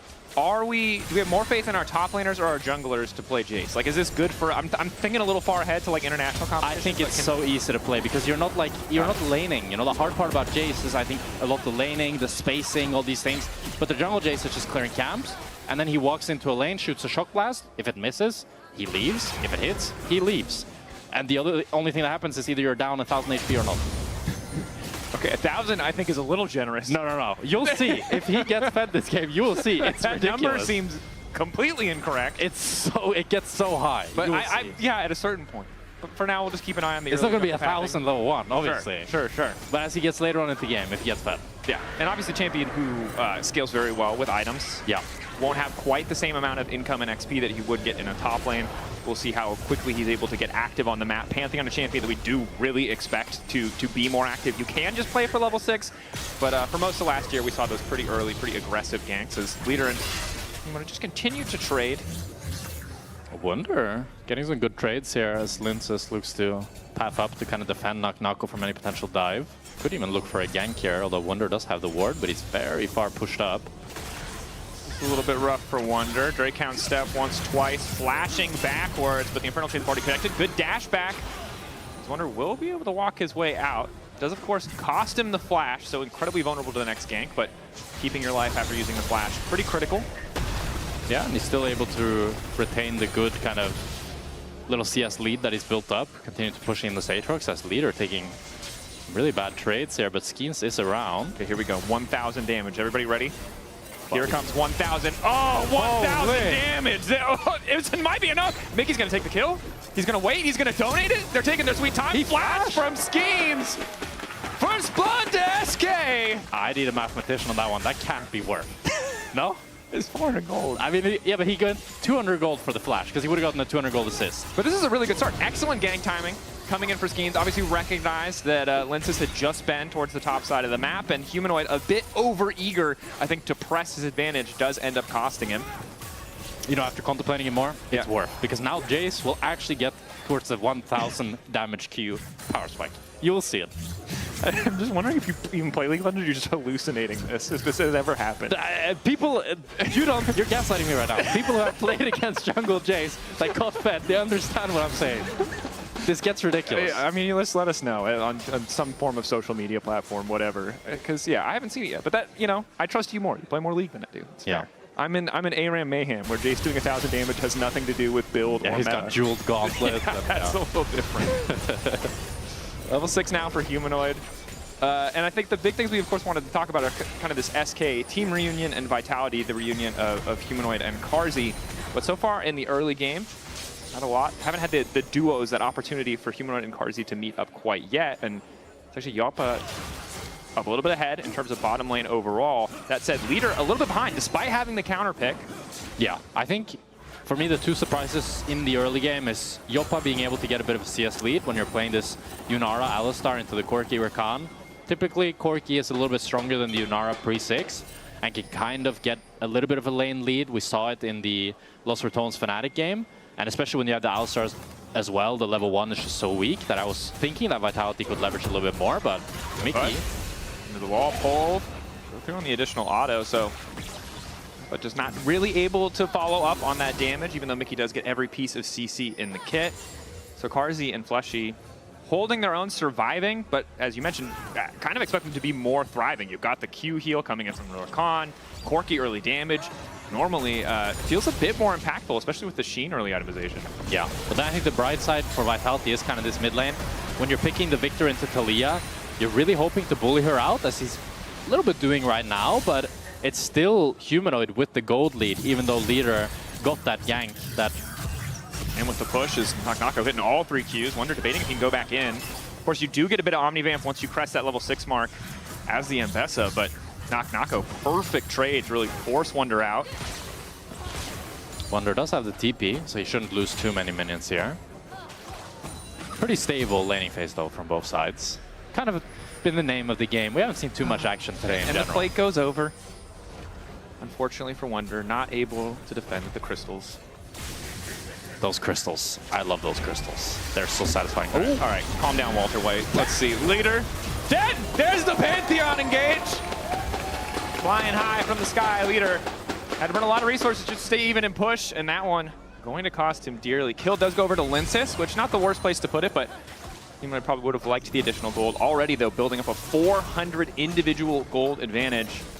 It's a great punish by Linces. Just ults, flashes, makes it so there's no counterplay for Leader, as Leader's kind of walking up, trying to cancel Humanoid's base and just be annoying. And it ends up being his demise. And with that, it helps Humanoid now generate a little bit more lead, as he can now continue to push in mid lane. And you kind of gotten past, I'd say, the worst part of the laning phase here for this Taliyah. As you continue to get more and more CDR, Taliyah can just queue the wave and just kind of be this chill mage that just roams around and always has pressure with her ulti. And I think this is one of the reasons that people are so excited about this particular version of Vitality, is that Humanoid is a player who has, I think they're mixed opinions, you know, of how he is outside of the game. But when he's playing, when he's really performing, we know how phenomenal he can be. And a lot of his best moments are alongside Karzi. Of course, this duo, just so many games. 161 games played together, the entire Mad Lions era, now reunited. Some of you excited for the gameplay. Most of you may be excited for the tweets. It's a lot of good tweets. Good is a word, most certainly. Explicit is probably the other word that I would use, but not my particular cup of tea in this case. Sometimes you want to know less about people, and that's kind of how I feel about Karzi and Humanoid sometimes. Although I want to know more. Don't say, brothers. I can't reference. Well, I'm happy that they're back together. Yeah. So Yeah, back on track. Back on track. not all of us can be SK fanboys. Whoa. I just want. I have. Okay. In my defense, hold that thought. Wonder might be getting solo bullet. Knocko. Clap it. We saw that. Is this the same clip? We saw this 30 seconds ago. This is Aatrox Ambessa. Oh, Nope. wait a minute. Okay, this time he dashed backwards.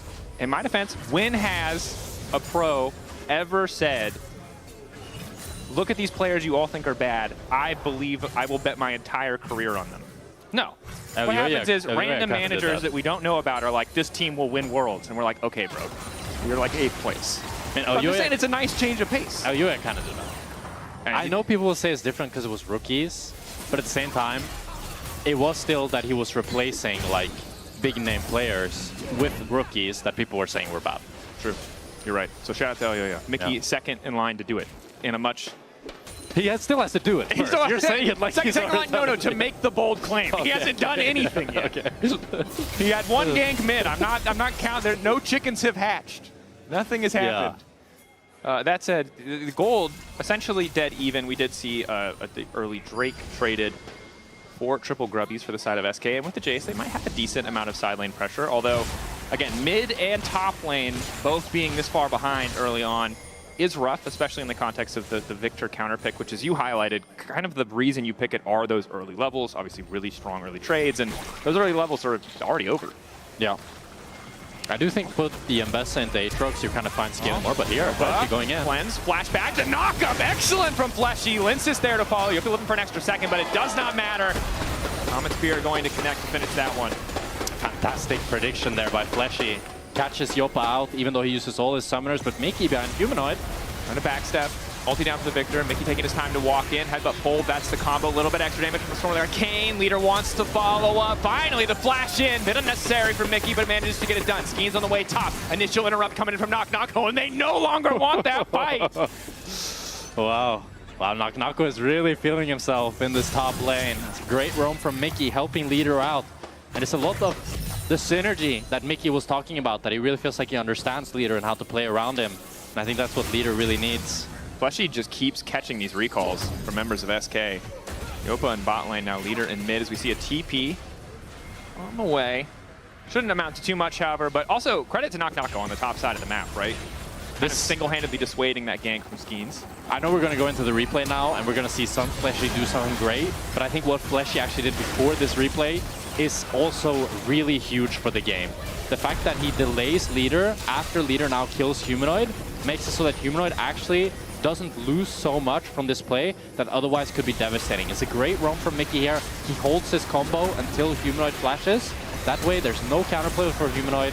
Leader flashes it to Leah W, and it's just an easy kill. And this is where, if Fleshy didn't open mid lane there, cancel his base, you'd see that Humanoid would be down in CS, but he's actually still up 20 CS, still up 300 gold, even though he's 0-2. I mean, excellent support, and you can see from Leader and Mickey as well, they burned so many sums in that sequence of plays. Now, the good news is Blackfire Torch is completed, as Wonder now in trouble, trying to dash his way out to safety. Public execution not quite there. Lince is now on a killing spree. SK trying to fire back on the bottom side of the map. Karzi flashing out to safety. Stun connect from Mickey. Skeens! The shock blast, not quite 1,000, but enough to secure it.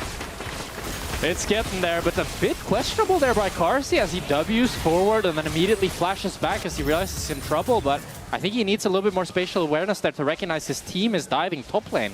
He's on the weak side, he needs to chill more, but SK, they're able to punish, they get some plates, they get some gold into Yopa, and it really feels like Yopa and Skeens are their two kind of big players here that they're able to invest a lot of gold into, but that is a huge... That's so much. Look at that number in the top lane. 1.4k individual gold advantage. Right as Wonder's completing that first item, Knocko had his ages ago, well on the way to the second. It's a full level ahead as well. This Aatrox, it's a big problem. We'll see how SK can deal with it. One of those champions that can just be so tricky if he is able to find that flank. Wonder. Oh. Karzi is playing with no fear as he has Linces behind him. Linces moving in. Ulti not going to do anything for Wonder as he goes down. SK looking for Clean pickup on the side. Nako now going to be in trouble. See if he can now play this one. Ulti to get the move speed to try to make his way away to safety. Huge healing coming in. He needs one more auto to get it out. Not enough to keep him standing. SK able to grab a kill on the top side. It's valiant effort by Nako there, trying to flash away and buy as much time as possible. But there's just too much damage, especially on this jungle Jace. Wow. So much damage. If we leave this cast and I find out that no one has ever played this book and you're the one gaslighting me, I'm going to be so upset. Yes, Jungle Jace doing decent damage. Credit to Nako. Sunder Sky obviously nerfed a bit, but healing wasn't enough to keep him all the way topped up, all the way healthy there. So, bit of gold back. Nice to have the shutdown. Fortunately, though, Yopa not really able to hold on to the gold lead that bot lane was building up. Leader has got a little bit, but overall, Vitality just feel like they're getting a bit more out of the trades across the map.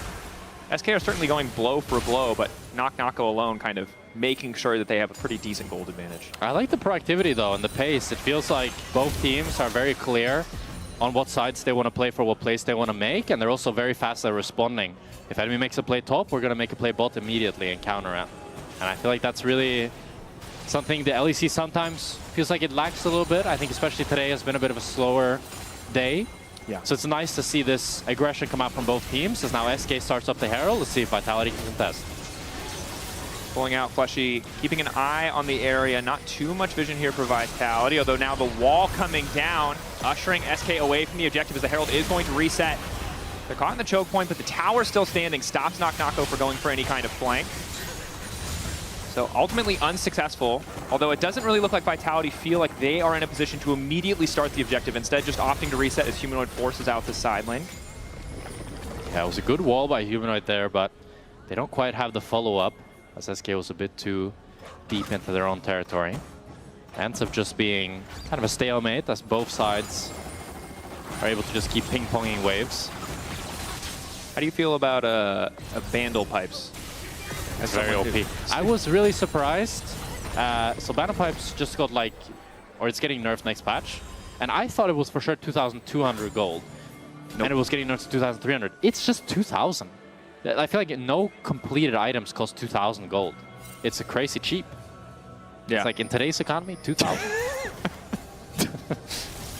Finally, something affordable. Yeah. Made for the people. Immediately gonna get nerfed. Okay, we see how it is. Okay. Finds an angle, doesn't get any initial damage down, but Fleshy now trying to chase and follow. Mickey looking for the interrupt. His leader's living for a damn long time. Humanoid forced back. The stun from Mickey still manages to connect. In goes Scheme. So much damage to follow with the public execution. Now Linsis, the one who's caught out Vitality a bit over eager, but Cardley finally arrives to the fight. Still, Mickey unbreakable as Linsis tries to get out and manages to get shut down. Yopa finding the kill. Vitality on the retreat. The Vitality bit off too much they could chew. SK are faster to collapse, and they defend Leader with their lives as they take down 3. Wow.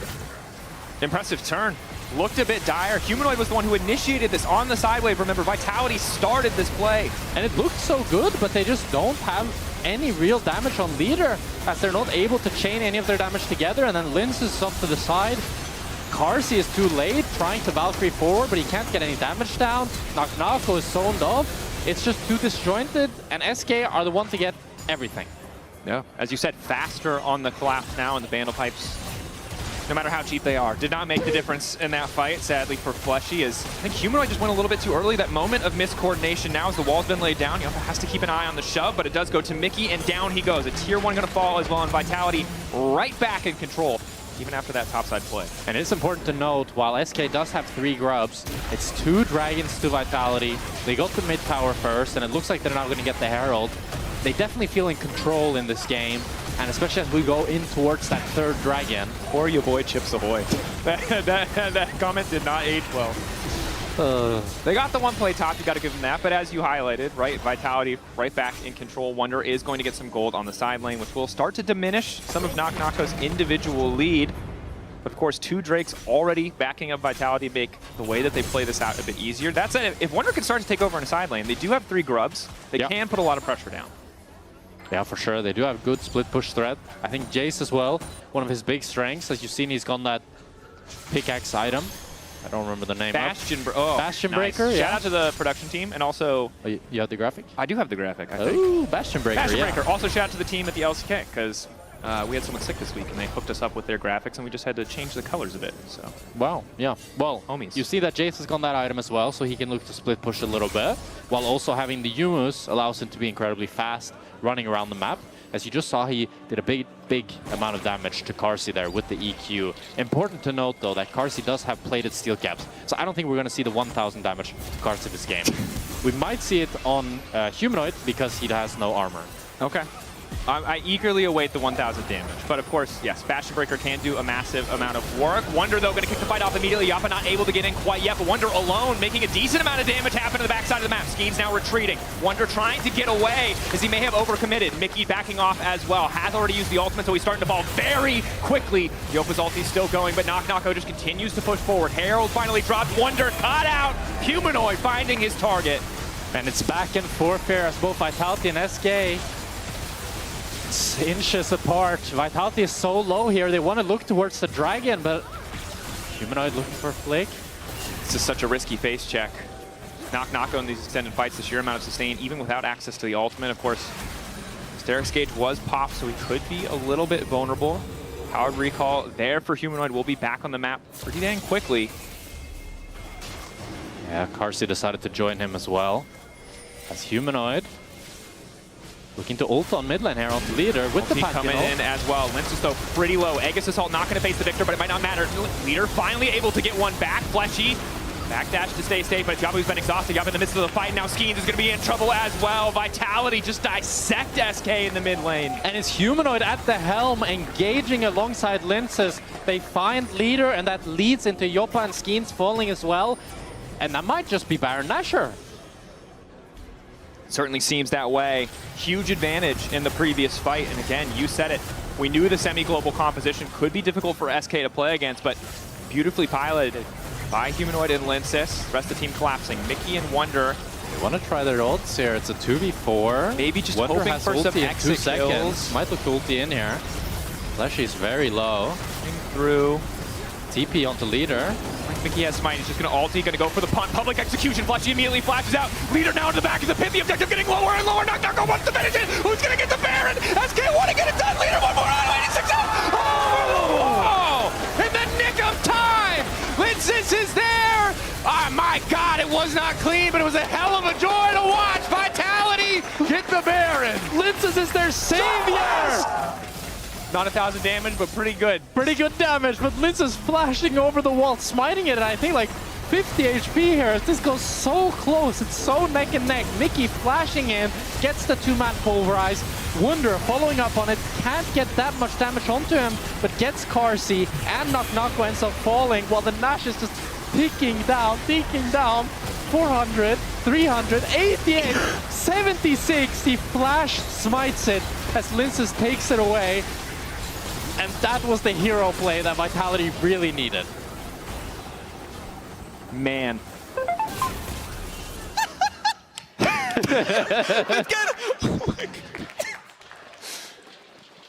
That was so close, actually, for that. It was very close. It was very close. Shout out to Linces. That was a heroic moment. A little Captain America jumping on the grenade, or in this case, the really bad Baron. But they get it, and frankly, that's all that matters. Well, it looks like they're going to fight over this dragon, though. Decent shot blast. Karsi chunked out. Yeah, some good poke here from Skeens. She'll engage is there, but Humanoid now zoning away most of SK. Likely that they just have to concede this now. It's Mickey who's been caught out. Blast Cone not going to do much, and down goes Mickey. It's becoming dire for SK. 3 Drakes for Vitality. Mickey dead now, as they can siege with this Nashor for still nearly 1.5 minutes. 5 versus 4. We'll see what they can get. I think they can at least try to break tier 2s here. I don't think they can really get any inhibs, but they should be able to grow their gold lead quite a bit, especially with Christialis on the towers. You can see they take these very, very fast. That they do. 3 Drakes as well makes the rest of the game pretty easy in terms of how you want to plan out around objectives. That said, Leader has been power farming a lot for the last few minutes of the game, finally ahead of Humanoid in terms of overall gold. Of course, the only one on his team, as Knock-Knocko as well starting to recover his lead. Wonder finding the catch out of the Knock-Knocko, a little bit extra healing coming in, but down goes Knock-Knocko on side. That's going to cost him a bit of time on this Baron. Only 30 seconds left means they can't play for that last wave, although with the rest of the team resetting, I don't think they were planning on doing too much. Yeah, it's a bit messy. Knock-Knocko wanted to stay a little bit longer, ends up going down. But it's not going to result in too much, as you said, Ray, because they were already kind of finished with the Nash. It just means that that Nash Baron power play is plus 500 gold, not exactly game-winning. So it really, really comes down to this next fight, as both Baron Nashor and the Soul is going to spawn nearly at the same time. We'll see how the teams set up for both objectives. Skeen's now 3 items. Yeah. Slowly closer to 1,000 damage Shock Blast. But I think that observers are very smartly highlighting the AD carry, because as fun as the Jace is, I think a lot of pressure is on Yopa in these fights to really, I mean, deliver kind of on the commitment when you pick up Yunara. You need to be that late game carry. It's a bit tough in this team composition. As we mentioned before, there's not necessarily a ton of defensive tools available for him. Yeah. Doesn't have the mobility without ultimate that Karzi does either. And the fear of dashing your Humanoid or Linsis or even Knock-Knocko does make it pretty tricky. Definitely be a tough game for Yopa. I think a good way of thinking about it is Skeens is kind of the carry before the fight starts, as he's just going to be poking from range. And depending on how much damage he can deal, it will really impact how the fight goes. While Yopa is the carry in the fight. Once the fighting actually begins, he's really the one that we're going to look at and see how much damage he can deal, how he can position, how he can avoid these threats from Vitality. And Fleshy and Linsus seem to have kind of had his number throughout this game, so we'll see how he can play around it going forward. SK moving on blind here. He just barely able to make it out of that Unraveled Earth. Decent bit of poke traded. A lot of that is just coming from Skeens. The damage starting to stack. Again, without vision control, it's tough. I think the perfect world for SK, when you talk about the Jace just being able to chip away at health bars, is kind of the classic League of Legends, just push mid-waves back and forth and trade vision. Yeah. SK, though, are a little bit behind in terms of overall vision control. You can see how deep the wards are for the side of Vitality as they try to just make sure that they can choke out this SK lineup. Yeah, it's really nice topside control here of Knock-Knocko. On a ward. ward. Q1 gonna hit. We'll make it out of the Infernal Chains. Knock-Knocko is maybe overstayed, but neither side burning any major cooldowns quite yet. I think both sides really feeling the tension now, just waiting for that next major objective. It really feels like the game will be decided. Yeah. An opportunity, obviously kind of change the story of the game for either side. Humanoid has been dominant in this mid lane matchup for so long, but a good fight from Leader could change the story. And it was Karzi falling behind earlier on, but now it's him with the lead. Wonder this time looks like he is going to get caught out again on side lane. Weaver's wall coming in as well from Humanoid. TP coming in, but it might be a bit too late. Wonder goes unstoppable for a brief moment to get away from the knockback, but he's already dead. Can't stop the damage. Knock-Knocko now going to be in trouble as well, but he does still have the flash to take him away. Leader trying to finish the kill. The Q auto, not enough! As Mickey's in the back line, but there's just no follow-up. Humanoid going in. Knockback doesn't quite hit. Leader goes golden for a brief moment, but Linz is already backing away with the Aegis Assault. Humanoid pulling away as well. Karzi punted back, but Mickey doesn't have the ulti anymore. One more auto, and down he goes. SK still in the fight, but losing members left and right. Yeah, Vitality end up getting 2 picks here. They're looking towards the Baron Nashor. 5 versus 3. I'm not sure if SK has any chance at contesting. Maybe if Skeens can land a big shock blast, but it looks like they're just gonna have to... Oh, they're actually not deciding to go for the Nash. They're prioritizing just basing for the Soul. Ocean Soul, pretty impactful. Again, especially against the Jace. You do also have the Talia and the Corp here pretty reliably going to be able to proc it. Don't want to risk another flip. And if you saw the first Baron, I think you can understand why. Admittedly, Linsis is alive this time, so, and as GA. So it should be a bit safer. Yeah, this feels like the easy option. SK wants to try to contest with the Nash, but they're very late here. Dragons are a bit more tanky, but Linsis and Human are just so far into the game. It's a difference of a couple seconds. So the window of opportunity for SK to make something out of this, Vitality's kind of attention split is now completely disappeared as Humanoid thinks it's entirely a bluff. Doesn't even have TP. Does have access to the ulti, but it's just going to move bot and push out. Yeah, it's a great play by Humanoid here, continuing to push in bot. Forces SK to kind of recall here and drop their Nash vision slowly, as Vitality now, after with Linsis resetting, will open back up towards this top side. And now with the Ocean Soul, their goal is really to choke out SK completely out of this top side, start the Nash, and ideally end the game. Should be a pretty easy position to do it from now with Ocean as well. Pretty impossible. Again, we talked so much about what Skeens can do to chip away to kind of make these fights favorable despite the lack of more reliable engage tools, but with Ocean, with Baron, yeah, the poke just isn't going to matter. Wave clear when you have something like Victor on your team is good, but it'll be tough for SK to survive another Baron. Yeah, we'll have to see. I think it's really all on Mickey and Wonder to find some great engage. Because as you said, the poke is not really going to stick. So then it's really about finding a 3-4 man pulverize or a great embezzle to catch out the carry. It is tricky though. Again, luxury items are there for Vitality. You've got the defensive options picked up. You've got the Seekers. Even Locket. Obviously both sides have the Locket, but Locket is on a against crazy champion. flank here. Just puts down the ward. Both supports are looking for some creative plays. But how long are they willing to stand in a random brush? That's the real question. The Sven brush. You remember that one? You remember that one. I was more thinking of the Hylissang and this brush right here for like a minute. Yeah, the Hilly has some classics. Classic. Yeah, classic. Just live there for, I don't know, he must have signed a lease or something. Now Vitality finally getting control of this top side. And I will say, I think that we talked early on about how this game did feel like it was playing at a bit more of an aggressive pace. Yeah. It has slowed down significantly, but I think that's just because we're in the end game where a single play will decide the game, and that might be this play right here. As Vitality have started the objective, Phalite picked up, Wall coming in from Humanoid to try to split the team off. Mickey moving over, but lost Celestial opposition to the wall, it looks like, as Mickey tries to get something done. Baron already down. SK betting it all in this fight as Fleshy tries to go out. Public execution to the backside of the fight. Yopa untouched for now, but he's not really able to auto-attack quite yet. A little bit more damage onto Humanoid. Humanoid finally going to go down, but just barely as Olsen starts the body block. But it looks like Yunara might be ready to take over. Never mind. Parzi is there. The damage is there.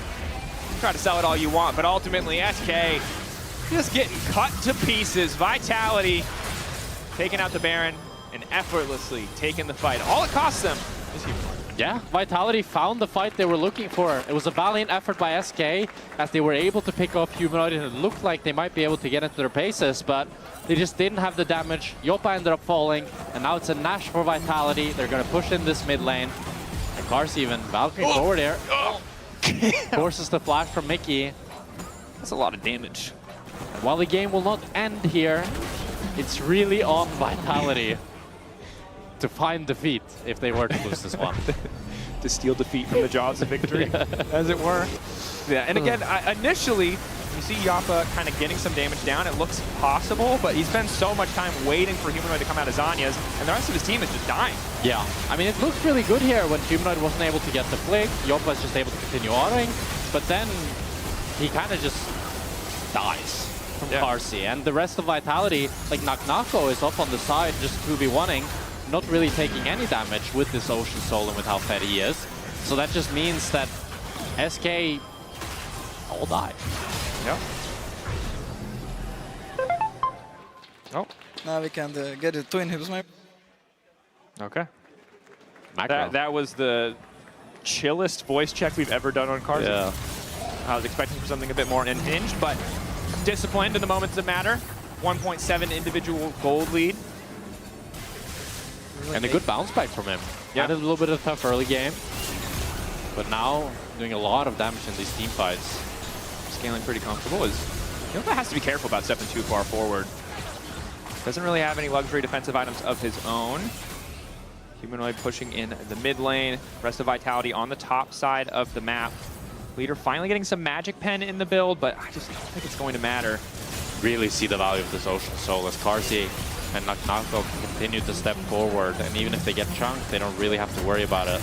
Mickey going in, forced to ult early on. Fleshy now going to fall, finds the two-man knock-up. There goes Karsi! Instantly everybody dies! Vitality! Clean combo. Fleshy playing damn well this game. Quick to punish those initial engages, those overconfident engages. Of course, for SK, it was hard to find the right angle. They chose to look anyway, and Vitality back and forth in the early game, but ever since that first Baron, even though it was messy, they have been in full control. And what a game from Fleshy. He was my biggest question mark with this roster.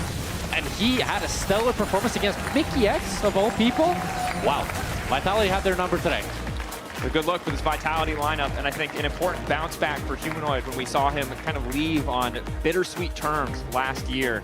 A reminder of what this guy looks like when he's performing, because it really was him and Linces driving the early game. Yeah. Fleshy and Karzi coming online a little bit later, and then also, of course, Nako in the 1v1. I mean, Nako looked comfortable. Nako looked super dominant in that 1v1. We kind of forgot because there was some question marks in the middle portion of the game, but that early game, he was cooking. Of course, you can vote for your players of the game, Linces, Humanoid, or Karzi. All solid options. Hugs all around. Sad to not see Fleshy, but I guess that's a support lifestyle. Yeah. No, you do it for other people, right? Yeah. You make others shine, so you stay in the darkness. Okay, Batman, like, saying what? Stop. There we are. And honestly, I was really curious to see how this game was going to go. And I'm excited for the upgraded version of this team Vitality. They were already on a bit of an upward trajectory last year, although I don't think they could quite make all the pieces work with how many changes they had to do in the middle of the year, with Fleshy kind of coming in towards the end. Yeah. Now it seems like they've just picked up right where they left off and on a road to get even better. Yeah, I wonder if this was maybe what they needed. It reminds me, when I won EU Masters with Heretics, all we changed was our top laner, and we were 8th the split before, and then suddenly with one change, that was all you needed. No, sometimes that's all you need. You need one player that kind of changes the dynamic of the team and makes everybody group around them and play better. And I think Humanoid can be that leader. He can be kind of that captain alongside Karzi, even though they like to troll a lot. I think they really can be the pivotal points for this roster. I think putting them together is a surefire. It's a path to something, and I hope that something is success, because they seem like they're on the same page. They're united in many parts of the game, but that's enough from us. Lore is standing by with Humanoid. Let's hear what he has to say. Absolutely. Humanoid is back in the LEC. Thank you so much for joining me. I couldn't talk to you before the game, so I want to follow up on this. Wonder was saying that you and Karzi haven't been good since 2021, and I want to show you the reaction you had to that statement. It's going to appear right here in the wall in just a couple seconds.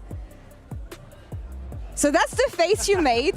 Well, I mean, I was just when he called you washed. So anything you want to tell him now? I was just eyeing him down. I mean, I knew when they saw us walking with balls full of confidence on stage, they were already scared. Yeah. I knew we were going to win from that point. It was a game of League of Legends, of course. Not a clean one, but I don't think we could expect a clean one between I can't hear anything right now. It's fine, it's fine. The fans are excited about their team coming on stage. I hope we're going to be able to conduct this interview. One question that I wanted to ask you. Karzi has been tweeting a lot of filthy things on social media about missing you. How happy are you about being reunited with your work wife? I am not happy at all. No? I mean, I knew he loves me for a long time. I mean, he was begging me to come back. Yeah. Yeah, but when I play with this guy, I realized that, yeah, I remember why I left. So it's just a one-way relationship, I guess. It's I mean, he kind of loves me, but I don't love him, so he's kind of sad because of that. But oh my God. Yeah. Love life has ended between these two. Last question I want to ask you here. You left a bit abruptly last year, I feel. How much of a different player are you with the break that you had, the time you had to reflect? What is this new Humanoid that we're going to see? I am exactly the same as I always was. Okay. I'm just going to shitstorm everyone from now on. There you go. That's what we want to hear, Marek. Thank you so much. It's a pleasure having you again here in the LEC. That's all for us here. I believe you heard the fans. The next game we're going to have is going to be KC versus KCB, so stay tuned. I'm owner of you. You're owner? I own you. I legit bought you like a big grocery, bro. Luckily, Fnatic was cheap. Gallion no flash. No. Look Pantheon, look Pantheon, go ahead, Pantheon. Combo in one. I have combo now. No jump on Corki, no jump on Corki. Ajax is on. He flash. Is this guy as well, maybe? I'm there in 2 seconds. I can take him. I can Alistar. Okay, you got it. Go on Victor, Look Victor. I'm double. Yonara's gonna come soon as well, okay? Care, Yonara.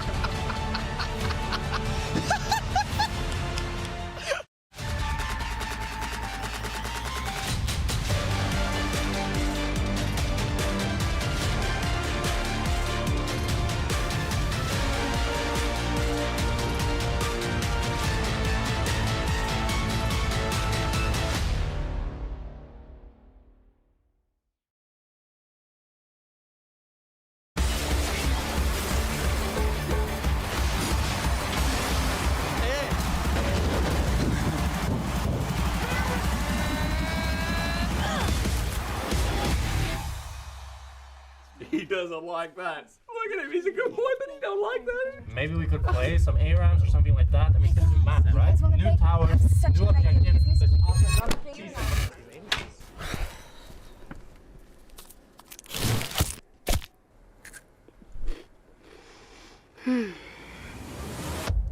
Have a break.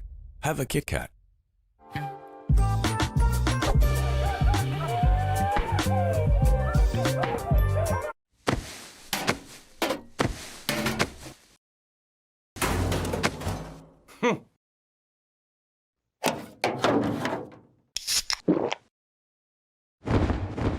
Red Bull gives you wings. Hey there. Every season starts the same way. Everyone wants to win. But not everyone prepares the same way. I can't wait to show you what I have in store. And trust me, this year, everyone's leveling up.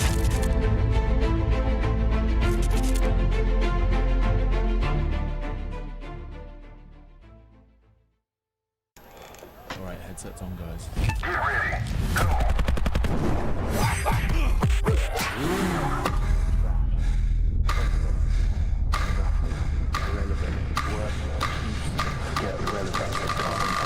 Get up.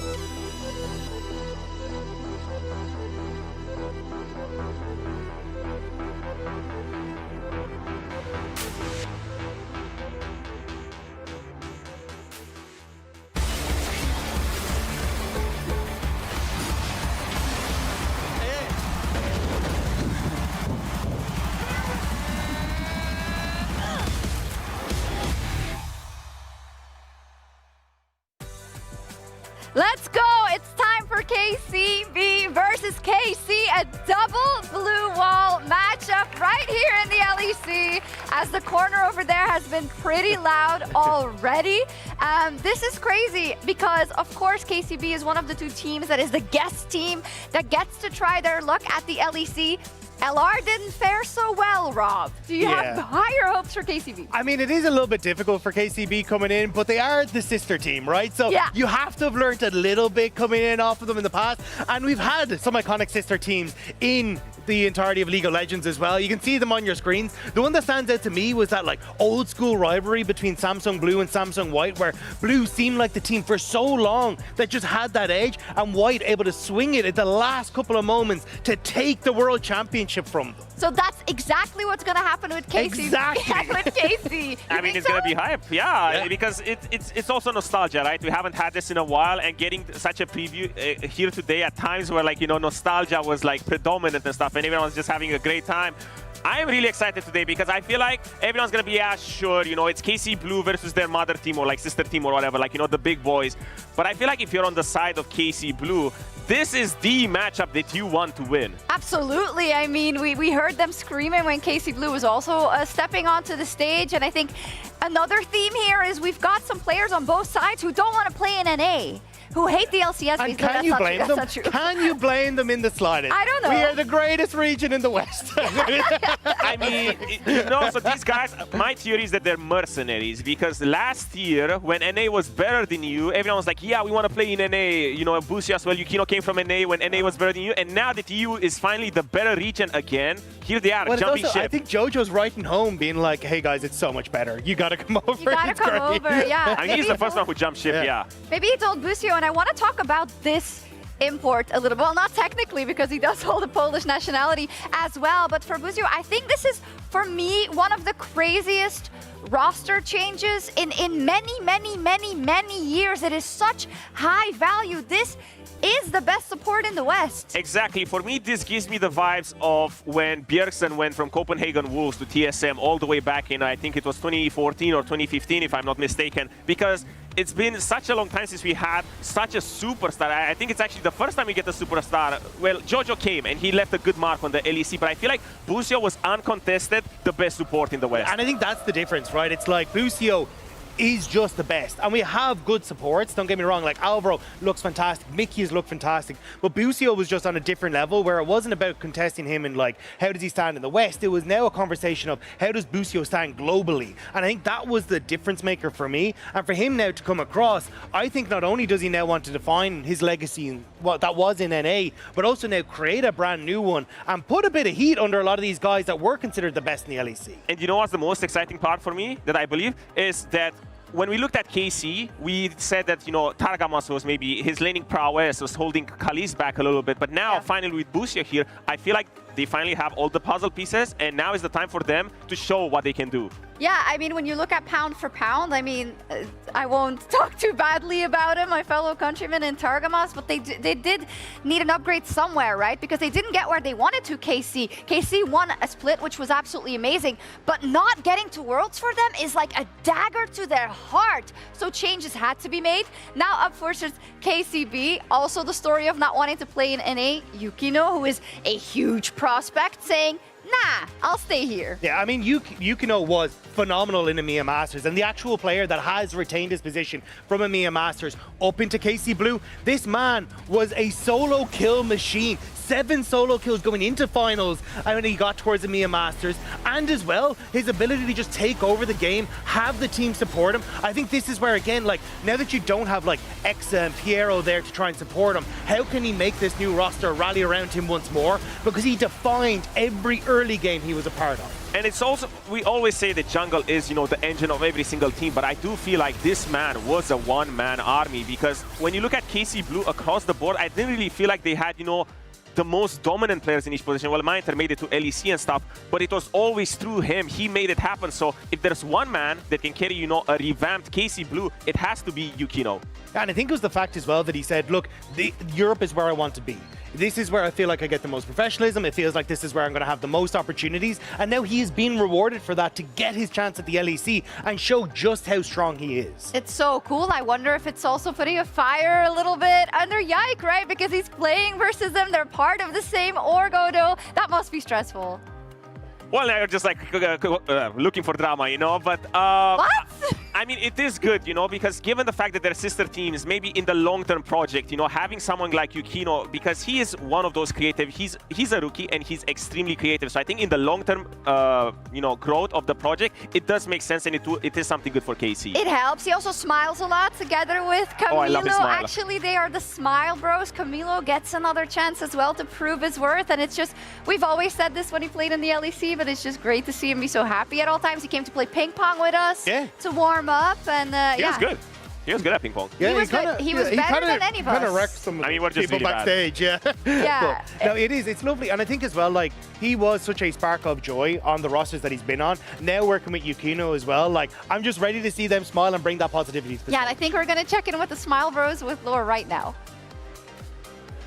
Absolutely. Come with me. I'm in the hallway once again, and I want to check on KC Blue, and I'm going to come to Camilo first because you're the player among all, I mean, not you, Baby Prime, but you have the most experience in the LEC. What kind of advice did you give your teammates before their first game? I mean, I didn't give them a lot of advice, though I would say that just as long as they don't play scared, I think if we still play aggressively like we usually do, we have our chances, and I think they should just have fun and play like they usually do. Yukino, first game in the LEC. Any words that you want to share before your very first time stepping on the LEC stage? I mean, I'm very happy to be here, and Yike better watch out today. Yike, watch out. It is KC versus KCB, and it starts right now. Let's get right into it. KC versus KCB. Academy versus the main team. And the KC fans, they're thrilled because no matter what, Karmine's winning today. True. Whether it's A or B, we will find out. Although I do think it would be pretty crazy if the Academy team wins today, especially with the roster that they have constructed.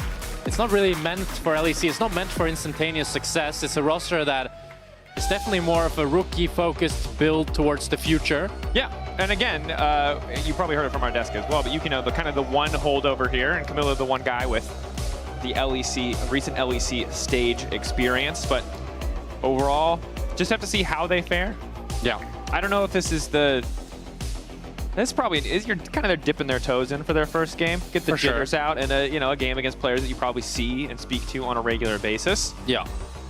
I think it's a good first test for them, and I think regardless of how their LEC split goes, it's, I think, going to be valuable for them because I think everybody can kind of see that this is not a roster that was built to win or to compete really in the LEC. You're here to upset. Yeah, you know, you're here to like strut your stuff, potentially make your mark, and then see how that converts when we look at the ERL scene, when we look at upcoming EMEA Masters, what they're going to be able to do on that stage, and if they can continue a legacy for the most part when it comes to KC, or KCB in the case of recent years of the EMEA Masters, of that dominance, right? Yeah. Outside of LR last year, which has kind of been a blip on the radar, KC was usually a team at the top of the list for, you know, most competitive in EMEA Masters. Yeah, and I think it's an interesting conversation because a lot of the time when we have rookies come into the LEC, we feel like if they're here, that means that this is like their one chance to shine.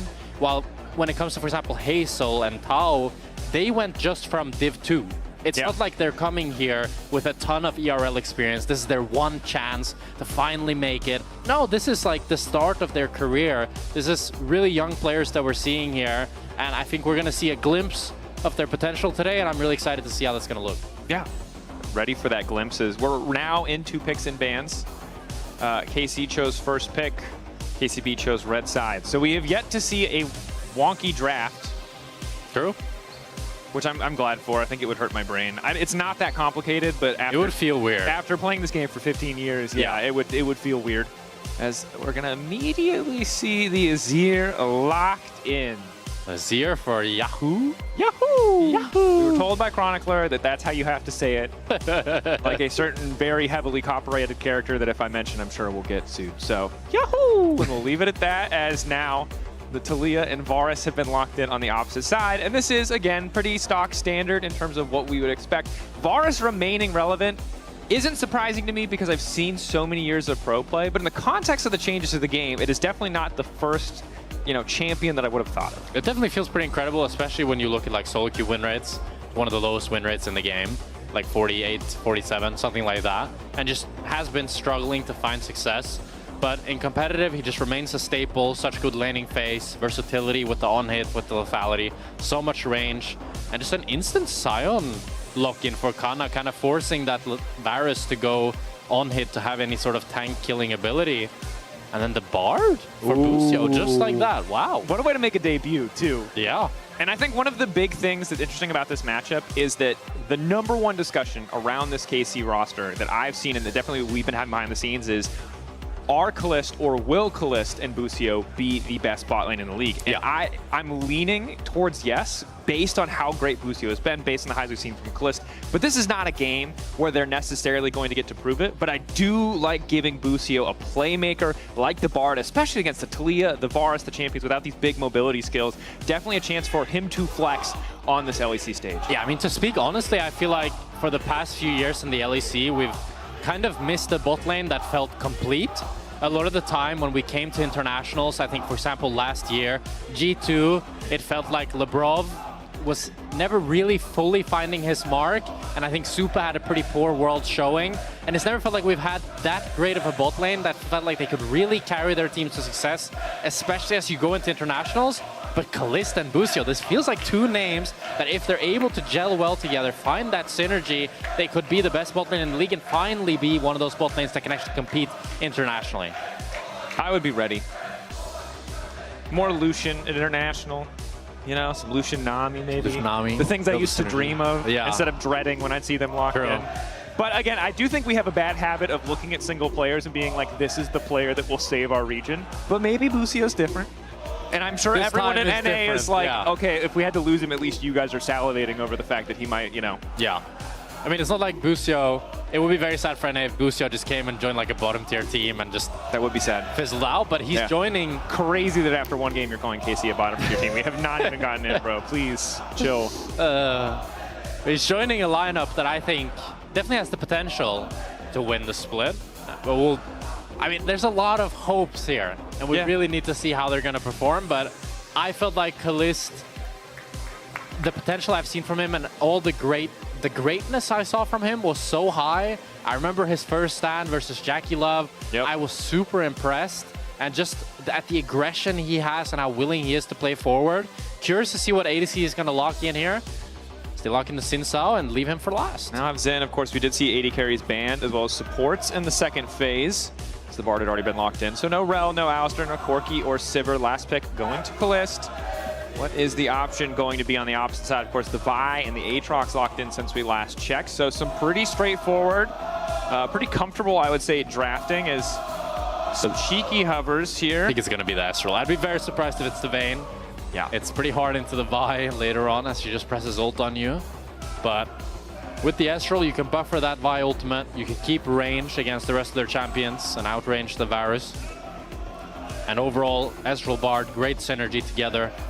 A lot of range there and a lot of pickup potential. As Primus hovering the Seraphine. I think he's just trolling a bit. And he's just going to look in the Nautilus. Nautilus there. All right. Straightforward, pretty simple. Looks like a comfortable draft from the side of KCB. A little bit more spice on the side of KC with things like the Bard, but against so many immobile champions, you can see why the option would be there. Early aggression is coming from Yike and Kana on tanks. Something that we, the big kind of epiphany for KC last year was getting Kana off tanks. This year, they're putting him back on, trying it out again, seeing how it fits. Yeah, I mean, it makes sense. If you have a bot lane that can snowball hard and actually really play for them, then putting your top laner on tank is kind of just a known recipe for success. Also, as a side note before we get into game, shout out to all the KC fans here, because normally they're contested, and they will now have to cheer for every play that happens for the entire game. So I hope we sell throat tea and all of that stuff at the concession stand. Gonna make a lot with that. Yeah. But it's very interesting to see the Bard. I'm really excited to see it. It was a contested pick. I remember at Worlds. What if they have the same coach and he walked out and shook his own hand? He just stood in the middle and dropped to both sides. What a good draft. Hey, great draft, bro. Great draft. Great draft. Thanks, me. Looks like we have a bit of a pause here. You're supposed to wait till they tell you to say it, but I respect it. I think we all saw it on the screen. Did we? I think that's... Oh, did we? Camillo's screen was paused. Production has informed us that Bard is Busio's best champion. Actually, you know what I would really love to do, which we can't do, is just call in Azael right now. Because I don't think people appreciate this. Shout out to Azael. He was the biggest Busio salesman on the face of the earth. Really? And it got to the point where it was like, bro, we know Busio's really good, but if anyone spoke ill of this man, he would shut them down. Wow. And so much of the success that Busio had last year in the development that he had to player was, I think, that big level up that comes at top level supports when you go beyond how do I place vision, where do I need to be, but the next level above that, which is where is their vision going to be? When am I showing?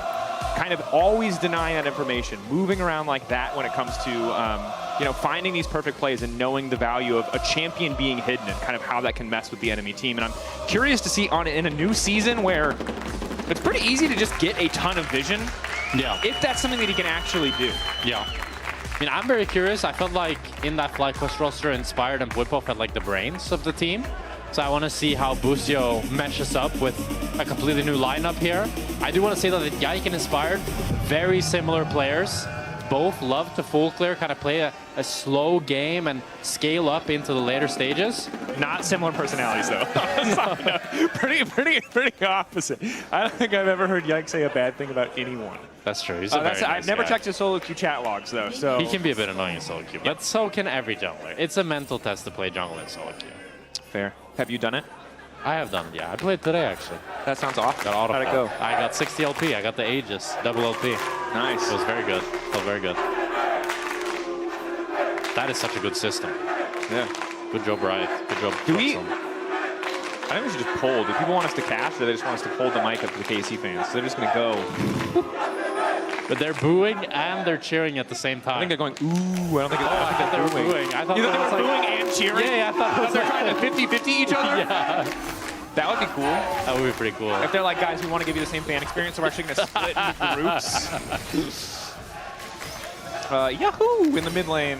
They got clapped on that level 1 trade. Kind of to be expected. Clearly level 1. Pretty oppressive. Miller warmed up with the ping pong. He's ready to play.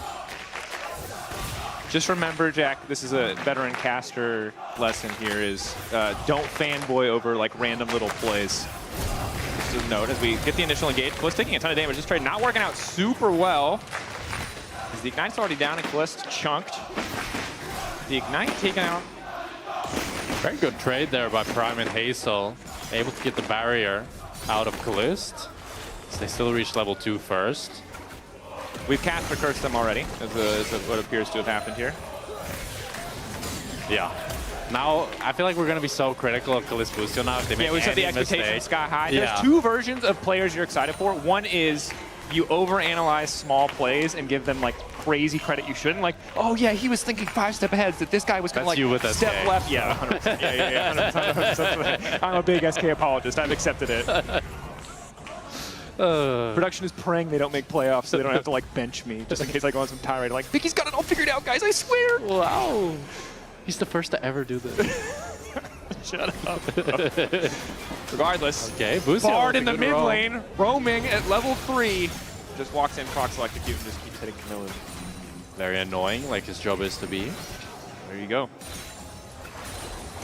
It's going to feel bad for Camilo as well, especially because he already used that teleport. And now Yahoo can TP back in the mid lane. Oh my god, I love this name is Yahoo. Yeah. It's going to bring me a lot of joy this year. Yukino able to get the crab. I think Yukino as well is a player I'm really, really excited by. Watched him a lot in EU Masters, and he looked really, really good. And he's very, very aggressive. A little bit reminds me a bit of 113, just with how he's willing to go for every play he sees and just try to kind of mechanically outplay it. And I know the community perception is not the highest on 113, but I was always very impressed by his instincts and how he was willing to do things that a lot of other junglers aren't, because I think that's really what it takes to make it. Yeah. You got to kind of push the envelope, right? Like the people who discover things in the jungle and find creative options, who see Kalist E-forward there, but he's a little unconcerned. 2 stacks of Blight as he procs with the Piercing Arrow. Yukino now moving to the top side. Kana does have flash available. Yukino peeps his head out and immediately leaves. Yeah, Kana just holding his space there. Not It's quite strong. Very interesting how actually with the Ignite. Normally not a matchup we'd expect to see it in at all, since very hard to kill the Scion, but he still opted to go for that just to have a little bit more kill pressure. However, it does leave him vulnerable now as you see Kana TP's back into that top lane and will maybe get to hold this wave. Does Or obviously gets a with, recall. you can get to lane obviously much faster, but yeah, that was one thing that we weren't certain about. We assumed that in pro play, TP would remain kind of the standard despite the changes with the role quests that obviously allow you to have access to the global sum later stages of the game. So I do think though in solo queue, Ignite just seems to be the way to go. Seems, yeah, correct. I would agree. One thing I do want to talk about KCB, and you kind of hit on it earlier, right, is that this is a team that is designed to scale into the year in a league that is not necessarily LEC. And so I really want to give them credit and kind of highlight just how young this team is. Because, again, on average age of the team 20.4, average age of teams in the LEC overall 23.3. These guys are babies. Per player, 10 games on average with the hook coming in, whereas per player across the league is like 156. This is an incredible contrast, and I'm just really excited generally, whether we see it in this game or not, to see how these guys function under this kind of pressure, whether it's pressure or a big learning opportunity. It is this very unique case that LEC Versus has given us that it's kind of hard to recreate anywhere else. Yeah. I think it's really exciting to see their potential. Camille here getting shuffled. Camille is now flashed to the side from Yike, wants to get in and steal it, but that's the objective secured by Yukino. Yahoo's stepping in, but remember, he doesn't have access to the ultimate. Busio waiting off to the side. First strike. Forced to walk away as KCB get the first strike. A big win for KC. B. I gotta say, KC's dominating this game. Yeah. No matter what happens, KC will win. And lose. It's a struggle.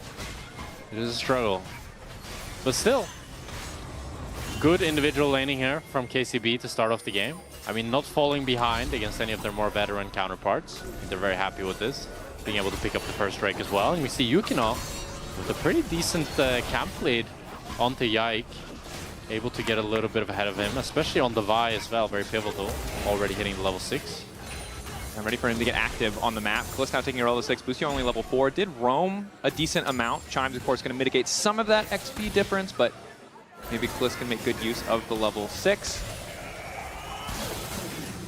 Hazel, pretty good hit rate on these Qs. Yeah. Oh, wow, also going to land. I'm now starting to back up. Aftershock already proc. Hazel's getting a little bit lower. That trade overall, awkward once you get under the tower. Yeah, Hazel had already used the Q. That's the ulti from Kliss. Doesn't quite connect. That could have been deadly, but Hazel now has access to ulti of his own. The problem there was Prime lands the hook, but Hazel's already used the Q. Doesn't have any follow-up. He's just not afraid to hook. Flash away from Busio. Q, ticking, Karmine, Camilo out of nowhere! The Smile Bros keeping it going as Kliss now wants to get a kill back. Prime ready to body block. KCB in the lead! But they're recalling a little bit too deep here. Camilo, nice sidestep. Faster while he's close to a wall. Trying to sidestep, trying to get tricky. Flick back, forcing the flash out of Kliss. If he makes it out of this. No way. Sidestep again. Getting tricky. Camilo. Oh, he's dead. Okay. Mystic shot hits. KC get their kill back.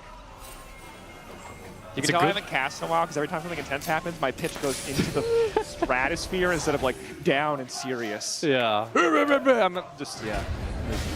Well, it's a really good aggression from KCB here as Prime continues finding the hooks. Hazel lands the arrows, and Camilo on the roam, able to pick up Busio. But then they decide to recall a little bit too deep, and KC has that crucial ward. Yike is able to spot everything that's happening and see if they're leaving or not. Kalista is forced to burn the flash, but Camilo is just stuck between the carries there. Busio. No? Ballbreaker is going to connect, ready for the follow-up, but Busio just barely able to make it out. Instant follow coming up for Yukino. With the cease and desist is Yukino now might be in trouble. Yike got a decent amount of damage. That is going to be the ulti pops. Yukino still hitting hard here. The pushback finally coming in. Yahoo finding his way into the midst of the fight. It's a close exchange. Camilo now involved as well. Needs a bit more damage. Front-end volley. Yahoo getting very low. The flick does manage to connect. Camilo gets him. Oh, good sidestep by Camilo there. He's going to get the Talia passive. Look to try to catch Yike with the flick. Let's see if he can land it. Extra movement speed. The flick. Hitting. Kamilu!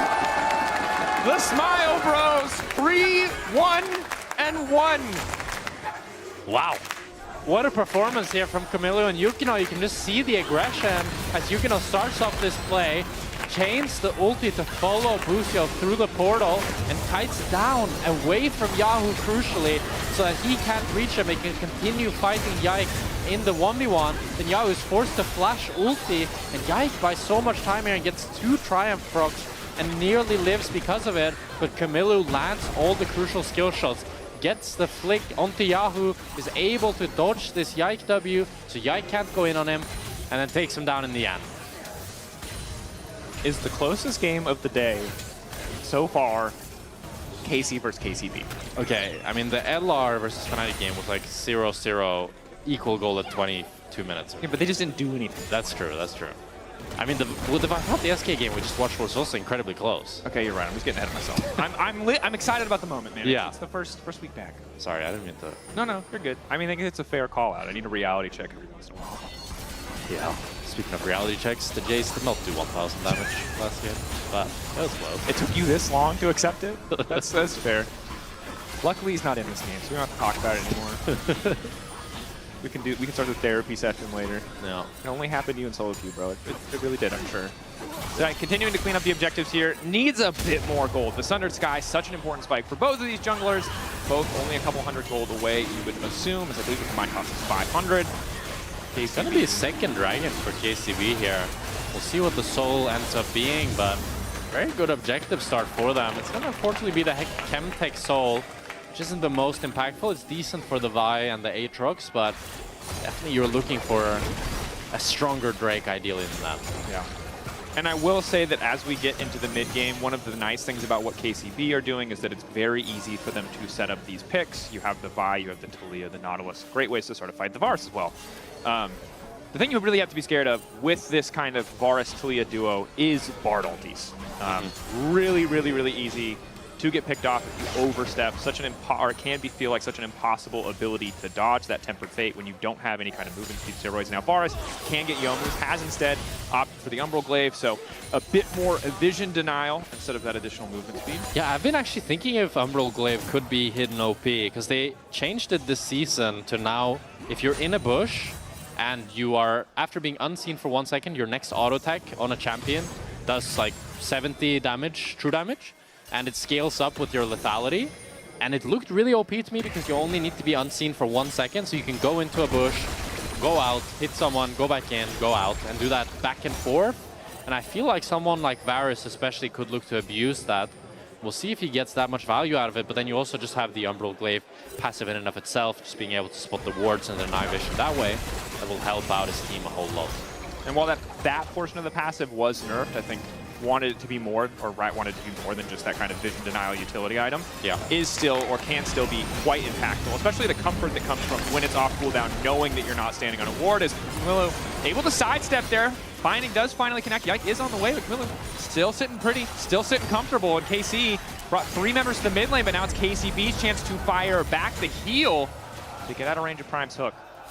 I like this aggression from KCB though. It really feels like Yukino is fearless wherever he goes. As he's running now into enemy jungle, looking to cut Busio and Kalist off here. Moving in on Kamilu. Extra movement speed not quite there. Yahoo wants the extra damage down. Kamilu flashing out. Yukino there to cover. True shot gets him! Sniped! The shutdown for Kalist. Great ulti by Kalist there to catch Kamilu out. And good punish by Yahoo. Kamilu used all his spells on the wave to try to push that in to roam to bot lane. But that let Yahoo dash onto him and bring him so low that the Ezreal ult could take him out. And need to see again if KCB can kind of keep up the advantage they were building earlier, because they're pretty steadily starting to fall behind in gold mid lane. The exception where Kamilu has that bigger lead. Top lane kind of really comfortable, even after this first item completion from Tao. And obviously Kalist, 2 kills, no surprise to see a gold advantage there. I do think it's important to note though when you talk about, we talk about veterancy. I think one guy I do want to mention on the KCB lineup is not Kamilu, who of course has that LEC experience, but is Prime. This is a guy who, while he hasn't made it to this stage before, has been grinding League of Legends competitive in Tier 2, Tier 3, wherever, since like 2015. Yeah. So no stranger, I think, to the pressure of a stage. See if it works out, though, because a perfect setup from Busio means it should be an easy kill onto Kamilu, but Yukino is there to body block, and Kamilu's making it out thus far. Yike might just fall down. Kamilu's still standing. Arrow over the wall. Good damage to follow. KCB not afraid to fight fire with fire. And the KC Blue are fighting back. They're getting all the picks that they need, as it's Yike and Busio that go a bit too deep, trying to take down the members of KCB, and they can't get them. And that's 2 kills. Now going over for KCB with 2 Drakes as well. Third one spawning in a minute, as Kallista's looking to roam all the way top. Instant ulti coming in from Kana. Flash away as Yahoo now goes into the bottom. Again, gets the pushback, flashes over the flick. Nice mechanics from the KC mid laner. Kamilu is caught out. Yahoo! Yahoo! He finds him. I mean, I was really hyped by Yahoo because when you look at someone like Poby entering our league, I thought Poby entering our league that he would be mediocre.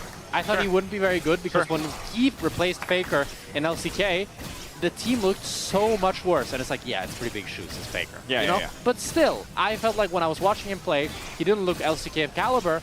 But then when he came into LEC, he had really good laning, really good fundamentals. And yeah, you could see that sometimes the language barrier made it hard for him to play as on the same page with the rest of his team.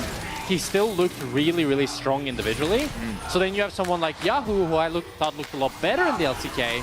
Him coming to our league, even though he's not the Chovy, he's not the... Oh, Busio's caught out here. Self-ulti to keep himself standing. Flick not quite perfectly timed by Kamilu. He's able to walk away, but they do get Busio's flash as well as his ultimate. Exchange for Kamilu and Yukino's ults. Right, when becomes landing doesn't hit. Flick doesn't hit. Oh, a travesty. Everyone on KCB saw the same play, but pushed their buttons at the exact same time, which led to, well, a bit of disaster in terms of cooldowns. Crucially, they got the Yike ult, but Yukino with no ulti as well. I think they're just going to have to drop this objective.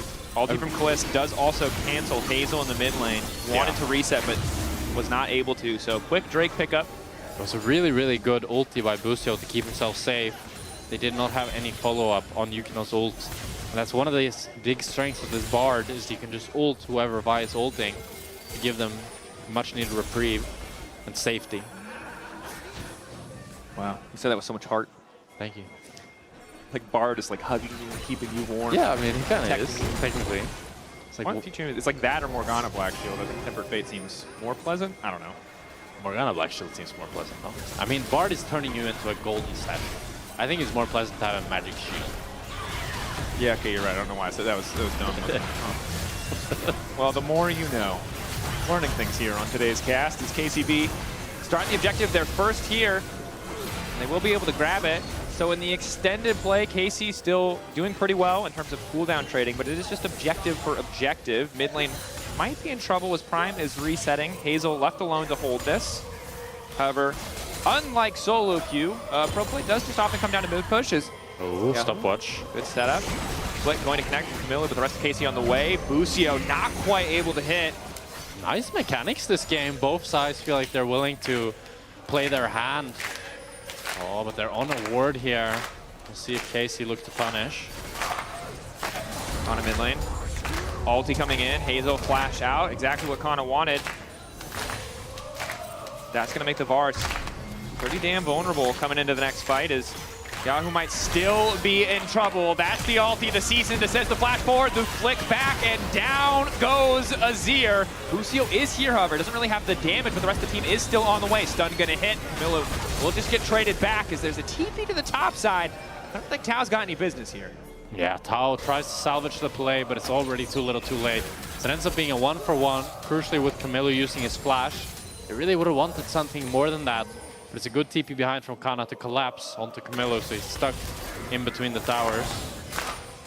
The gold lead is slowly building up towards KC as they wrestle control back of the game. Yeah. Gotta see, the KC organization's been playing fantastically this game. Yeah. They've also been responsible for all of the misplays. It's hard to know how I feel. How did they do it in 2014?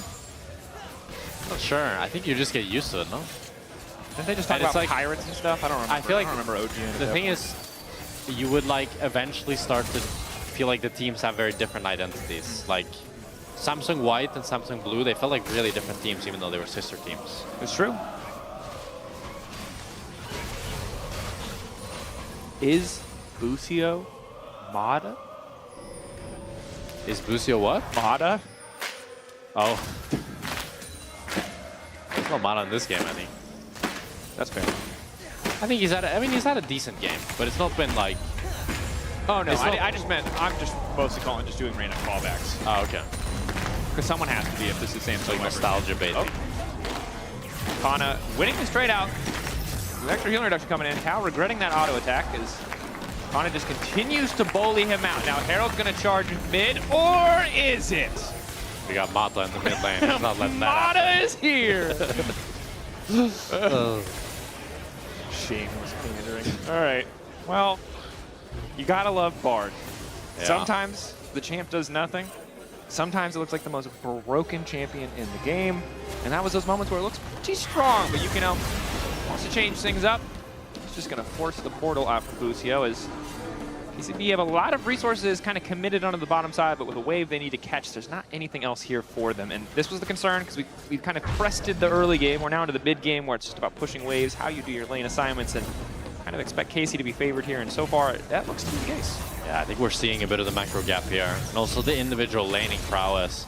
When you're picking this Aatrox into the Scion, you really want to bully the Scion more and eventually get to a point where you can be the one progressing on side, but it's been Kana's game all day as he's just able to continue pushing Tao in. He's the one getting plates. He's the one who just continues to be so damn tanky that Tao has no counterplay to him. And then later on in the fights as well, you have a lethality. Varus is going to be really, really hard to ever try to take down Kana. No, yeah, definitely. I think this is also one of the reasons that the Zen is going to feel so good, right? Is pretty much all of the KCB damage is longer range. Really hard for them to connect onto Yike if Yike does not miss position. KC maybe looking to follow up as the Scuttle Crab does go down. Dragon has spawned, would be third for KCB, second for KC. Engage onto Kana is decent, but again, he's just so damn tanky. He's built entirely armor up till now, and there's just not really enough damage from Kamilu to cut through that health bar. Yukino keeping his eyes on the objective as Tao's ulti starts to fade. Kamilu on the flank, but KC grouped up as 5. Busio and Kalist split from the rest of the team. Tao trying to go over, but he gets blocked by the wall. Q now coming through the full channel. Yukino gets cut out. Kalist completely untouched, but they do manage to take out Yahoo. Good ulti coming in from the Varus. Hazel connecting, but it's Kana in the back line. The Mush Hazel doesn't miss, but it doesn't take him out of the decimating smash by Pixels. However, it does not matter. Kana grabs that one. Tao still going. Kalist going forward, and it just does not matter. KC taking out KCB. They'll get the Drake.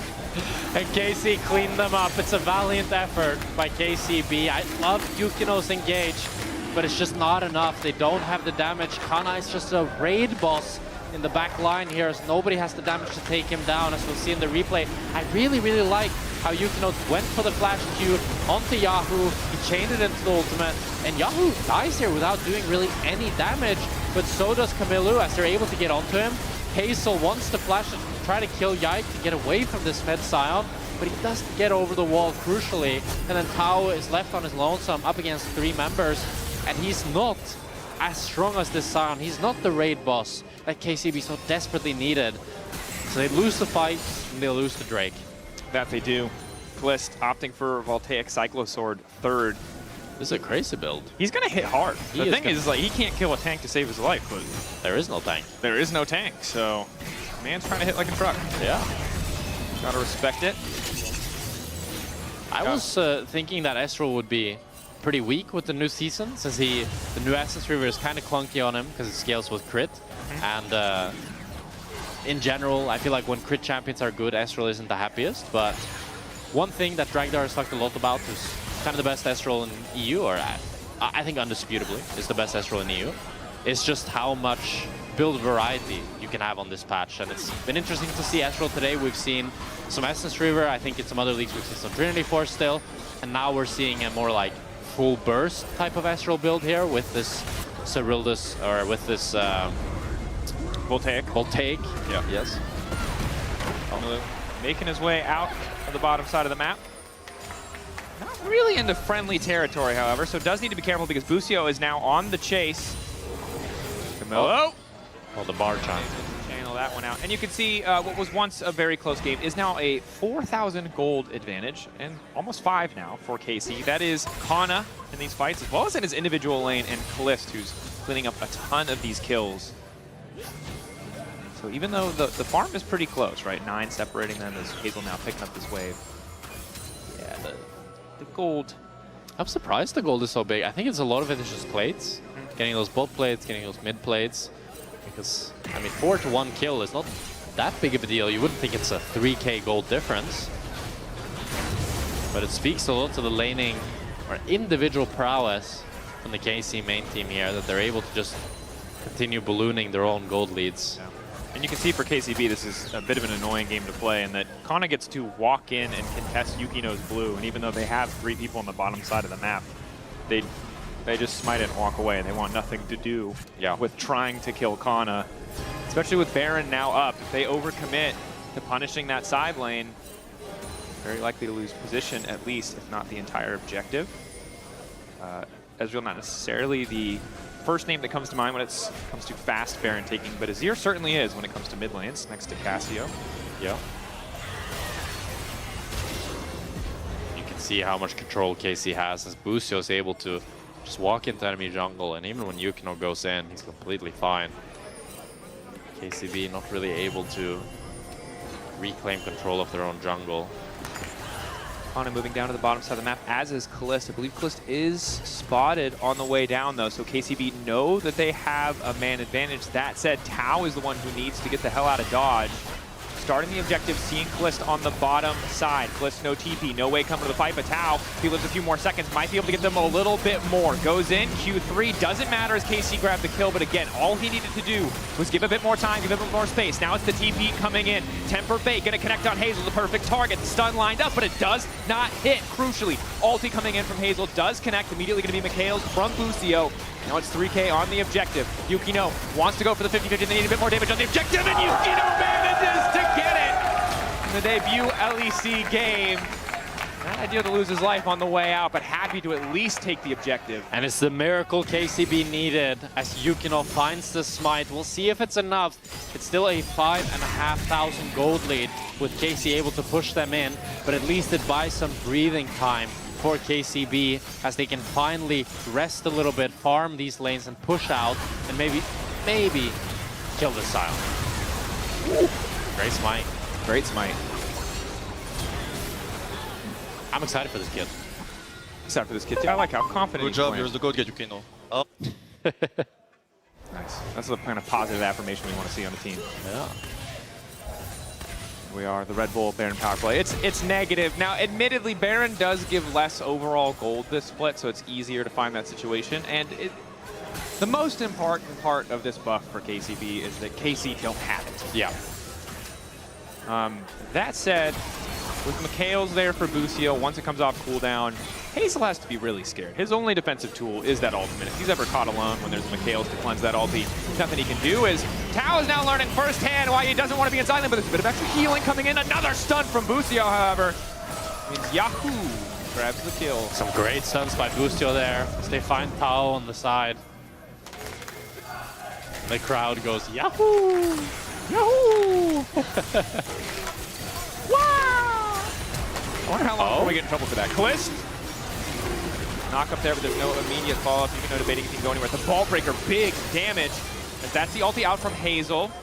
They do manage to get the Zhonya's here, but there's really no room for anyone on KCB to follow up as Kana just kind of going to full channel in their face. Tank the tower. 3 champions are hitting him. The flick back finally there. He's Mikhail's. They'll finally kill Kana, but Kana wants more blood. He's not done yet. His second life will end like the first. But it does mean that KC, despite not having a Baron at all, are the one to take a tower here. Yeah, you can see that the Baron power play, it's just, they're not able to get anything done if they continue getting pushed in. We're going to be hearing Yahoo a lot. That was just like a howl, I think. Yeah. I mean, respect. Like, I feel it, you know? We all sit in offices like all day. How often are you just going to yell as an adult? You look like a crazy person. But when you get to esports, that's kind of your job. sports, I'm not gonna lie. Yeah, I mean, yeah. Well, I'm one of the lucky few, like the fans in the audience. You know, we get to yell sometimes. Usually, hopefully not high pitch, but today, you know, working on my range. Got to be ready for next year. Mariah Carey comes on. I got to hit them Christmas notes. I mean, with Yahoo in the league, that's definitely gonna help. Yeah, it's so hard not to just make so many references, all of which I'm concerned will get me in trouble. So, in the meantime, credit to Yukino for the steal. But KC Red, KC Main, KC LEC, not KCB, I have about a 6,000 gold lead. They are on Soul Point. The objectives are synced in such a way that it's going to be pretty tricky to fight around it, and short of another side lane collapse, Lucio marked. Will just barely make it through the portal there. Does get stunned, but luckily does not get hit by the flick back. I do think, for me, the highlights of this game for KCB has been Yukino and Hazel. I was really happy with how bot lane went and how, I mean, it's hard to say, right, because we need to see more from Kalista and Busio, but I feel like Hazel and Prime holding their own, getting good trades, speaks very well for me of them. And then just Yukino, how aggressive he's been, the Baron steal, and all the engages he's set up, and how he's kind of set up Camilo for success. I really enjoyed watching him play today. Yeah. I also think it's important when you have a team like this where you're not sure what to expect and you want to be respectful of the players, that you just get a game on the board so you can see where they're strong, where they're weak. Remember, this is an almost entirely rebuilt roster. Well, we want to give them their credit, we want to give them their due. You don't just want to like dance around it, right? How good are they going to be? Yeah. And we've definitely seen some positive things in the context of this game. Yeah, I think for an ERL roster, this team is very, very exciting. Very scary. Yukino now caught out. That's the GA utilized. Yahoo waiting off on the side. Yukino down. His first LEC caster curse. Wow. And we were here for it. We did that, Jack. Yeah. It's our fault he died. Specifically us. As, Tao trying to get tricky with it. Lots of good healing, but the CC is very effective. Yeah. The healing is there, the damage not so much. So they take down Yukino and Tao. This game is just slipping out of their grasp, but KC is in full control. Oh, Camilo out. He's gonna split push bot lane. Oh, that is. He doesn't want no Yahoo. Nope. Don't want to mess with that guy. No. Very scary plumber. Yahoo keeps pushing top side. Oh, they're gonna collapse. They're gonna try to cancel some backs. Prime fishing, tempo play. Milu, no ulti, walking into the Baus special. Yeah, this is straight out of Baus's playbook. There it is, the Ezreal ulti too. Okay, Camilo finally flashing. Busio now on the way. Camilo can't stand next to any wall, which is tough because there's so many of them. Oh man, they're just using everything. Goodbye, Camilo. He had a good run. It was a good run. 07, brother. So that's a lot of people. Of course, there are no other objectives on the map, so it's pretty reasonable for KC to send everyone. Yeah, but the problem now is Nash is spawning. You know? What do you... Whoa, but... Now Nash is spawning, Soulless in 15 seconds. Yep. 4v5. Yahoo puts down the mid tower. Hazel actually one-shots it Hazel puts down the before. mid tower. Yeah. They are just going to look for the soul. KCB can't really try to go for the Nash themselves. With the lethality virus, you have so little damage to these objectives. It's hard to look for any sort of return play. Yep. All right, that's the soul. Yep. Which, if Sion already wasn't unkillable, makes him a little bit more unkillable. A little bit more unkillable. Would have been like higher infinity.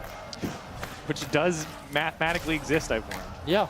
Which is annoying. I didn't need to know that. It's like when you're a kid and someone says like, I'm infinity better than you. Oh yeah, you have two infinity. I'm two infinity better than you, and you're like, that doesn't exist. Well, you're wrong. Yeah, they were right. They were right. I got to call my boy Liam and let him know at age 10 when we were arguing about who would be a better Super Saiyan that he absolutely had me beat. I thought infinity was enough. All right. I always went for the infinity. Infinity is crazy. What about two infinity? How about that one, buddy? KCB, one final hold. With the barrier. Yeah, big shield. Also the locket. Yeah, actually, they went a bit crazy there. He had Edge of Night, and they used Barrier and Block. Bit of nerves, maybe, playing in. Just don't want him to take damage. Yeah. Round of applause forcing them for someone. For KC, really. For KC, really. Yeah. I mean, credit to KC as an org. Like, I think they're an org that KC fans love. A lot of people who aren't KC fans love to hate. But, like, it's pretty impressive. You have 2 teams on an LEC stage right now. Yep. Because now it looks like you're going to have 1 team with a Baron. And that is the KC main roster. KCB looking for a steal, but Yahoo answered, and the answer was no. Well, KC going to look to run down mid here with the Baron Nashor, with Tao down, with Yahoo. People are going to get so bored of this. No, you just keep going. It'll come full circle. Woo! I just keep going, guys. It's the start of the year. Yeah. People are salty already. They need a longer break, you know? I missed it. As KC are on the cusp of simultaneously losing and winning this game. Yeah. So this looks to poke them down with the Baron Nashor minions. Kana level 20 here. Dang. Really showing that top lane impact that Finn has been talking about so much.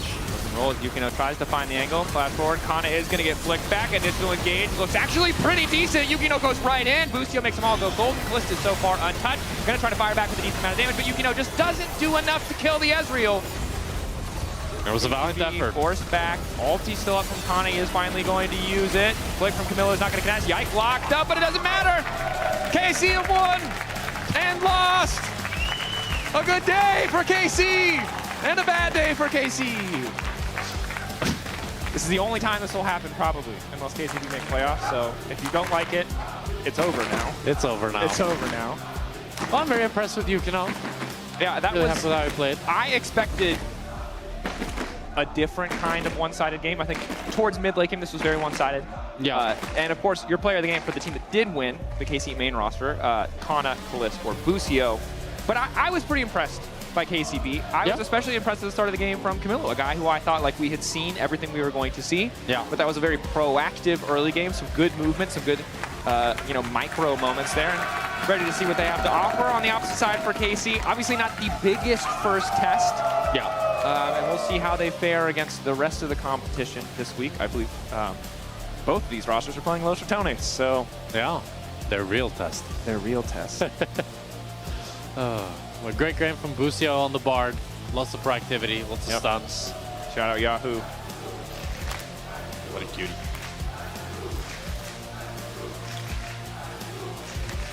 KC looking good. Excited for them this season.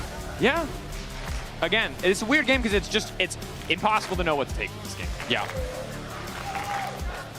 Rare that we have. I think that KC is kind of good and maybe kind of bad. Yeah. There you go. I'm a centrist. There are 2 sides to the story, KC and KCB. Yeah. The KC fans seem excited though, so we'll carry that through. Okay, we're done talking about the 2 sides of KC. Laura's standing by with Kliss to talk about beating KC as KC. Indeed, Dracos KC take their first win against KC here in the LEC because that's how we roll in 2026. Kalis, merci beaucoup. Thank you so much for joining me for this interview. I did not even know who they were cheering for, honestly. It was really weird. But how was it for you playing against your sister team, playing against players that you know, that you see every day in the office? Yeah, I mean, it's kind of hard to understand also what they were like, who they were rooting for. But yeah, it was kind of hard to play against like the sister team. Yeah.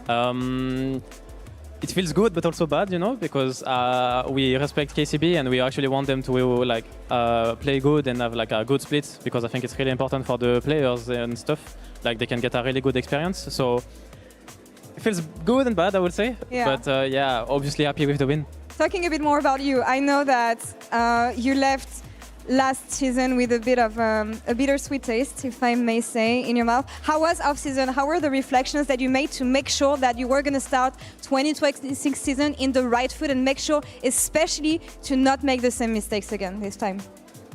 Well, obviously at first there were like we needed changes for 2026, and the most important was just like to not forget 2025, just like make sure we don't do the same mistake as 2025, get the good things we did from 2025, and just like make sure we're going in 2026 with like fresh mindset, fresh team, like a lot of enthusiasm and stuff. So we can actually just be humble and work a lot.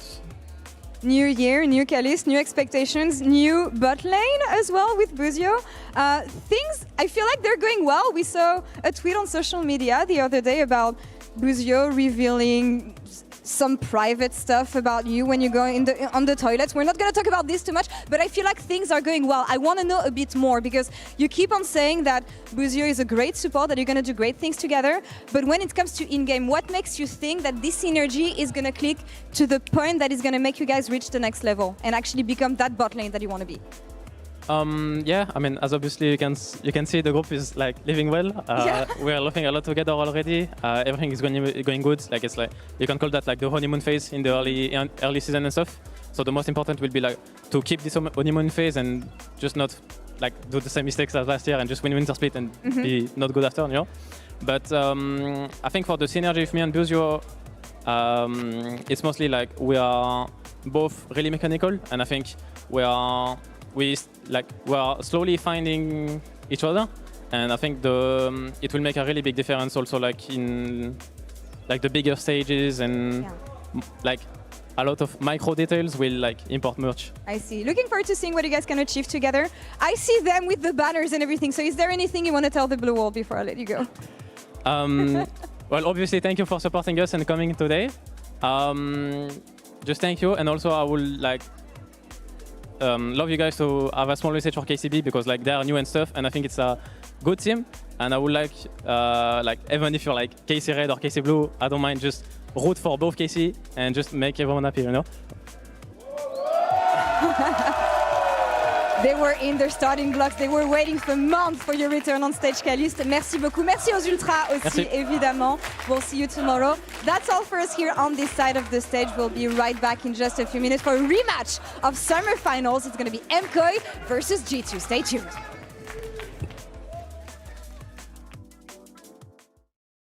Front and volley. Yo, getting very low. The flick dump in. Oh, gets him.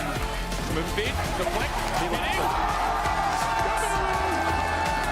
Actually, Lucy not quite there. Yahoo wants the extra damage down. Mulu flashing out. Yukino's there to cover. True shot gets him. Sniped.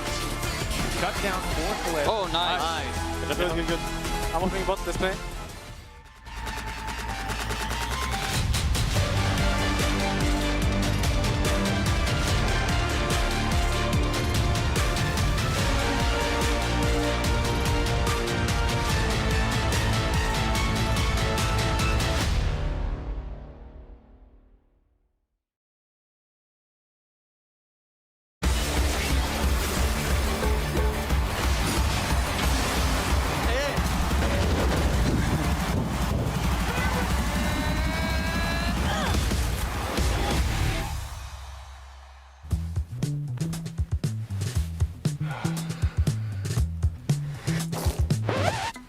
Hey Dragos, you ready for the...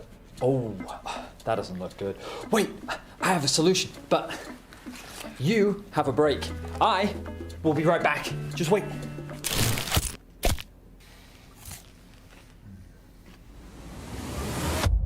Have a break. Have a Kit Kat. See? I told you we'd figure it out. I don't think this counts. Come on, let's go. Hey there. Every season starts the same way. Everyone wants to win.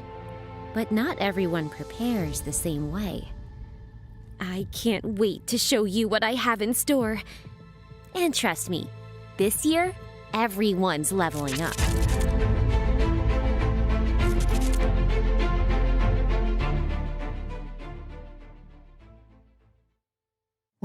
Well, I guess that's a wrap for today.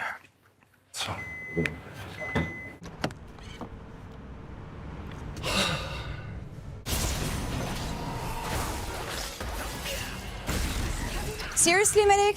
I thought we were going out for a ride.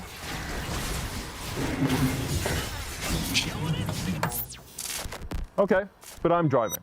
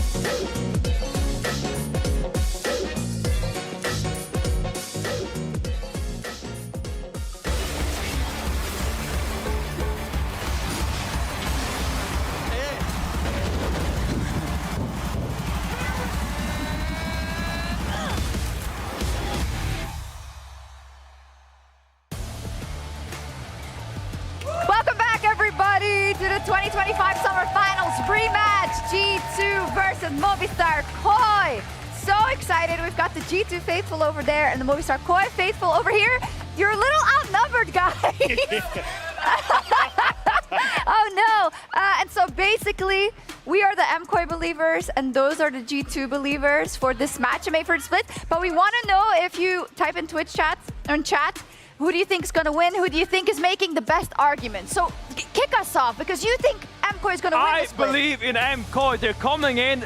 Madrid was just a setback, a building block for something greater. Their goal is Worlds, and I think coming in, no roster changes, same strong roster from last year. New crazy meta from Mirwin to cook in, and I'm not sure if they can match the pace. Okay, Finn, you can't do this. You can't do this anymore where you're falling in love with the version of MKoi that could be. Instead, you need to stay grounded in reality and see that MKoi that is right now, because last time they got their cheeks clapped by G2 in Madrid. Yeah, I mean, the last time Finn fell in love with someone, it was 1-1-3, and he's not here. So, I mean, it hasn't been a great track record, you know? It's true, but look at what we're seeing there. Could you just tell me, how many road trips did G2 organize for the fans? Woohoo! Tell them. How many road trips did MKoi win?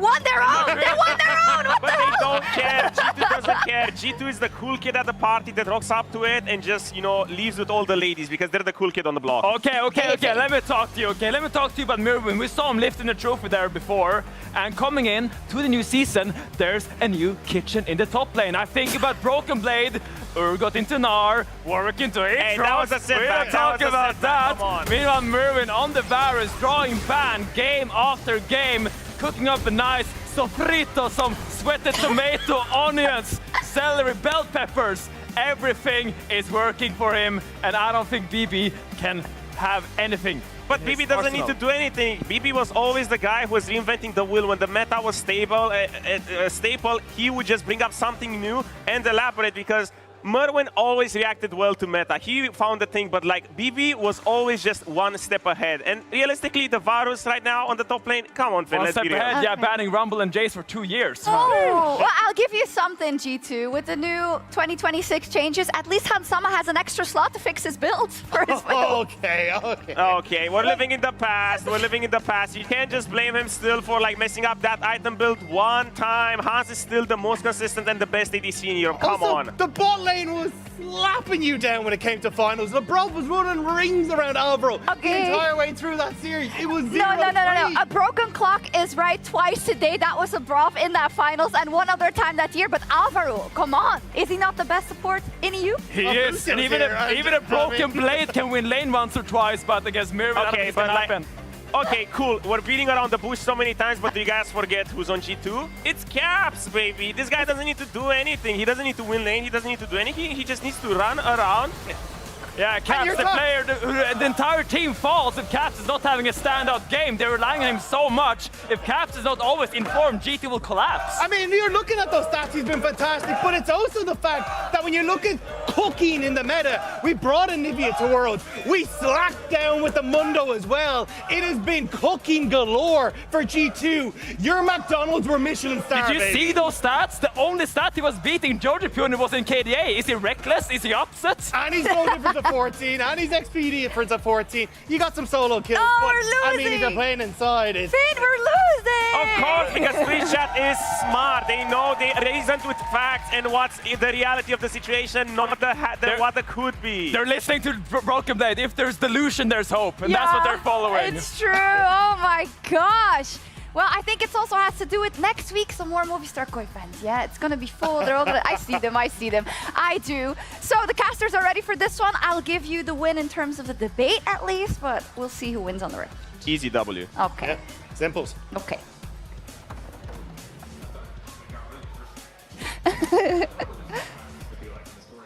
I'm Sitting down. Sometimes it needs to get personal. You know what I mean? But like, how did we all unconsciously decide that 113 was going to be the person who just took strays this year? That's true. I guess that's kind of unfair. I don't feel bad for him. It's fine. Finn doesn't love a lot of players. You got to call it out when it happens. You know? That's true. It's not special because it lasts forever. It's special because it happened. So who do you think is going to win, Dracos? That's a great question. I don't know, is the honest truth. Yeah. I will say that I would be leaning G2. Yeah. But G2 are hard teams for me to read because sometimes they're the biggest chefs in the kitchen. You know, they're busting out crazy stuff. You're like, wow, you guys must have watched like 3 seasons of The Bear back to back. And sometimes they're like, what if we played Nocturne Oriana one more time? And it's like, what version of G2 are we going to get? I'm really curious about the top lane matchup. I feel like that's where most of the action is going to lie. And I know a lot of MCOI fans have been really excited with Alfari now coaching top side and helping Mirwin out. I think that can help him so much. And also, remember that when BB was struggling, it was Alfari who coached BB into being a more lane-dominant player. And Alfari always known for his laning phase, and I think in the current meta, we saw it last game, I think Kana, for me, had such an important impact. He was just so unkillable, so hard to deal with. And I feel like if there's people that are going to push the limits of what top lane is capable of, it's going to be Mirwin, it's going to be Broken Blade. So that's where I have my eyes in this matchup. Yeah, and I think that one of the things about the new season changes that we haven't gotten to see in competitive as much, because a lot of the games have been a little bit more chill, is how insane the top lane gaps can become, how impactful top laners can be with these new changes compared to last year. And that's been mitigated somewhat by, like, we saw Sion Aatrox. Kana absolutely outclassed and outmatched, but it's Sion, so it's not quite as flashy as it could be on, you know, a more kind of impressive split-pushing sort of champion. So I wonder if we'll see Broken Blade and Mirwin showcase even more how big these top lane changes are and how powerful, the role can be, what a level 20 champion can do. Yeah, I would love to see some cooking for sure. I think being able to see kind of different type of top laners in this new environment with more XP and just more resources would be very interesting to see, because we've just seen kind of the stock standard. We saw a little bit of Ambessa, a little bit of Aatrox, we saw the Sion, but seeing something new that I know both of these players are capable of pulling out, for me, is the highlight of today's match. But really everywhere you look, there's nothing but highlights. I think this is our 2 best teams, as it was throughout last year. Sorry, that was a sigh. I agree with the 2 best teams. Guys, get ready for your brain to break. Or maybe you're all fine with this in a way that I'm not. G2 are on blue side. MCOI have first pick. Yeah, that does That's feel right. really That's weird. right of first selection. That's the new change that was made this year. We have not seen it at all today, to my knowledge. I didn't see it in the first 2 games. So this is the first time we'll see it. So if you're like, wow, Champ Select looks wrong, it looks wrong to us too. But this is how things work now. It's 2026. Grow up. To be fair, looking at it now, I feel like it would take me like 2 games and then you get used to it. Yeah, But it is quite I'm old now. Change scares me. Do you think it matters at all, that rule change, that now you can choose either side or first pick? Because I feel like people will only choose either first pick or second pick and they never care about side. First impression needlessly complicates the game. This makes the people who makes graphics lives harder. That's my initial impression. That said, we haven't seen it explored. Maybe it does offer more strategic depth. And the person who made that change or made those decisions isn't here to argue their case, so I'll kind of just leave it at that. My initial impression, meh, don't love it. But now we get to see a red side first pick Jace, and I think that we're some of the first people in the world who've ever said those words. So that's cool. That's true. That's very true. And we'll see if this Jace goes either jungle or top. And we'll also see if he gets the infamous 1000 damage Shock Blast. As Broken Blade hovering the Wukong here. Presumably to match into the Jace if that's a jungle Jace. Yep. We'll see what they look to pair up into it. Probably a mid lane pick would be my guess here. With Orianna being banned out, they could look to go for the Azir. So that has been relatively high prio alongside the Orianna. Some room to cook here. Be interesting if they don't pick Azir. They're just going to pick Azir, right? Yeah. That's so weird. Sorry, 2 picks on blue side. Very weird. Anyway, we're all getting used to things now. So, Yunara, pretty stock standard.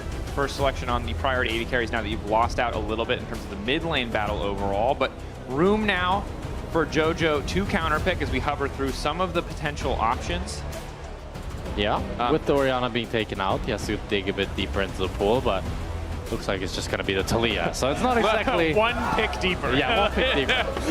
Right down the tier list. Yeah. Number 3. I can see why people would say they miss Fearless. I mean, again, it is. You miss best of. Yeah. Because Fearless doesn't save best of 1. That's true. What if it was Fearless across the whole season, though? But only for champs you play. Or Fearless across the day. That would be interesting. Yeah, that would... Yeah. That would be crazy, no? I don't think players would ever have agreed wanted to to play earlier in their life. We will, yeah, true, We will actually. fix every pro's sleep schedule. They'll all be like, we want to play at noon, we want to play at 9 a.m., we want to play... True. With Corki being looked in there for G2. It looks like a pretty stock standard answer into Yunara. We've seen this matchup 2-3 times today. I mean, my baseline assumption, and I would love for you to elaborate or correct me where I'm wrong, is you expect Corki to kind of get pushed early, and then Yunara just sits and scales up? I mean, the thing is, Corki wins short trades, and has a little bit more bully potential, a little bit more burst, while Yunara has a better all-in. Depends a little bit on the support matchup, but I think especially around level 6 is when she starts to come online.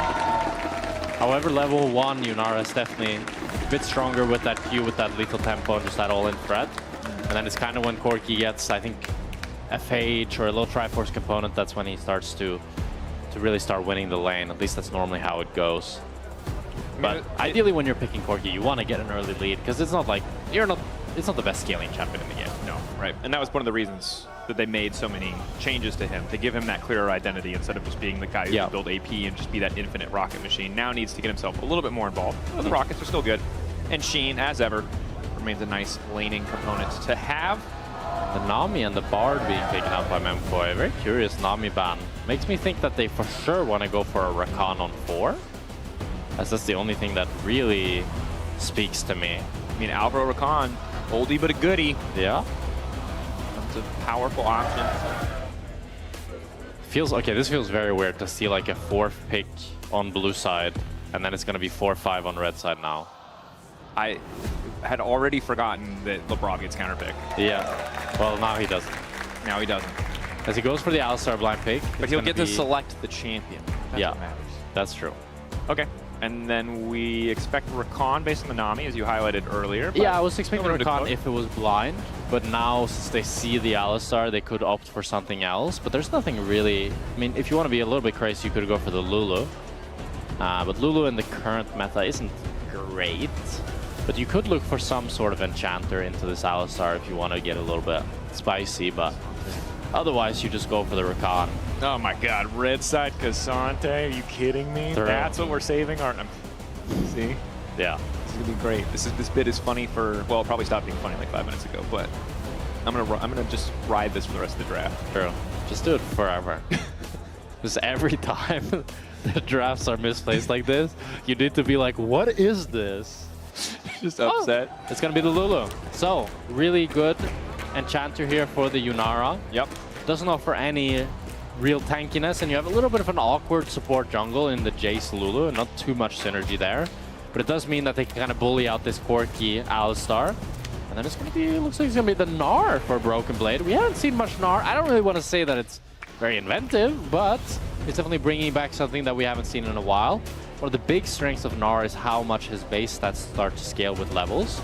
And I'm actually curious, I'm not fully sure how his scaling works past level 18, but I know he gets so much stats in Mini and Mega Gnar. That's a good point. So if the scaling is really good, then a level 20 Gnar sounds incredibly scary. It's a valid point. And something that I hope the wiki has. It had not occurred to me. Gnar, all champions, of course, in top lane, or any champion that goes top lane has the potential to get level 20, but presumably you keep the formula going. Gnar, unique in how his stats scale in each of his forms. Yeah. I'll check as we go. Oh yeah, we'll keep yapping in the meantime. I'm excited to see the Lulu. I think Alvaro we got used to seeing as the big playmaker, and that is certainly where, you know, I think the most comfortable position for him to be is, but the Lulu has some really nice interactions into this G2 lineup. And any champion that wants to go in hates seeing a Lulu. The polymorph can be so impactful, and I think, you know, Caps, Broken Blade, both have these pretty telegraphed engages, and if you catch that Azir mid-shuffle and polymorph him, stop that ulti from coming out, it can be that big game changer. I have some skepticism towards Mkoi's comp, as I feel like it looks pretty hard to execute as we get into game here. I really like what G2 has and how easy their comp looks to execute. They have such good engage, they have the Gnar to say push on side, they have the range with the Azir. While Mkoi's comp, it has very little crowd control, it has very little setup for Talia. She kind of needs to find the flips on her own, while the Jace as well is not being set up too much. So it feels like you have a lot of selfish champs here that would really want somebody to set them up, but nothing is really doing that. So I think a lot of burden is on Supa this game to be able to frontline with this Lulu alongside Mirwin and actually get things done, because they don't have that go button. They don't have that rel ult, that Rakan engage that they normally play with and find so much success with. And we're seeing a consistent trend, especially in the context of Jace jungle, which is that it often just leaves you lacking those reliable engage tools that so often, especially in EMEA, that junglers bring. Doubling down now when you see the Lulu in the game as well. So well highlighted as Alvaro Supa continuing to trade. Q fully stacked. Supa will trade barrier for barrier there as Jojo just continues to step onto Caps. Caps level 1, getting demolished in the trade. The minions are free firing into Jojo but not making nearly as much of a gap. That is just the level up difference there. Yeah, some great trades from Jojo. Important to note, Vladdy said earlier that Jojo today was best laning mid laner in the league. Very high praise for him. And we see it in his stats. I mean, Jojo had some incredible laning stats last year. Very good CSD, and in general just had a lot of dominant moments. I think really it was more in the mid game that it felt like he not faltered, but couldn't contend with someone like Caps and how he moved around. Supa, knock up back in the towers, but taking the tower shot is disastrous because Skewmon is already here. A quick burst blood. That's the Unari. You said had to carry, Jack. Yeah, really good gank here by Skewmon as Lebrov finds the flash Q. Skewmon's lapped around and Mkoy's bot lane. Jojo. Oh my god, he TP'd. Oh my god. Oh my god, he TP'd, bro. He tried to flash and he TP'd. They said we got claps, bro. That's claps. He did the Larsen.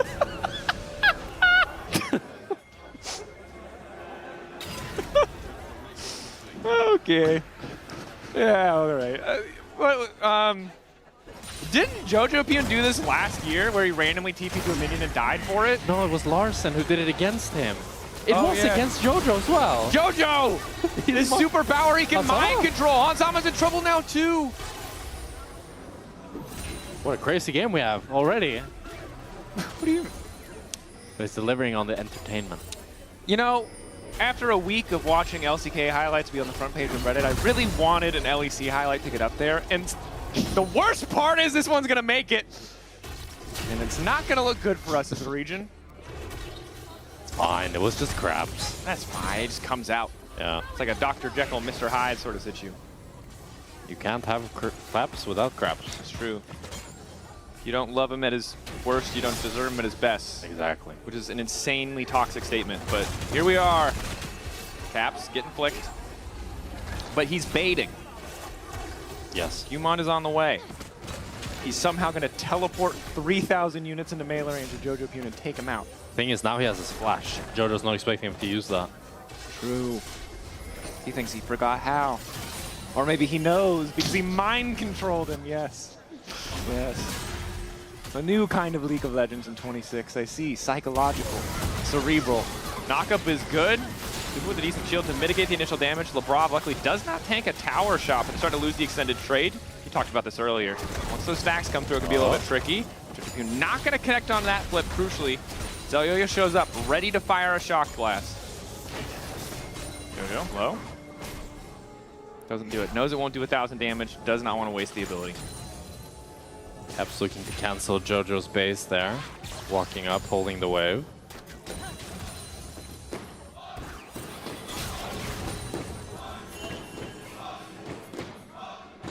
Ooh, Yeah. very interesting things happening on mid lane right now. So Caps walked up, pulled the wave to freeze it to cancel Jojo's base, but Jojo realized that Caps tanked the wave too much, so then he had the base, so he waits for Caps to finish the base, then cancels his own base, and now pushes in the wave, gets a good recall. Cool mind games happening. Not able to stick around to get the crystalline overgrowth, but it will probably just continue to stack as Alvaro now retreating flashback. A little bit of extra movement speed making a big difference there as Lebrov does get the punt away, but not a whole lot else. So Yo-Yo on the way down, Lebrov getting lower and lower. Skewmon suddenly realizes this is not where he wants to be. Decent shock blast for a couple extra 100 damage, but they're just focused on clearing out the wave. Yeah, good flash there by Alvaro to save his life. It's a bit of a deja vu. Lebrov found another good pulverize. Really good game from him thus far. Make some of this bot lane pressure that was supposed to be a losing lane. Looking pretty good for Hansama now. He's equal with Supa.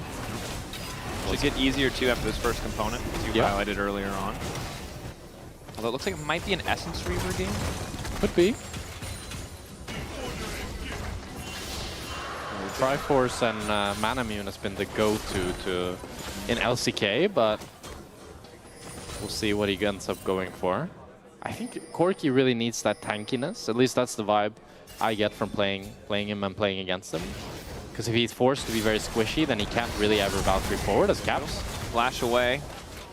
Comes the Unraveled Earth to miss position, but will get away with his life. And that's a huge power of that Azir, is you can always dash forward when you have someone behind. Force the flash of the enemy mid laner, and now, for the next 5 minutes, Jojo needs to play a lot more careful with his flash being down.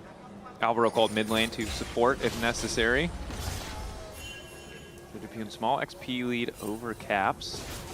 Courtesy of the wave that you highlighted earlier, where he was able to stick around a little bit longer than anticipated, as Supa keeps the pressure up here on the bottom side.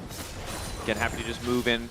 Oh, Skewmon, no flash. Push back, nice initial interrupt. Jojo now going to do a flash forward, instantaneous ulti. The Cyclone finding one, finding two. Both Caps and Skewmon pick up a kill. And it's G2 support jungle that are outperforming MKOI. It feels like everywhere Skewmon and Lebrov are on the same page, able to set up plays.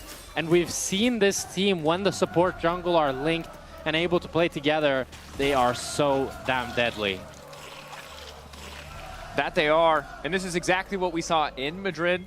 Something that we weren't expecting, an area that we thought could be a weak point for this G2 lineup, as it was for a lot of the year, but Skewmon and Lebrov found their footing, found that confidence as a duo, and it has not left them since we've seen them last on the LEC stage.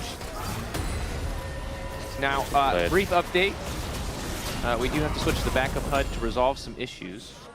So, jump in your copy paste whatever they said in the last thread about the HUD, and just jump in if you want your free Reddit karma.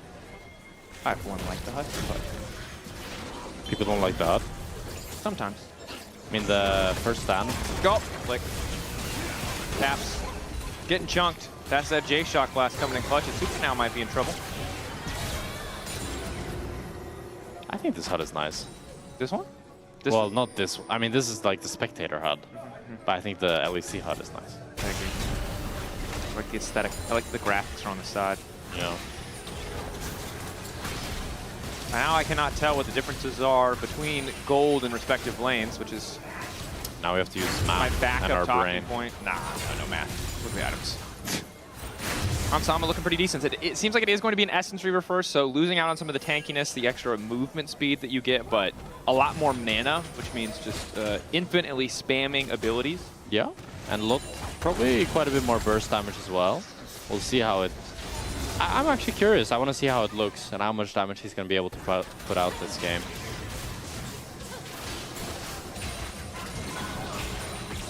Supa going for the call, obviously delaying that first time spike for Hansama. Holding his ground. 1v2. Lebrov now returning. Not going to get bullied. We still have the Christmas Cocoa for the healing potion on the old HUD. I like that. That's funny. Oh, yeah. And the gingerbread cookie. That's a little Teemo. They never take cookies, I didn't realize. Now they removed it from us. No more Christmas. All right. No more Christmas for us. Yeah, so I think one of the struggles that you may have noticed, you've been watching the audience at home, is that the early games have been, outside of one or two of our matches, pretty tame. I mean, this one was pretty fun with the TP and everything. Oh, yeah. Yeah. But now we slowed down a little bit as Rogueplay trying to get a bit more aggressive on the top side. I'm worried about this MKOI top side. I feel like Broken Blade will just get stronger and stronger in the side lane. And he's going to be able to progress on side, and every time he builds up a big wave, he procs the Crystalis. Nope. I mean, again, I think that we've seen in this matchup before that K'Sante has some nice windows around that ulti to all in the Gnar. Gnar, when he doesn't have the hop, can be very vulnerable. But outside of those windows, mini Gnar especially is such a nightmare. Yeah. When you don't have ulti, mini Gnar just gets to dunk on you, and there's just nothing that you can do to stop it. Yeah. Also, very interestingly, it's a ghost on Broken Blade. I didn't notice it earlier. But that's a variation we haven't seen in quite some time. I don't think we ever really saw Ghost on Gnar, but now with the TP coming from the top lane role quest, he'll still be able to join his team, but that just makes him so much more dangerous than the side lane. Because if Mirwin then missteps, he can Ghost to run him down, and also, if Elyoya ever wants to try to gank him, he can Ghost and run away, giving him a lot more tools here. Also, so much of the damage is on K'Sante's W when he goes all out, right? And when you have that movement speed, it's much, much easier to dodge. Just does overall make the lane so much harder for Mirwin. Supa pops the ulti, zoning Labrov and Hansama away, continuing to step forward. Headbutt pulse combo comes in. Alvaro shielding what he can, but the Ignite already down. Barrier going to get used as well. Skewmon on the way. But the Dragon is the main objective here for MKOI, and they have already started it. Yeah. Skewmon wants to cover his bottom lane, so will have to concede that second Drake. Yeah, now 2 Drakes going over to MKOI and 2 Grubs as well. Very good objective control from them, despite the kills going in favor of G2. Skewmon feeling frustrated here, as he's not able to really leverage this gold lead that he built up. So Elyoya just keeps farming, keeps taking objectives. But we know as the game goes on, while Jace's damage will scale up, Wukong can be that big team fighting threat. Trinity Force first as well, so more damage, less sustain than you would get from something like a Sundered Sky. But the amount of burstable targets between Elyoya, Jojopyun, and Supa does make it a nice proposition. Yeah. Delvaro opens up towards top side here, and they're looking to swap. They have the ADC quest and they have the top lane quest, which makes swapping not really feel bad at all. Before you get that point, it feels really bad to swap as you progress the quest incredibly slowly outside of your lane.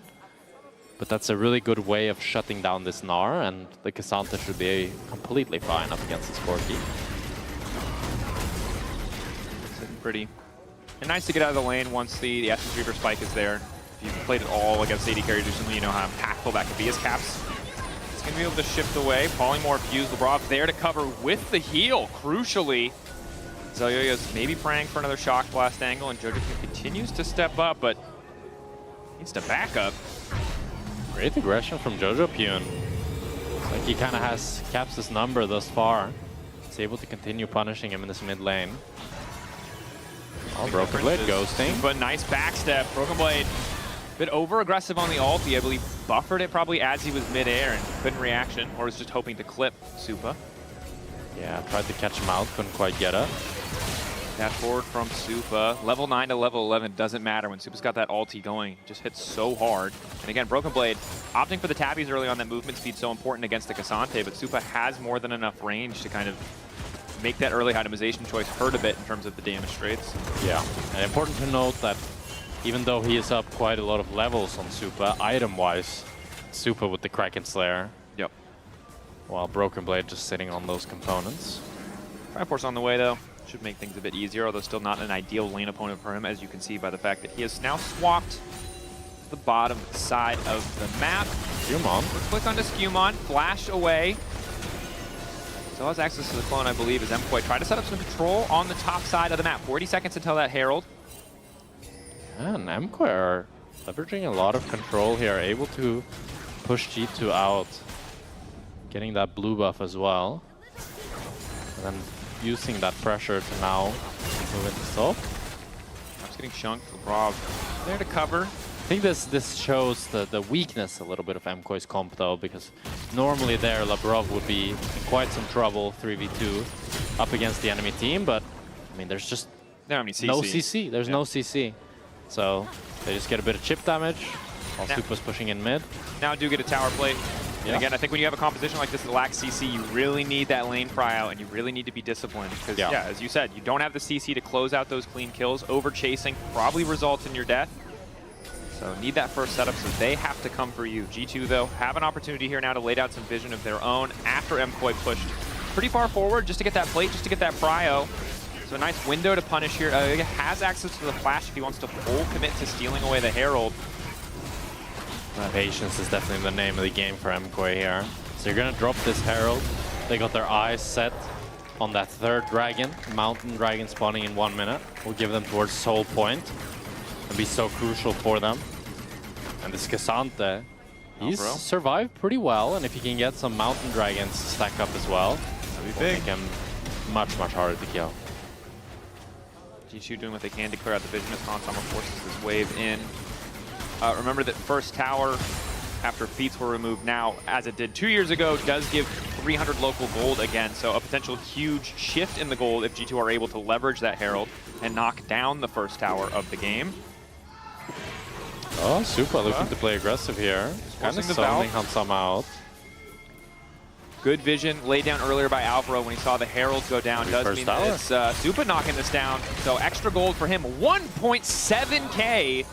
That's huge, especially as well since this is mid tower, which opens up the map so much and really enables MKOI's comp to play much more aggressively. Now the Jace can walk up on mid, throw down a shock blast, and Hansama has no hope of trying to contest any mid waves without his whole team backing him up.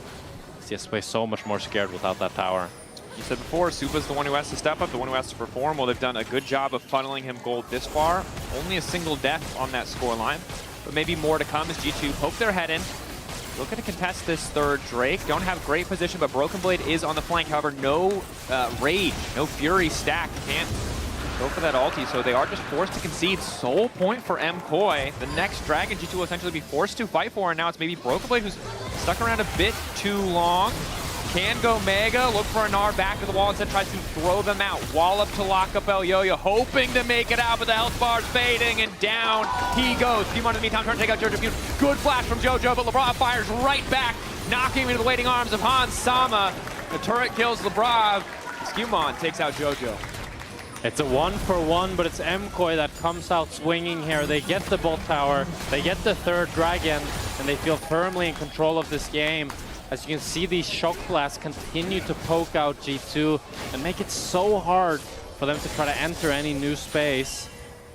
Skewmon on the way top. Alvaro sneaking his head in because he's got Mirwin on the way up as well. Cap's gonna break another tower. Objectives falling left and right.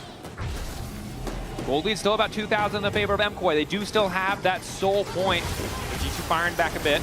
Broken Blade overstepped here a bit. He thought he could push in that mid bot wave before MKOI could collapse on him. And a little bit of a optimistic flash, as they say. A great flash from Jojo, but with Lebrov being willing to sacrifice his life and with that Alistar ultimate, they can just tank that tower for so damn long that they're able to take him down regardless. Good spot to be in. Also really just love having the Shurelya's at this point in the game. That extra movement speed really helping out, stopping some of the more telegraph engages from G2, or helping Supa in a lot of these cases secure those kills, run down that target. Said before, poke, really easy for Hansama to win out on 1 or 2 autos, but in the extended fight, Supa just does a ton of work. Yeah. Supa is definitely the raid boss of MKOI right now. And with that, Lulu buffing him up as well, it's going to do so much damage in these team fights. Unless Broken Blade can get an ulti on him, it's so... Oh, Jojo. Catch out Jojo. Jojo stunned. Looks like he is just going to fall here. Ulti comes in. That's the wild growth on the Jojo Fume. Skewmon now trying to follow up. Immediately going to get Polymorph. Lebrov on the way in, but he's not in range to go for the head. But Pulverize, and now it's Supa's turn to take over. The flash forward. Broken Blade running.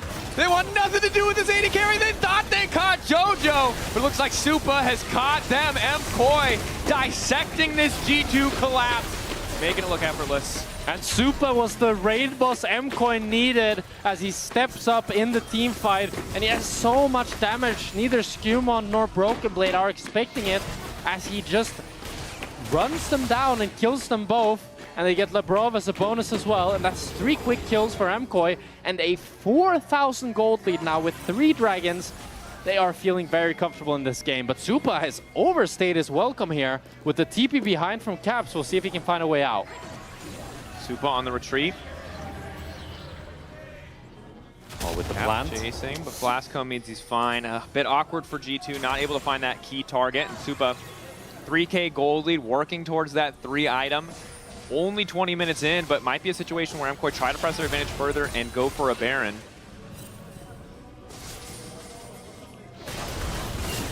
Oh, quick catch. Quick back only connect on the clone though, as MKoi settling for the blue for now, just pushing that vision line forward, knowing that they have mid-prio. Caps, of course, spotted on side as well. So Drapion shifts his attention towards the top side. Now, not a lot of health on this tower. Yeah. Two finally going to use their Herald. Unfortunately, it will probably not crash unless the Herald goes crazy.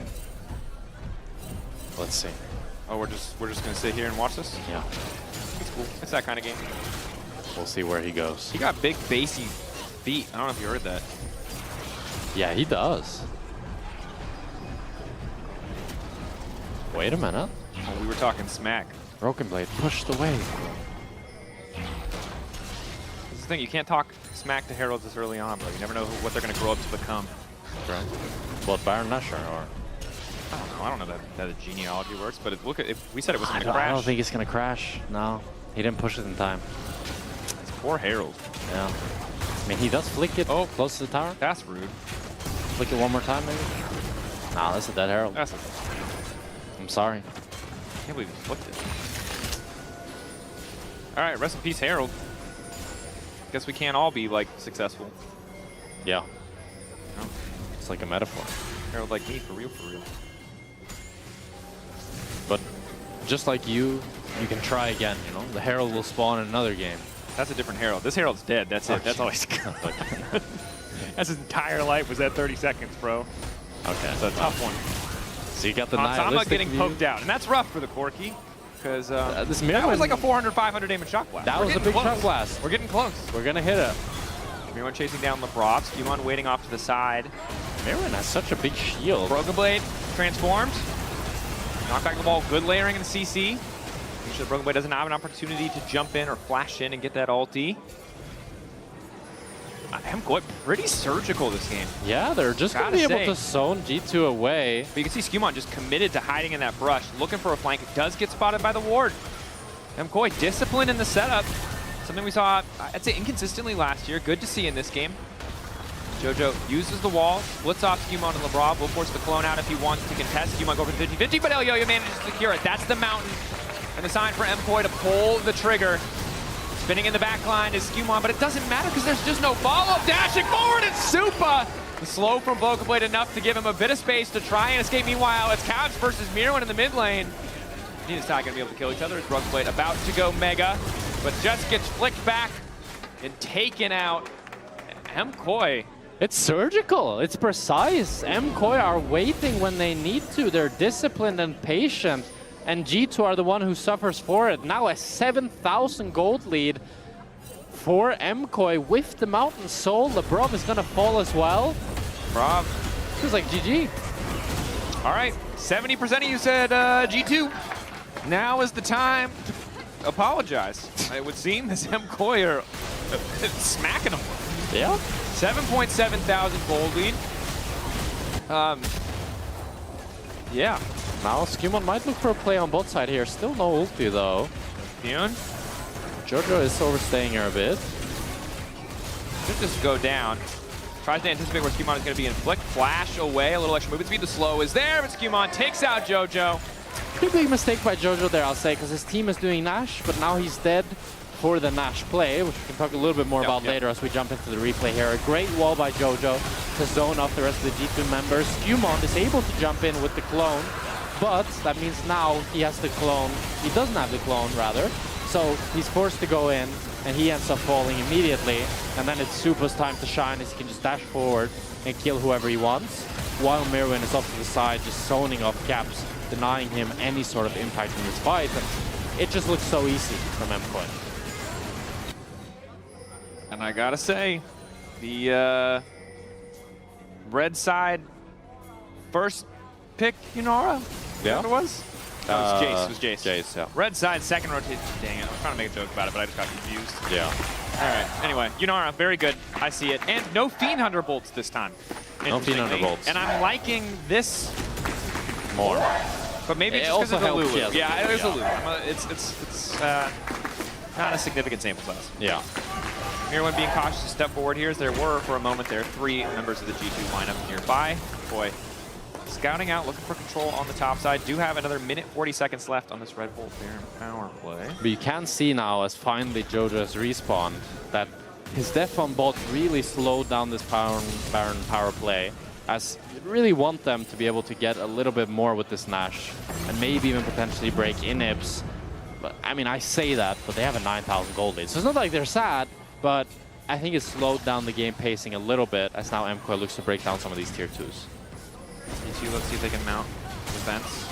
Does just the tier 2s are like paper. They're just going to get deleted there. Good news is the top side one doesn't have any of the crystalline overgrowth really built up, as the first one was only taken down moments ago. That said, it does not matter.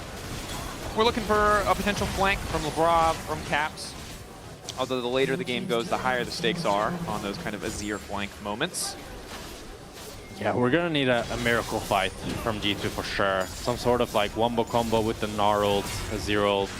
But we do have a chance for you to prove your statement earlier today. As Oyoya is very, very, very fed. Yeah. And our observers are great people. And I'm sure if there's 1,000 damage shock blast, they'll let us know. There is potential on Hansama. He's no plated steel caps. So I could see it. He's on brown bags. Hansama is broke. Yeah. That's rough. 1,000 shock blast. Oh yeah, do it for me. Thank you. Okay, maybe I was over-exaggerating a little bit. Okay, but no, Jason, come on. You don't get a back out of this one. Just like okay, yeah, celestial opposition there. Just like Dagda and Otawamne, don't they have to stand by this? Okay. I don't know what's gonna happen. Okay, here on Hansama now the EQ. Let's see LUF. Big blast. That's like 1,000. That's like 1,000. That's like 1,000. Okay, yeah. It can happen. All right. Thank you. Can we get a quick toggle on Hansama just so I can see how much health he has? Thank you, observers. Yeah, that was not 1,000. That was almost 1,000. That was not 1,000. That was like 900. All right, I'll give it to you. I'll give it to you. It's day one. We all make mistakes. A 900 damage shock blast. Thank you, observers. Koi in an excellent position. G2 might be sent back to the drawing board after this one, but I do imagine because it's day one and Caps randomly TP'd instead of flashing that they may chalk up some of this game to just jitters. Yeah. But Skumon, LeBron, very early on, good. So nice indicator. Again, for two teams that did not change a single member, at least in terms of players, it's a best of one. We'll get to see this again, I'm sure. Yeah, it feels weird to say, but I feel like LeBron and Skumon were like the two best performing members on G2 today. I agree. Caps, Hansama, and Broken Blade all feel like they disappointed a little bit. But we know that they perform when it matters. So I have no doubt that they're going to bounce back after this. It's one game in a 11 game regular season. They got time. That said, today belongs to MKOI, as despite some early potential missteps, they've been damn good once they got control.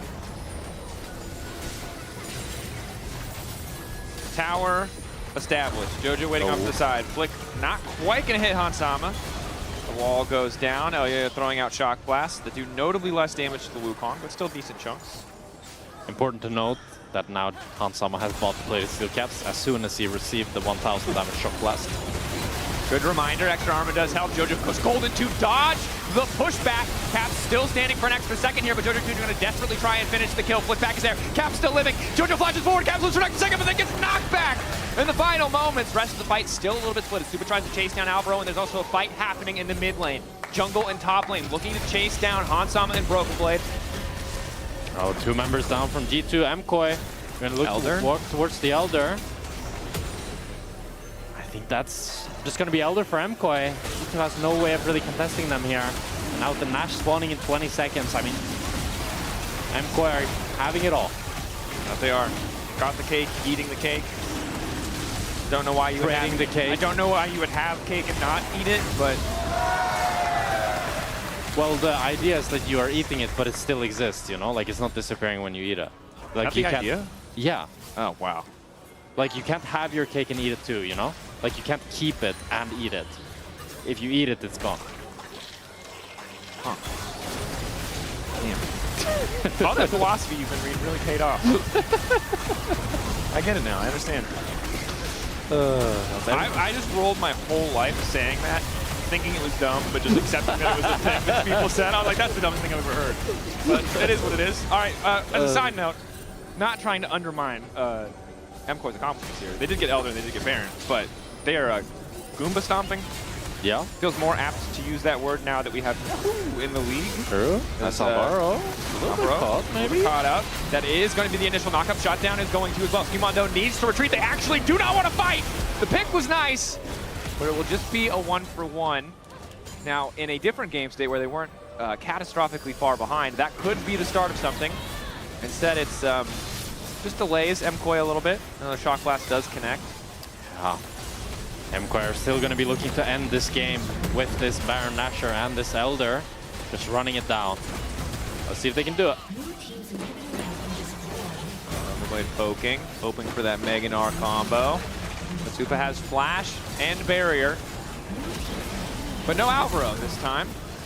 So maybe a chance as Hantama tries to poke. Rocket not connecting. Matsupa doesn't have ulti.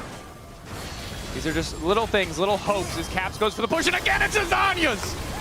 Right in time, Broken Blade wants to get anything done, but Super now just fully free to tear through the entire team! The Elder Dragon empowering him. It's a triple kill. They're ignoring Labrov. And the G2 fans might have the MCOY fans outmatched in terms of quantity, but in terms of joy, the MCOY fans are absolutely winning this one. MCOY! Redemption in the best of ones. They take down G2. FM was right. MCOY looked damn good as they show a dominant game here against G2, winning pretty much from the start. I love JoJo's laning phase. I really liked Supa's aggression, how much he pushed on this Seri. It's just beautiful to watch. Yep. Of course, you can vote for your player of the game, Elyoya, Supa, or Alvaro at LEC on X. Yeah, credit to the team overall. I do think it is funny though that how much they talked about top lane specifically in the prediction. It wasn't really about top lane at all. Neither we got Gnar. Yeah, they were pretty useless both of them. Yeah, I thought they would also be more useful, but maybe bot lane is the only role that really matters. Maybe it doesn't matter. And jungle. All roads lead to the same place. Which is the lane with two people in it seems most impactful. Yeah. But overall, I think good bounce back from what will look like. We're starting to get outclassed in the jungle support position, but then Alvaro and Supa together playing that really phenomenally. Yeah. Good discipline around the objective setups. A lot of things seeing in this single game that if we see all season will be a very clear indicator of an overall level up for MCOY. Because it's only one game, it's just a nice trend, something good to look at. But exactly what you want for MCOY as an MCOY fan or as a critic. You wanted to see them improve from that first game. I also feel like it felt like a masterclass on just Yunara in general and really highlighting the strength of the champion, just showing how once you start to get a little bit ahead, you can run down team fights so well and you have such good chase down potential and just so high DPS that G2 really weren't prepared for. I really love the Lulu as well. Well played to MCOY. Definitely was. Lore standing by with Mirwin to talk all about that first game. All about that first game and all about that top lane. Mirvin, thank you so much for joining me after this game. You're one of the few teams who kept all the same players, but you have a new coaching staff. Melzet is still here, but you also have Alfari helping you, I believe. Tell me about this. How's it been working with him? Pretty good so far. I would say like the first week we work, I was running it down every lane. So my mistake there, I didn't really get to work that much with him, but I think this last week was way better. Honestly, I'm really happy. I think he has a lot of knowledge that I'm going to learn a lot from him, and I think one of my biggest weaknesses in International was my laning phase, and I want to make sure that I fix that. Okay. I want to be dominant in Europe, and I want to smash everyone in International. I hope you're going to keep your playstyle, though, and I hope you're going to keep on seeing those weird picks that made you so unique in the league. Okay, I want to touch upon this, actually, because I was watching LCK 2 days ago, and it was Doran who played Akali top lane. What do you think about this? I mean, Akali is always a good champ. I love Akali. It's one of my favorite champions since I played this game. So it's good to see. I think with these new changes, now you see way more champions in top lane. Like, for example, BB2 they played Flash Ghost with Gnar. It's really, honestly, it's super annoying. It was really boring to play this game. I can't do anything to him. I was just chilling, but it was pretty boring. But yeah, we will for sure see a lot of more new picks. Not that much of a TP, even though I think it's still really strong.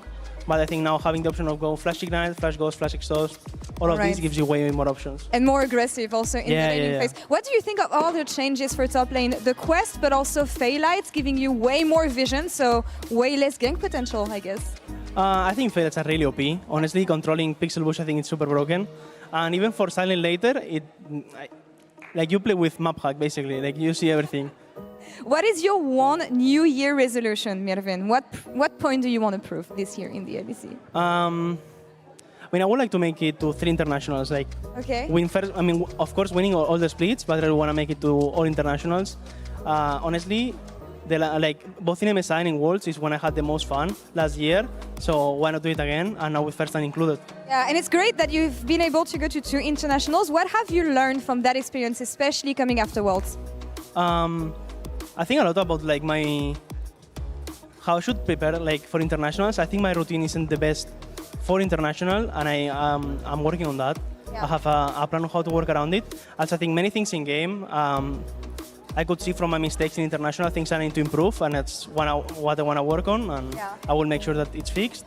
Yeah. And yeah, we will show up a better face in international. Hopefully you can showcase it in game. As you can see, your mid laner and support are ready for PGL. Do you have My anything goats. you want to tell them? Your goats. Oh, Yeah, that's nice. I mean, I think they played really well today, so good job, guys. All right, good Give job it up, to you. give it up. Yeah, give it thumbs up on it. He's not even listening. Jojo doesn't care I mean, about Jojo you. doesn't care. He was giving He you was props, late already man. 10 Pay times attention. here. Come on. Thank you so much, Mirvin, for the interview. It was great talking to you as always. And as you've seen, Jojo and Alvaro are waiting in PGL with Shox and Finn. Take it away. Thank you. That was awesome. Yeah, getting praises rather, Jojo and Alvaro from Mirwin. Jojo, the first thing I have to ask you, I just asked you off air as well, but are you mind controlling these mid laners? What was that from Caps? Yeah, I don't know. I feel like every split this happens, like first Larson, now Caps, but I maybe felt like he was a bit shaky in the matchup, so I'm not sure if he was nervous or it's the first game, so it's understandable. You know, I was also pretty shaky, so I think it happens, but I mean, it's hard not to laugh when it happens at the moment, right? So I think I might have laughed too hard and maybe caught my team off guard a bit, but... Oh yeah. Alvaro, is it good to be back?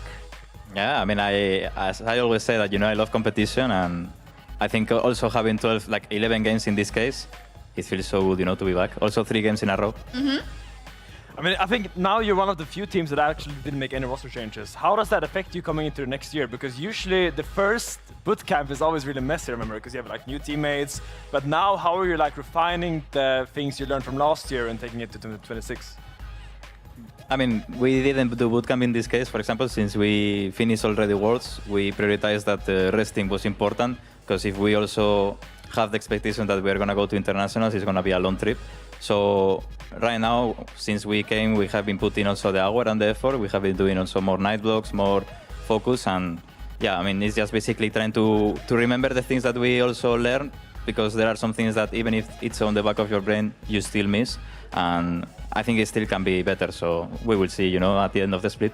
Yeah, we'll see indeed. Jojo, when it came to last year, I think you guys had a very up and down year with a very big success in spring. I think a very big heartbreak, unfortunately, in Madrid. But how do you look back on the international steps that you took? Because you have a lot of experience there, right? But how was this experience different, and how did it motivate you differently into this year with Koi and your international appearances? Yeah, I feel like Western teams, usually they go to like internationals or worlds and they don't expect to win or achieve anything. I feel like in Koi it's very different. I think besides Koi and G2, I feel like we're probably the only teams that actually believe we can win at worlds and have a big chance. So I really felt that belief at internationals, and I mean, I just saw our improvement happen at MSI at worlds, and it was really fast. We ramped up really fast at internationals. So of course it's still very hard and there's still so much we have to improve on to reach that final level, but for sure I see the long-term vision of achieving that. And the drive. Alvaro, we were talking about you a lot in terms of being at some points in the year the best support in EU. And there's now someone who's come from NA to kind of, I don't know, face you and all the other supports. What do you think about the arrival of Busio? Because obviously another one coming over from America, it's pretty, or from the LCS, I should say. I mean, I think he has a great level. Like, he also has shown, you know, playing in NA that he was the best. And I think in this case, for example, he's going to be more contented, the top of the support. I think today he didn't play as good. In the start, it was a bit shaky, but later on he was playing better. And yeah, I mean, it's just a hype matchup, you know, like tomorrow I'm going to face him. Yep. I think also Kalist and Busio has a lot of hype. And, you know, bring it to me. What do you think about the murmurs where people are going, oh, this is on paper the best bot lane in EU? Do you think that's fair? I mean, it's fine. You know, everyone can say whatever they want. For me, I know that I'm the best if I'm playing how I should, and I'm also the best with Supa, so just time to prove it, you know. I think they're also pretty decent, so it will be a hype matchup. Yeah, they're still scaling, right, Finn? Yeah. I'm just curious, how do you feel about pioneering this new meta where you go from NA to EU? Because you were kind of the first one to do it. And now it's like, oh wait, the NA players are actually good. Let's get some more in here. Let's see how far we can go. Because I think Yukino as well had a great game today on the Vi. I think he was one of the main forces in that KCB team. So I'm really curious, like, how do you feel about that?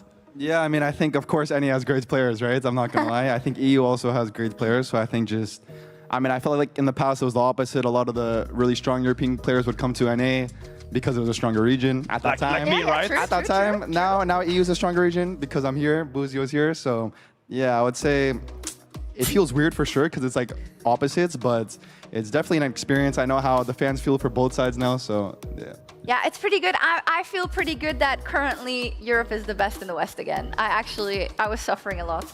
But Alvaro, your lane mate Supa is our key up player of the game. He's not here to talk about it himself. We can ask him maybe tomorrow. But how do you feel about your synergy and stuff? Is stuff also rusty, or because you played so long together, it's just really it's the same, or? I mean, there is, of course, like I have been playing with him for 3 years and a half, and of course there are moments that, you know, we struggle a bit on lane, even if we have, I think I will say we are pretty consistent on how we play the map after as a bot lane, but I think our laning phase can still be better, and we can get a lot of like punishment on the enemy. So I think he played a really decent game, and also it was the Yunara Lulu, the redemption from the KT game that we lost when we were ahead. So yeah, I mean, it feels good, you know, to finally win also on Enchanters, which is like a topic as well. So love that for the callback. Do you have like a list of all these, like, okay, we played with this and we should have won, we're gonna play it again, or? I mean, I have still the feeling that I need to win with Bard, proving that I played really well, you know? Like, I'm 4-1, but the champion is still, I can make so much out of it, you know? Yeah. So I think Bard will be the next one in the list. Okay, maybe tomorrow. Like Buzio's Bard, right? Yeah, Buzio's Bard. I mean, Buzio's Bard today wasn't that good. The stats were good though, but yeah. He was getting hooked a lot in lane, but That's off the lane true. he looked really good. Yeah? Yeah. I mean, let's see. We'll see if he wants to tomorrow. pick it tomorrow. Maybe. They did prioritize it today. Finn, let's take a look at the schedule for tomorrow to see what you are excited about. Because I honestly can't remember. It's been such a long day. I mean, right now I'm just excited for like every game because there's so many new teams, and I think the new patch is really exciting. But what instantly springs to mind is, of course, MKOI versus KC, that last game. I know it's gonna be a banger. Yeah. But I mean, there's a lot of unanswered questions as well, because we saw SK play today, and tomorrow they're going as Fnatic. So I wonder, can we actually see more from them? I don't know if you have an opinion on SK, because it's kind of an enigmatic team, I feel like. It's hard to really It's a bit of a wild card, I would say. I mean, we have been also playing into them, and, you know, I think they have things that they can bring to the table, but, you know, I will see. And for me, the other match that I will say is hype is the Giants against G2. Yeah. Because I think, like, Giants always has been the one struggling after, like, scrims. Usually, they are really good on scrims, but then they tend to not perform that well. Today was a bit of a banger game that they almost lose the game and then they finish. So I think that's the other game that I will be looking on. Okay, I also see Los Ratones can get revenge over KC Blue from EMEA Masters from the semi-final. Do you think any of the two guest teams, Jojo, is going to make playoffs in Versus? I mean, I think Los Ratones might win this split, to be honest. I think if the Baus... I mean, I'm the Baus fan. I think if Sound's unbanned, it's a free win. But I was kind of disappointed with the Kled pick. Like, I think we thought it was going to be a Kane game or something like that. Yeah. So I think he has to pick more creative champions and he can carry them. You all are mind controlled by Los Ratones. Like, so many people are saying they can win the split. I don't know what you're on, honestly. It's just the truth. I mean, we'll see. Okay, It's just the vision. It's the vision. It's the passion. It's the passion, yeah. Vitality. Navi is going to be a banger as well. Actually, Navi was... I said it on Twitter also, but for me, this is their first split, Finn. Like, I don't... Summer... Like, Rogue is gone, guys. Finally. That didn't happen. Okay, yeah, we'll close it off here. It's been a long day. Thank you so much. Congratulations, you two. Thank you. First win Thank you. for Movistar Koi. Thank you, Finn, and all the other analysts and everybody for sticking with us for the first 6 games of LEC Versus. We're doing it all again tomorrow. Bye-bye. Back in my days, we didn't have walkouts. That's some new AI invention. We're definitely in the future now. This is not how I remember it. But it's quite nice. Okay. Kill the bro. Look, Jump, no flash. I'm going. Look front. I help you. Look, on Zin. Oh, sorry. No, it's good. I have Q1. Maybe give us you. Nice. The Dragon secured by Shifters, but Noah is on a rampage. He's looking for more, dives in with that supercharger, finds another. It's just my Kai'Sa, guys. So don't worry. Faced across the board, Na'Vi with advantages. This is great actually for Na'Vi because Valenčia's here. Supreme Display Tana will knock Ice down and he is melted where he stands. Okay. They engage. Oh? It's fine. Vivian. It's fine. I can go more. 우리 하나 놀지. Just keep straight. Buff it, like, share a lot. I legit both you. Like I grocery, bro. Luckily, Fnatic was cheap. I'm there in 2 seconds. I can take it. I can understand. Okay, you got it. Go, Victor. Victor. I'm double. Yonana's gonna come soon as well, okay? Get Yonana. Look, you got it. I got it.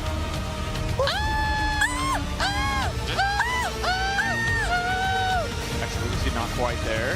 Yahoo wants the extra damage down. Milu flashing out. Yukino there to cover. Trujan gets him! Sniped! You must lap around and Emco is both playing. No. Oh my god, he TP'd. Oh my god. He TP'd, bro. Bro, he did a Larson. What the f? Oh shit. Everything. Whatever.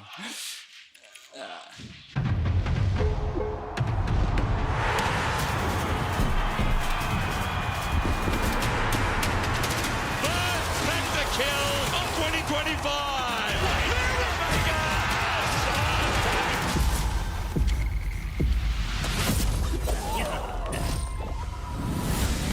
A new wave is coming to the LEC! That's gonna be one of the best LEC intros I've seen in years! Oh, Jackies! For a bit on it. Trials already, but a trash line! Their rapid, crazy minds right in the arcane again. Everything blue in this arena. Everything blue.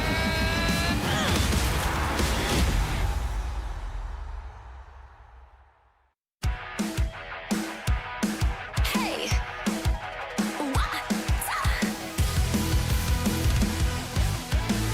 Hey, look up at the sky, it's just a starting line.